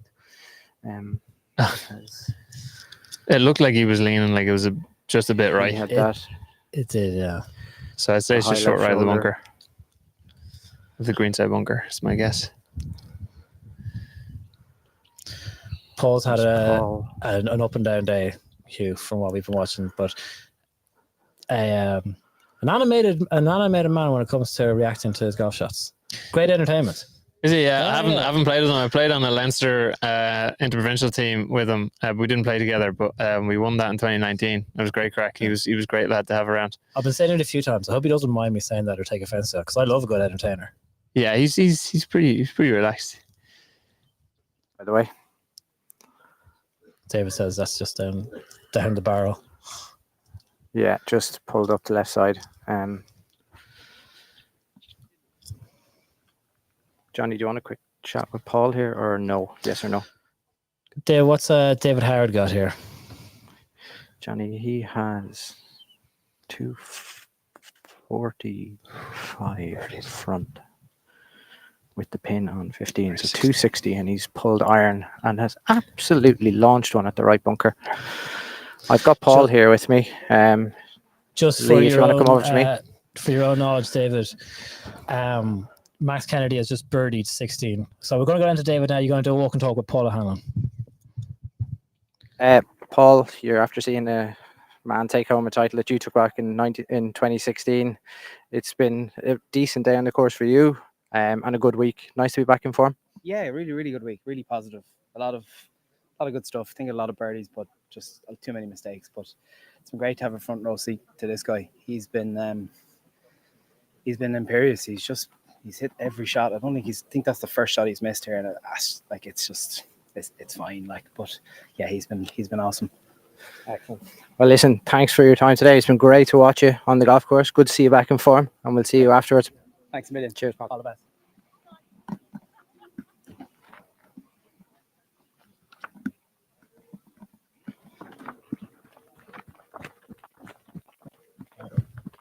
Paul there just kind of showing his character, just even though he's walking down in 17 with everyone else, it seems, as a spectator in the competition at this point, giving a wave to the camera. Hugh, this is not over yet. Yeah. Max Kennedy has just birdied 16, so 2 left, 2 birdies now, that makes it very, very interesting. And as Paul just alluded to there, that's kind of the first shot that Keelan's missed really all day. Yeah, so like it's he was right to go for it, because like you said, you want to know what Max is doing on 16. He's birdied it, so now he's within 2. Now if it's it's in Keelan's hands. If he makes a birdie, then he's out of reach. Really, realistically, well, not technically Max go birdie eagle, but now Max is, I'd say, pumped. Birdie 15, birdie 16. So I think 17 and 18 both suit him. So I think he'll be pumped and he'll be going for it. So could be quite exciting. Yeah, certainly will be. This is getting down to the wire now. This is East of Ireland Amateur Championship, providing all of the drama that I think we really could have hoped for. As far as misses go, short right of the green, not the worst. I could be completely wrong. Yeah, not the best. No, short left is probably the best there. Just the wind's off the right. You'll see the flag blown right to left, and the bunker, the way that lip comes in, is blocking him. He probably have to hit like a really high one just over the bunker. Now, it might feed down, but I think left was best, but also left was bringing in trouble. There you go. You stick to the play and I'll stick to the commentary, right? We'll just watch Keelan hit a shot here, then go down to Dave.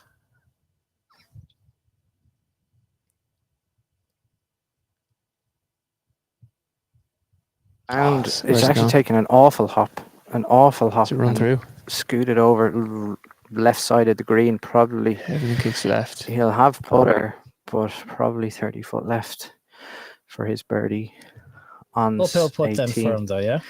Uphill putt, out of the fringe. Nothing that he hasn't done 20 or 30 times this week with absolute ease. So yeah, kind of maybe he probably passed those. He certainly passed the question that was asked off the tee. It's probably a little bit clumsy just with that. He kind of leaked his 3-wood right, and really it didn't finish in too bad a spot, to be honest. He had actually a clear path to the bunker, to the pin.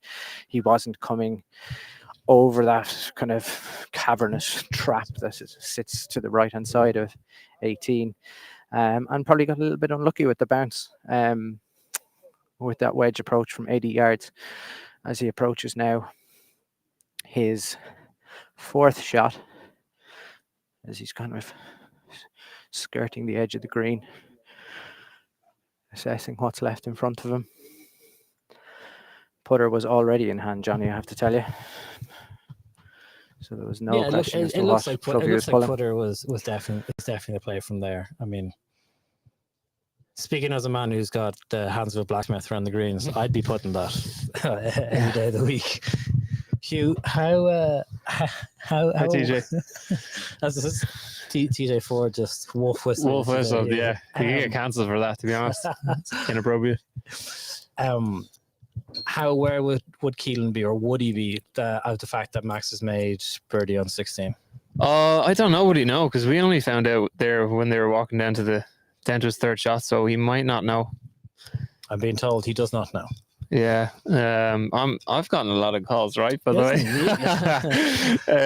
listen, you're gonna put him on a job here, okay? Just so everyone knows with the way that this program has been going, I don't think it's going to be David who's going to be headed for the job. I think it'll be me.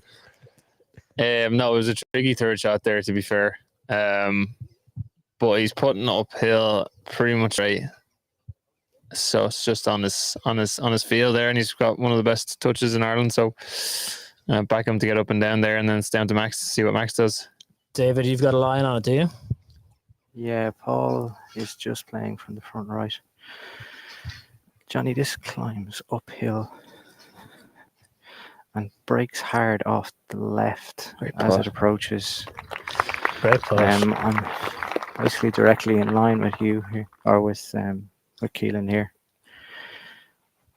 He's prowling, squatted behind, looking to check what the line is. He has to cover about 3 or 4 paces of fringe grass, which will impact pace. It is.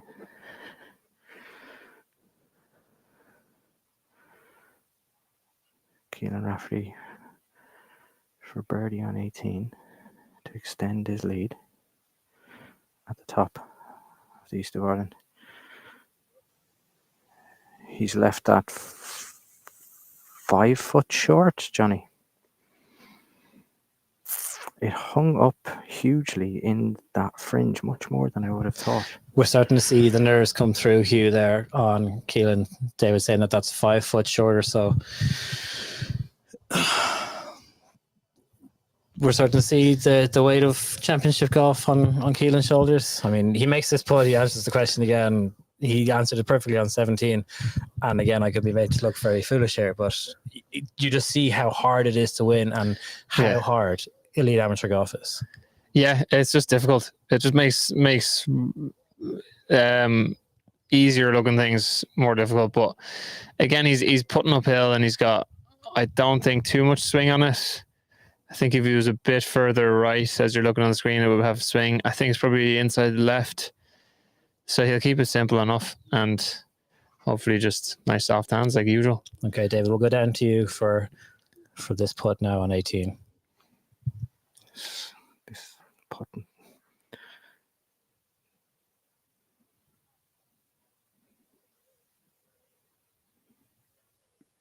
He's missed it, Johnny. He's missed it left. That's a bogey for Keelan Rafferty on the final hole. Finishes the round on 7 under par. That's a very disappointing finish for Keelan. And opens the door, leaves the door ajar for Max Kennedy coming through.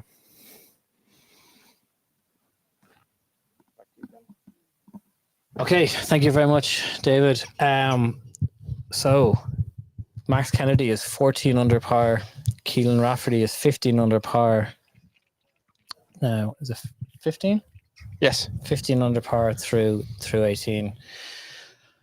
They shake hands. They walk off the green. They're going to return. I think our camera crew is probably going to return back down 18 to go and join Max Kennedy and his group. Hugh, that's nerves. I guess I'll be, it'll leave a sour taste in his mouth, but 7 under par in the last round is unreal, and 15 under is unreal. It's a pity the finish like that. I can't imagine he had many bogeys today with that score. Yeah, he was bogey free, but still, it's unbelievable. And he would have taken 7 under. Just has to hopefully not think about that too much, and he'll know very soon, which is nice. He doesn't have to wait 30 minutes, 40 minutes. No, he'll know fairly soon what Max does, 17, 18. But still unbelievable score on the last round of one of the majors. I would buy it off him for a lot of money. I don't think anyone can take away from the fact that Keelan played incredible golf, and he's still in with his chance to win this. It's unfortunately just out of his hands now at this point, and that's the big one. Really, like every athlete, every golfer wants to have the opportunity to win, to be on their own terms. That's a nervy moment now where you're waiting for someone else to post a number or potentially not at this point. Yeah, it can feel more sickening for him waiting and being out of his hands than actually playing, even though the pressure of playing is high enough. But now waiting might be tough. And obviously he's got great crowds here, great support. A lot of people coming up to him, so probably needs to find a quiet spot for himself and see what happens. I say, everyone's hanging around to watch. So look at these score recordings by the range. Maybe just keep warm. But conclusion of play won't be for a while anyway, I think, with the few groups behind. So we'll see what Max does.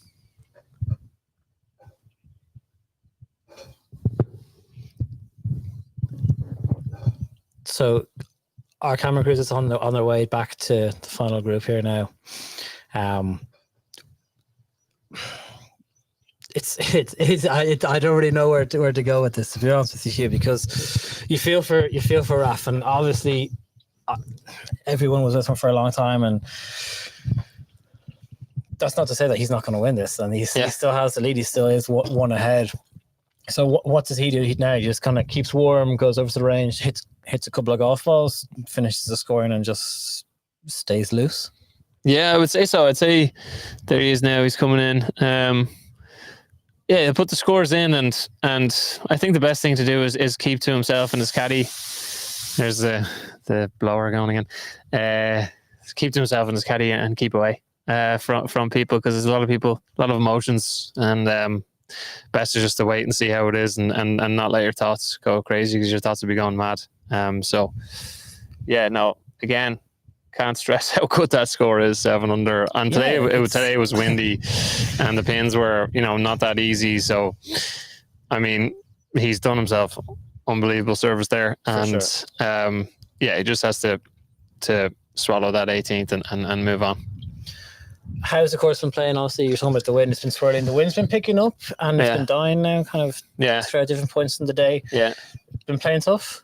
Yeah, it was weird. It was picking up and dying. Yeah, it seemed like it was going to die a good few times, and then it just picked back up. So it was strong. It's blown across the course. So it was only 2 holes, 17 and 9 were straight into the wind. Apart from that, everything was across. So yeah, shaping the ball with the wind was important. So no surprise to see the two lads up there who are good at shaping the ball and using the wind. And is it a case of, you talk about shaping the ball, is it being able to shape it both ways? Or is it? I think so, yeah. Or just get your start lines right. If it's off the right, you want to start it right. You don't want to be getting a pull and it's just flying. Same with off the left. You don't want to get a push fade going. So that's basically it. Is this the 18th now? So is this Max? We're on 18 fairway. David, what's Max got? He is looking at probably 260 front. Interestingly enough, as we go down 18 fairway, and Hugh will be able to attest to this, there's these little swales and humps and hollows. Max has actually found a tiny bit of an upslope, but just enough that he could probably, with 3-wood, which he's pulling. Okay, so he's on a little bit of an upslope there. You're saying, is that going to help him launch it? That's what I'm saying. Or is there a fear of it kind of getting a bit floaty? No, not at all. What it will do is just allow him to just hit up ever so slightly on it. It actually looks slightly less. I think this could be, is it 5-wood? As Max approaches. Very similar shot to what Keelan had earlier on. Very similar distance as well. Exact same distance. Do we know what he did on 17? This looks like 3-wood. David, do you know what happened on 17 for Max? Par. Max good shot. Has hit a left of the bunker on 18 at the green. He has found what should be, based off where Keelan hit his putt, it should feel like it's relatively straightforward up and down if he's caught a lie up there. Okay, so he's just left of the greenside bunker. Left of the greenside bunker, yeah. Okay. Now he will have a fair bit of grass to cover, longer grass to cover, but we'll certainly need to find out what he did on 17. Up and down. As I believe it stands, he just needs birdie for playoff. So he just needs birdie for playoff. Okay, so he parred 17. Right.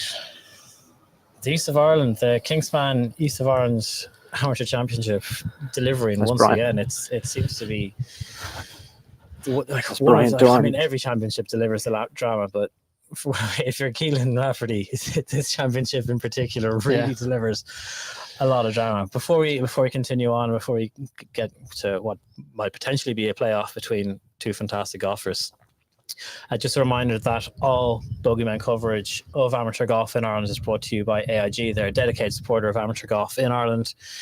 Golfers, Irish Golf Ireland members as well, can get an additional 10% off of your car insurance when you go to aig.ie and you use the discount code FlexiGolfer. Hugh, I imagine you get your car insurance with AIG. You do, yeah. Come on, you do. They're not giving me any deals. You do indeed. Maybe 10% sounds all right. I'll go. Yeah. Good. Listen, car insurance can get expensive. 10% off. That's no joke. Yeah, I won't say any of the competitors' names. Maybe I'm not insured. Yeah, I hope you are. So what's coming up over the next few weeks for yourself? Are you off to St Andrews? We fly tomorrow as a team. 8 of us with the Irish team. So Max and Raf are part of that. We play St Andrews, and that starts on Friday. It's the same format: 18, 36. So just got to preserve the energy now. And that's part of that series that now has an exemption into the Open as well, isn't it? Yeah, it is. Yeah, 3 events: St Andrews, British Am, and European Am. Basically a roll in order of merit. The top player not already qualified for the Open gets in. Okay, and how many players are in the kind of vying for that? It's hard to know, really. You got 140 who are in the St Andrews and European Am, 280 in British Am. So you probably the 140 who are in all 3. Yeah. You're probably, well, Alex did it in 2. He didn't play European Am last year and he got in. So maybe it as a guess, it would be the winner of the St Andrews Inks, but it might not be. If someone has like 3 top 5s, then probably do the job as well. And you've played St Andrews before, I imagine. Yeah, good few times. Yeah, I played the tournament maybe 3 times, so it's my 4th time, and it's great. Yeah, we played the new course and the old course, and it's really special playing St Andrews. So it'll be fun. It was definitely a good test here. It's a lot more narrow here, so it'll feel kind of a little bit wide open going over there. So that's great. The greens are great here as well. So I'd say it's better shape here than it will be in St Andrews. But anyway, be great. From one great golf course to another, I see you're a very subtle flex there. Augusta National Golf Club. It's not even a Masters quarterzip you're wearing. It's an Augusta National. So I'll go, before we get the story of your quarterzip, David, you got a line on what Max Kennedy has. I did note Hughes ANGC quarterzip earlier today, which I found was very much a flex on his behalf. So Max has actually found the deeper cutter rough to the left of 18. He hasn't got it all high. He's probably about 15 yards short of the front with that pin on 15. So probably a 30-yard chip from Max. This lie should allow the ball to release up the hill. He's playing straight up the hill and straight into the wind here on 18. He's pacing all the way out, taking as much time as he possibly can. Again, what I have noticed about Max, it's a little bit more, he's a little bit more jumpy over the past few holes. I think just the general pressure obviously does get to you, as we would have seen with Keelan. But a superb finish to put himself in contention. Let's not forget, at one point on 14, he was actually, after his bogey on 12, Keelan on 14, he was 4 shots back with just 5 holes to play. And now he has the potential, as a phone goes off extraordinarily beside us, as Max, wedge in hand, approaches this as a light drizzle starts to fall here in Baltray. It was forecast, and as the drizzle falls, Max is trying to rain on Keelan Rafferty's parade. He's played it exceptionally well. He's rolled it up to 6 feet. Oh my gosh. The applauses. Max Kennedy is going to have foot push for birdie on it to tie Keelan Rafferty for the lead at the Kingspan East of Ireland Championship. Hugh, you were saying you know Max's caddy as well. There, yeah, I know him. What? There he is, strutting. Great golfer. He should be carrying. To be honest, he's a fitness guy. He should be carrying. But anyway, great chip. That was great. Yeah. Like the short left is definitely, 20 yards left of that is gone. But short left, if you can take it down the left, was definitely the play. You're chipping back uphill into the wind, and he's hit a great chip there to get it up there. Yeah. Looks like he has 4 foot, 5 foot for the playoff, I think. If it came to a playoff, do you know what's the format for the East time? Is it one hole continuous, multiple hole playoff? We'll get it up. We'll get it up now. This is live television right here now. We'll just look it up for that. A 3-hole stroke play playoff. Played over which holes? So it'll be 1, 2, and 9. Is my guess. Yeah. Okay. 3-hole playoff over 1, 2, and 9. That's some golf by the two of them. It's been fantastic golf by both of them. I mean, like 7 under by Keelan Rafferty, and for Max to make that little stumble after vaulting himself into first place with the eagle on the 6th hole, to then fall back to 4 back behind Keelan, just through Keelan just playing unbelievable golf, to now put himself back into contention and a chance to tie it up on the 18th hole. Call for playoff.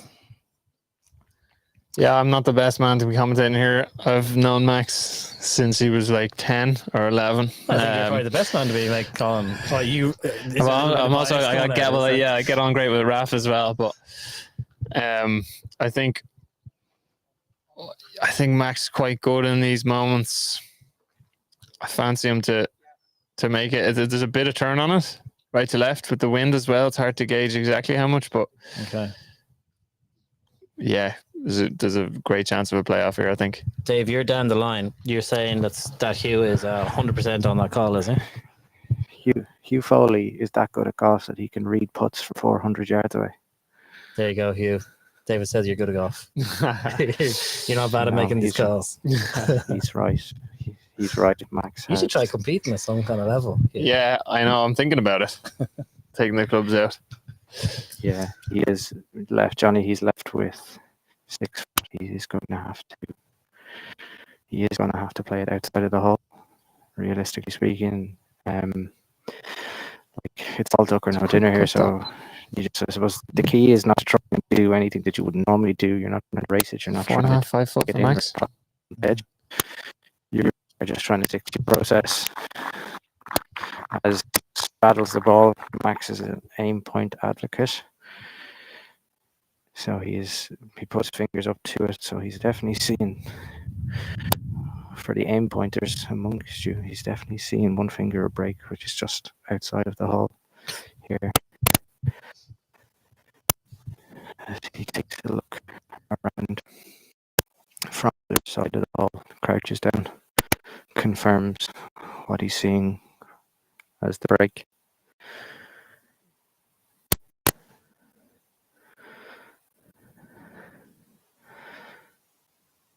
Max Kennedy to tie Keelan Rafferty and force a playoff at the Kingspan East of Ireland Championship. As a gallery of about 400 people around the 18th.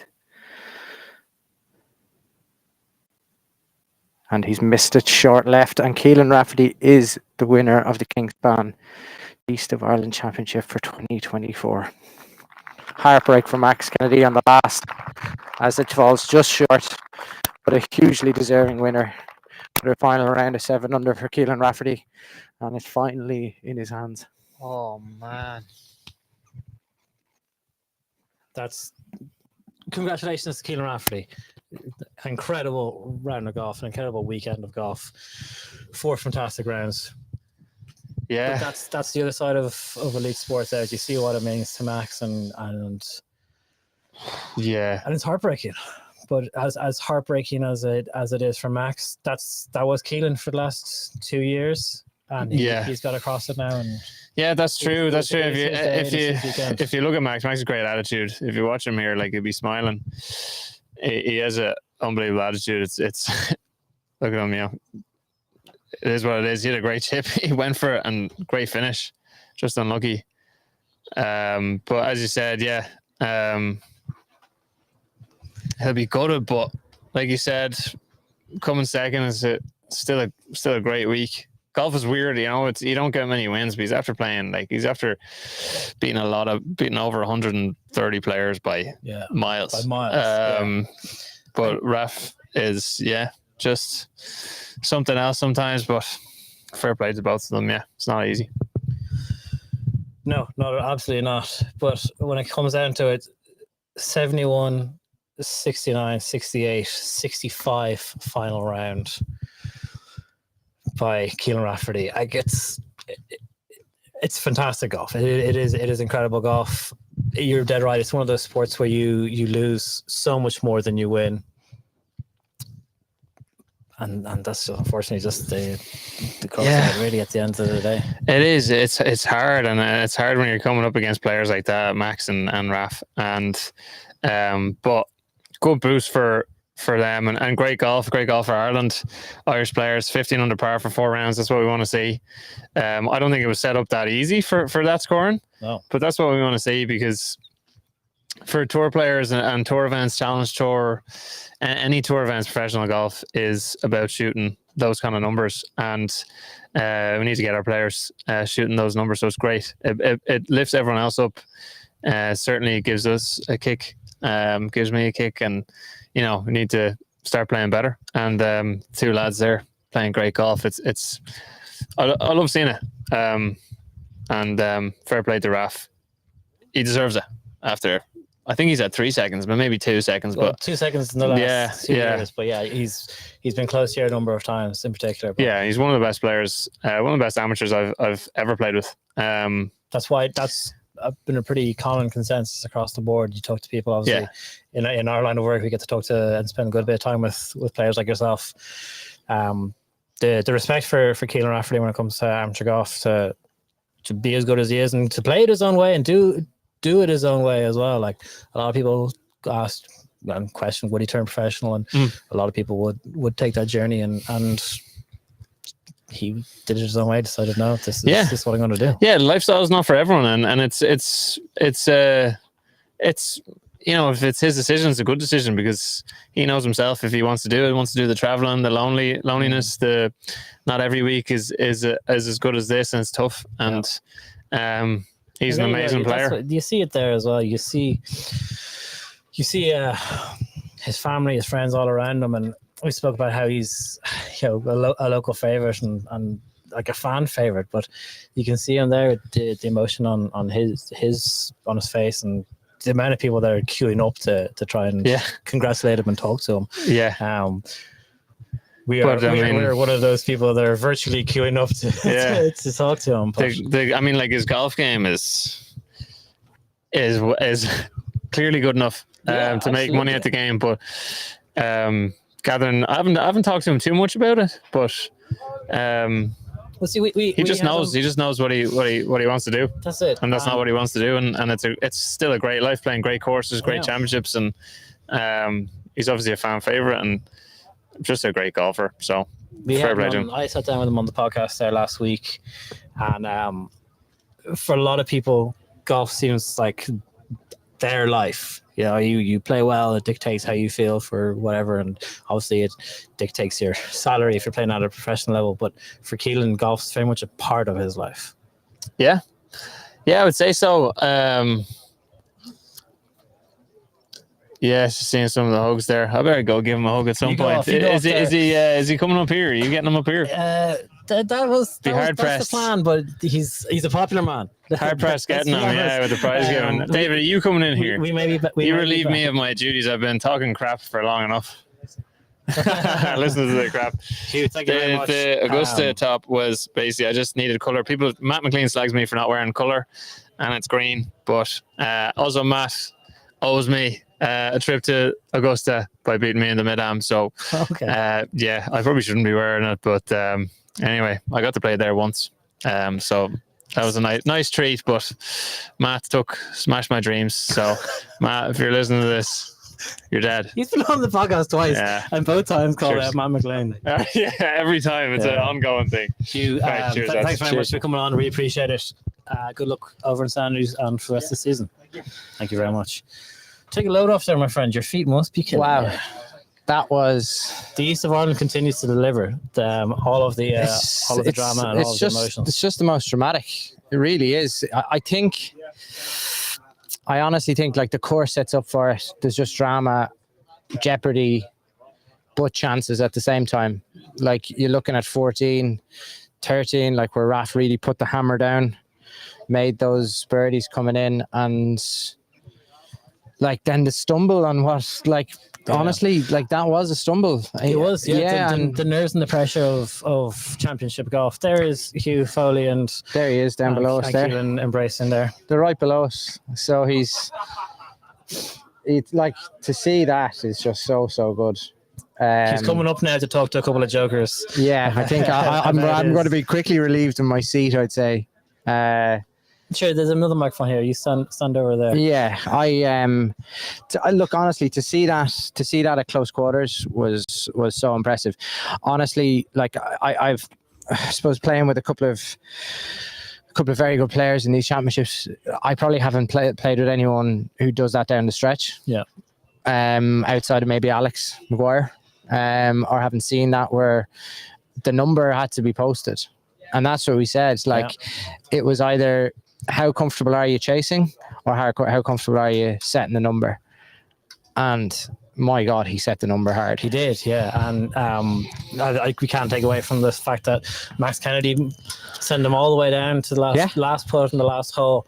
I said to Hugh that Max put the pressure on him early on the sixth hole, making that eagle on the sixth. Stumbled a little bit, and probably stumbled at a time when obviously made one or two bogeys, but at a time when Keelan was making birdies. So it probably seemed far more dramatic a change than it was. There is your two shot, like the two shot swing, but there was the two shot swing on both sides, and you're just at a point, or he was just at a point where he stumbled. Now, in fairness, like to Max, that putt on 12 that lipped out for birdie was he subsequently three putted, and it was filthy. Like, to be honest, now a lot of pace going in on it, but that itself must have been heartbreaking. Like, he must have thought then. Now, he wouldn't have seen that Keelan was making birdies at the time, but therein is the two shot swing. Keelan birdies the next, and all of a sudden we're at 4 shots, and I was standing on 14T going, right, lads, we need to get after Keelan because he's 4 shots ahead. Like, and it felt like, is this a procession now? And the way people stood on 16, it was. And then someone turned around and said, hold on, Max is after birdieing. Yep. Keelan bogeyed the last, obviously. Max birdieing 15 and 16 coming in, 2 very, very difficult holes. Yep. You can see the people just celebrating, so thrilled here for him. And and then all of a sudden it's game on, and Max is a 6-footer to force a playoff. Yeah, amazing stuff. Yeah, and I was saying to you that as emotional and disappointing as it probably feels to be for Max, that was Keelan now for the last couple of years. He's come second three times. Yeah, twice in the last 2 years in a row. Yeah, so no better man really knows what Max is going through than the one person who beat him, and that's Keelan Rafferty, and it's like incredible golf. But I spoke to it's the harshness of elite sport. Walking up 18, I actually bumped into Alex Maguire as well, and just chatting to him, and you're just seeing he was the one who took home that 3-hole playoff last year. With Sam Murphy was the other one who kind of the forgotten person in that, but who played incredible golf to get into it. Poor Sam. Yeah, poor Sam, because it felt like it was a local derby between the lad from Laytown and Bettystown, one from Mornington and one from Dundalk. Like, so they met in the middle and they did battle, and I felt poor old Sam kind of got forgotten a bit. But Sam is an unbelievably good player in his own right. I'm just so impressed by obviously the finish, because I suppose a lot of the championships end in this regard in match play, which leaves like only 2 on the course and whatever else. Now, I'd say in a match play scenario, if it was down between the 2 of them, God, it would have been some spectacle.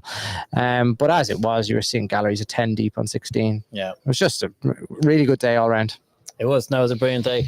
We were just waiting for Keelan to come up to us here in the booth and have a chat with us, just reflect on the day. I'm sure there'll be plenty of media questions, hopefully plenly of I'm sure maybe a couple of points out of the trophy now. As I said, he's a hard. He said himself, and I'm not speaking out of turn. He said he's a hard man to pass pub.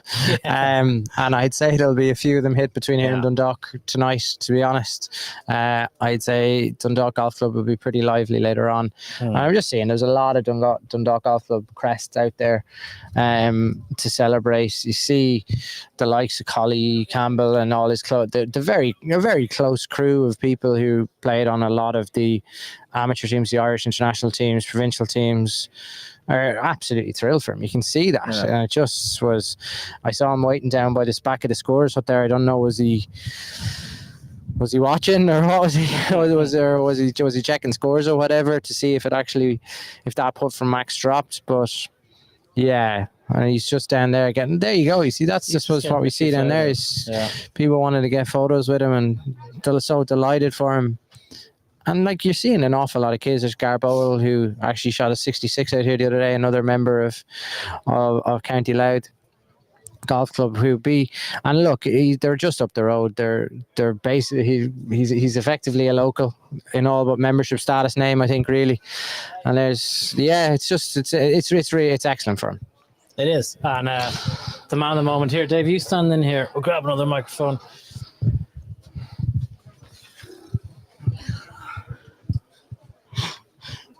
Unbelievable. Oh, well done. That was hard work. Well done. Congratulations. Thank you. Thank you. Take a seat in here, Dave. Yeah, take a load off. You must be exhausted. Oh, I tell you what, I aged out there. I spoke to Paul Hanlon coming up, and he said it was a pleasure to have a front row seat to it. You had such a calm air about you for so long, right through actually that whole round. Yeah. Was it kind of like in the, I don't know what people call it, like that zone where you just... Yeah, I kind of just treated it in a way like it was a game of golf in Baltray with Kyle in the bag and a bit of crack. Two lads were good as well today. Paul and David were brilliant, sort of banter throughout the day, so it kind of eased me up a little bit too. Yeah, there's a couple of times. I think one of the important shots, I think, was the bunker shot in 9. Yeah. I think that was the one where the round was going, and that would have been one that could have potentially put a bit of a stopper on it. Like, you had 185 in from the middle of the bunker there, thinking... Yeah, it was just like, I drove it into that yesterday, but I splashed out, but kind of was sitting nicely back myself in a lot of fairway bunkers, and I said, right, if you're going to do it, we have to hit shots like this. So just kind of pulled the 7-iron and give it a heave-ho, see what happens. You followed that up with a great putt on 10 then as well, when you just missed the fairway to the left there. Fantastic shot. But that putt was brilliant, and you could feel from just the corner of that course there, the crowds cheered, the echo kind of reverberated. How much energy, how much did you feed off the, I'd say, familiar faces in the crowd as well? It was mad, because it was around that point where the crowd started just kind of slowly increasing. Normally I'd be a scoreboard watcher, but I kind of said today, look, I had a joke with the caddy beforehand. He said, if you shoot 64, I'll go off the drink for the month. So I was like, seeing how things go, and I got off to a good start in the front 9, and it was like, right, you could be sober for a month. That'll be good fun. But yeah, I just kind of hit a bad tee shot. In fairness, it was well left. You're being generous saying just left to me there. Thanks a million. But hit a lovely shot in, got a bit of a break, and then the putt was a nice one just to drop in the front door.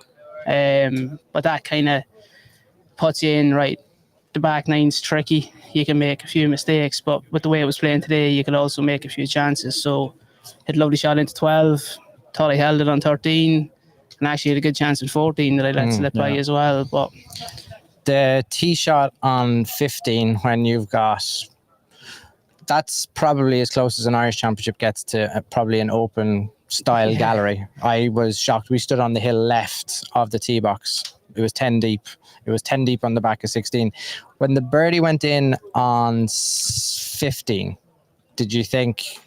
Again, I just said... This is in the bag. I need another couple. I need another. I kept saying that. Did you know where Max was? I had no idea. You'd no idea, okay. Even on 18, I said it to Kyle, the caddy, on the way down. I was like, I have no idea what's going on, but I need another birdie. That's all I just said. So that's why I kind of chased it, I suppose, to a point. But that's the first day I've done it. I probably would have liked to have known what the crack was in 18 now, in hindsight, just so I knew what to be at. But yeah, look, I don't think it would have changed anything I done. I played safe on some holes. I went aggressive on some holes. And I just hit a few good iron shots there when it counted. Yeah. What did you have into 18 green then? Into 18, I kind of was just zapping that bunker. I had 218, which I seem to hit into that bunker an awful lot. I think there's 2 bunkers out there they could name after me. One is on 16 and one is on 18. But it it was just avoid at all costs. And I joked saying, well, that's one way to avoid it, hit an awful 3-wood up the right. But I actually thought I had a good third shot. Just got a woeful kick at the front of the green, and I kind of was like, typical. I was expecting it to be in the bunker, and probably would have been better in the bunker with the way I hit the first putt. Would have made a better job of it. We spoke a couple of weeks ago now about what it means to you to be crowned the Kingspan East of Ireland Amateur Champion. That's happened now. Does it feel as good as you thought? It feels better than I thought it would. It's one of them when you're knocking the door for so long, and to say I've had a third, second here, and today doing what I done, I was like, hopefully not again. I was just kind of bit down after the 18th, obviously, but when I seen everyone coming running up the range, that kind of gave me a bit of a lift. And when you hear then that it is over and done with, it's like a lot of weight off your shoulders. And to do it in the way that you did, 71, 69, 68, 65 final day, like you played fantastic golf all week. Yeah, well, look, I know how Alex felt when he done it on me now after shooting the last 2 good rounds. So I kind of said that to myself jokingly, saying, if you're going to win it, it seems to be a nice way to do it is come from a couple back and shoot a low one. But as I say, it was just, I only had 3 bogeys all week, and that was the wrong time to have my third one. That's outrageous. Yeah, that's outrageous. And I mean, I was in some horrendous places as well, but I just kind of got up and down all week. But that was a nice one to have. Like, I had bogey free this morning, and bogeyed my 36th hole today, which was a sour taste. But anyway. Well, listen, it won't be too sour. Yeah, massive congratulations. Go for, I'm sure, the golf club is going to be absolutely heaving tonight, but enjoy it. So allow the caddy get away with not shooting 64 if you're going to get him a few points. Well, come here, lads. I'm sure everyone said it, but unbelievable job you've done today, as always. It's class. It's great to see Irish Amateur Golf getting the coverage we're getting now. So thanks a lot for everything. Congrats. Don't make today about us. Go on. Cheers, boys. Thank you very much. Thank you. Cheers. Thank you very much, everyone, for tuning in. Congratulations to you too. You got some Trojan steps in there, I'd say. Now we know how Gary Murphy feels week in, week out. There's Gary there. Yeah. Thank you very much, everyone, for watching as well. It's been the first live broadcast of what's going to be a very, very busy year for us. We've got 10 more of these throughout the season, so keep an eye out. We'll be broadcasting a lot. Just one last thank you again to AIG, proud supporter of the Bogeyman, but also amateur golf in Ireland. Reminder, you can go get a 10% discount when you go to aig.ie and use the discount code FlexiGolfer. Until then, we will see you next week. We are going live broadcasting on the final day of the ISPS Handa Irish Open for golfers with a disability, live from Roganstown. We'll see you on Wednesday.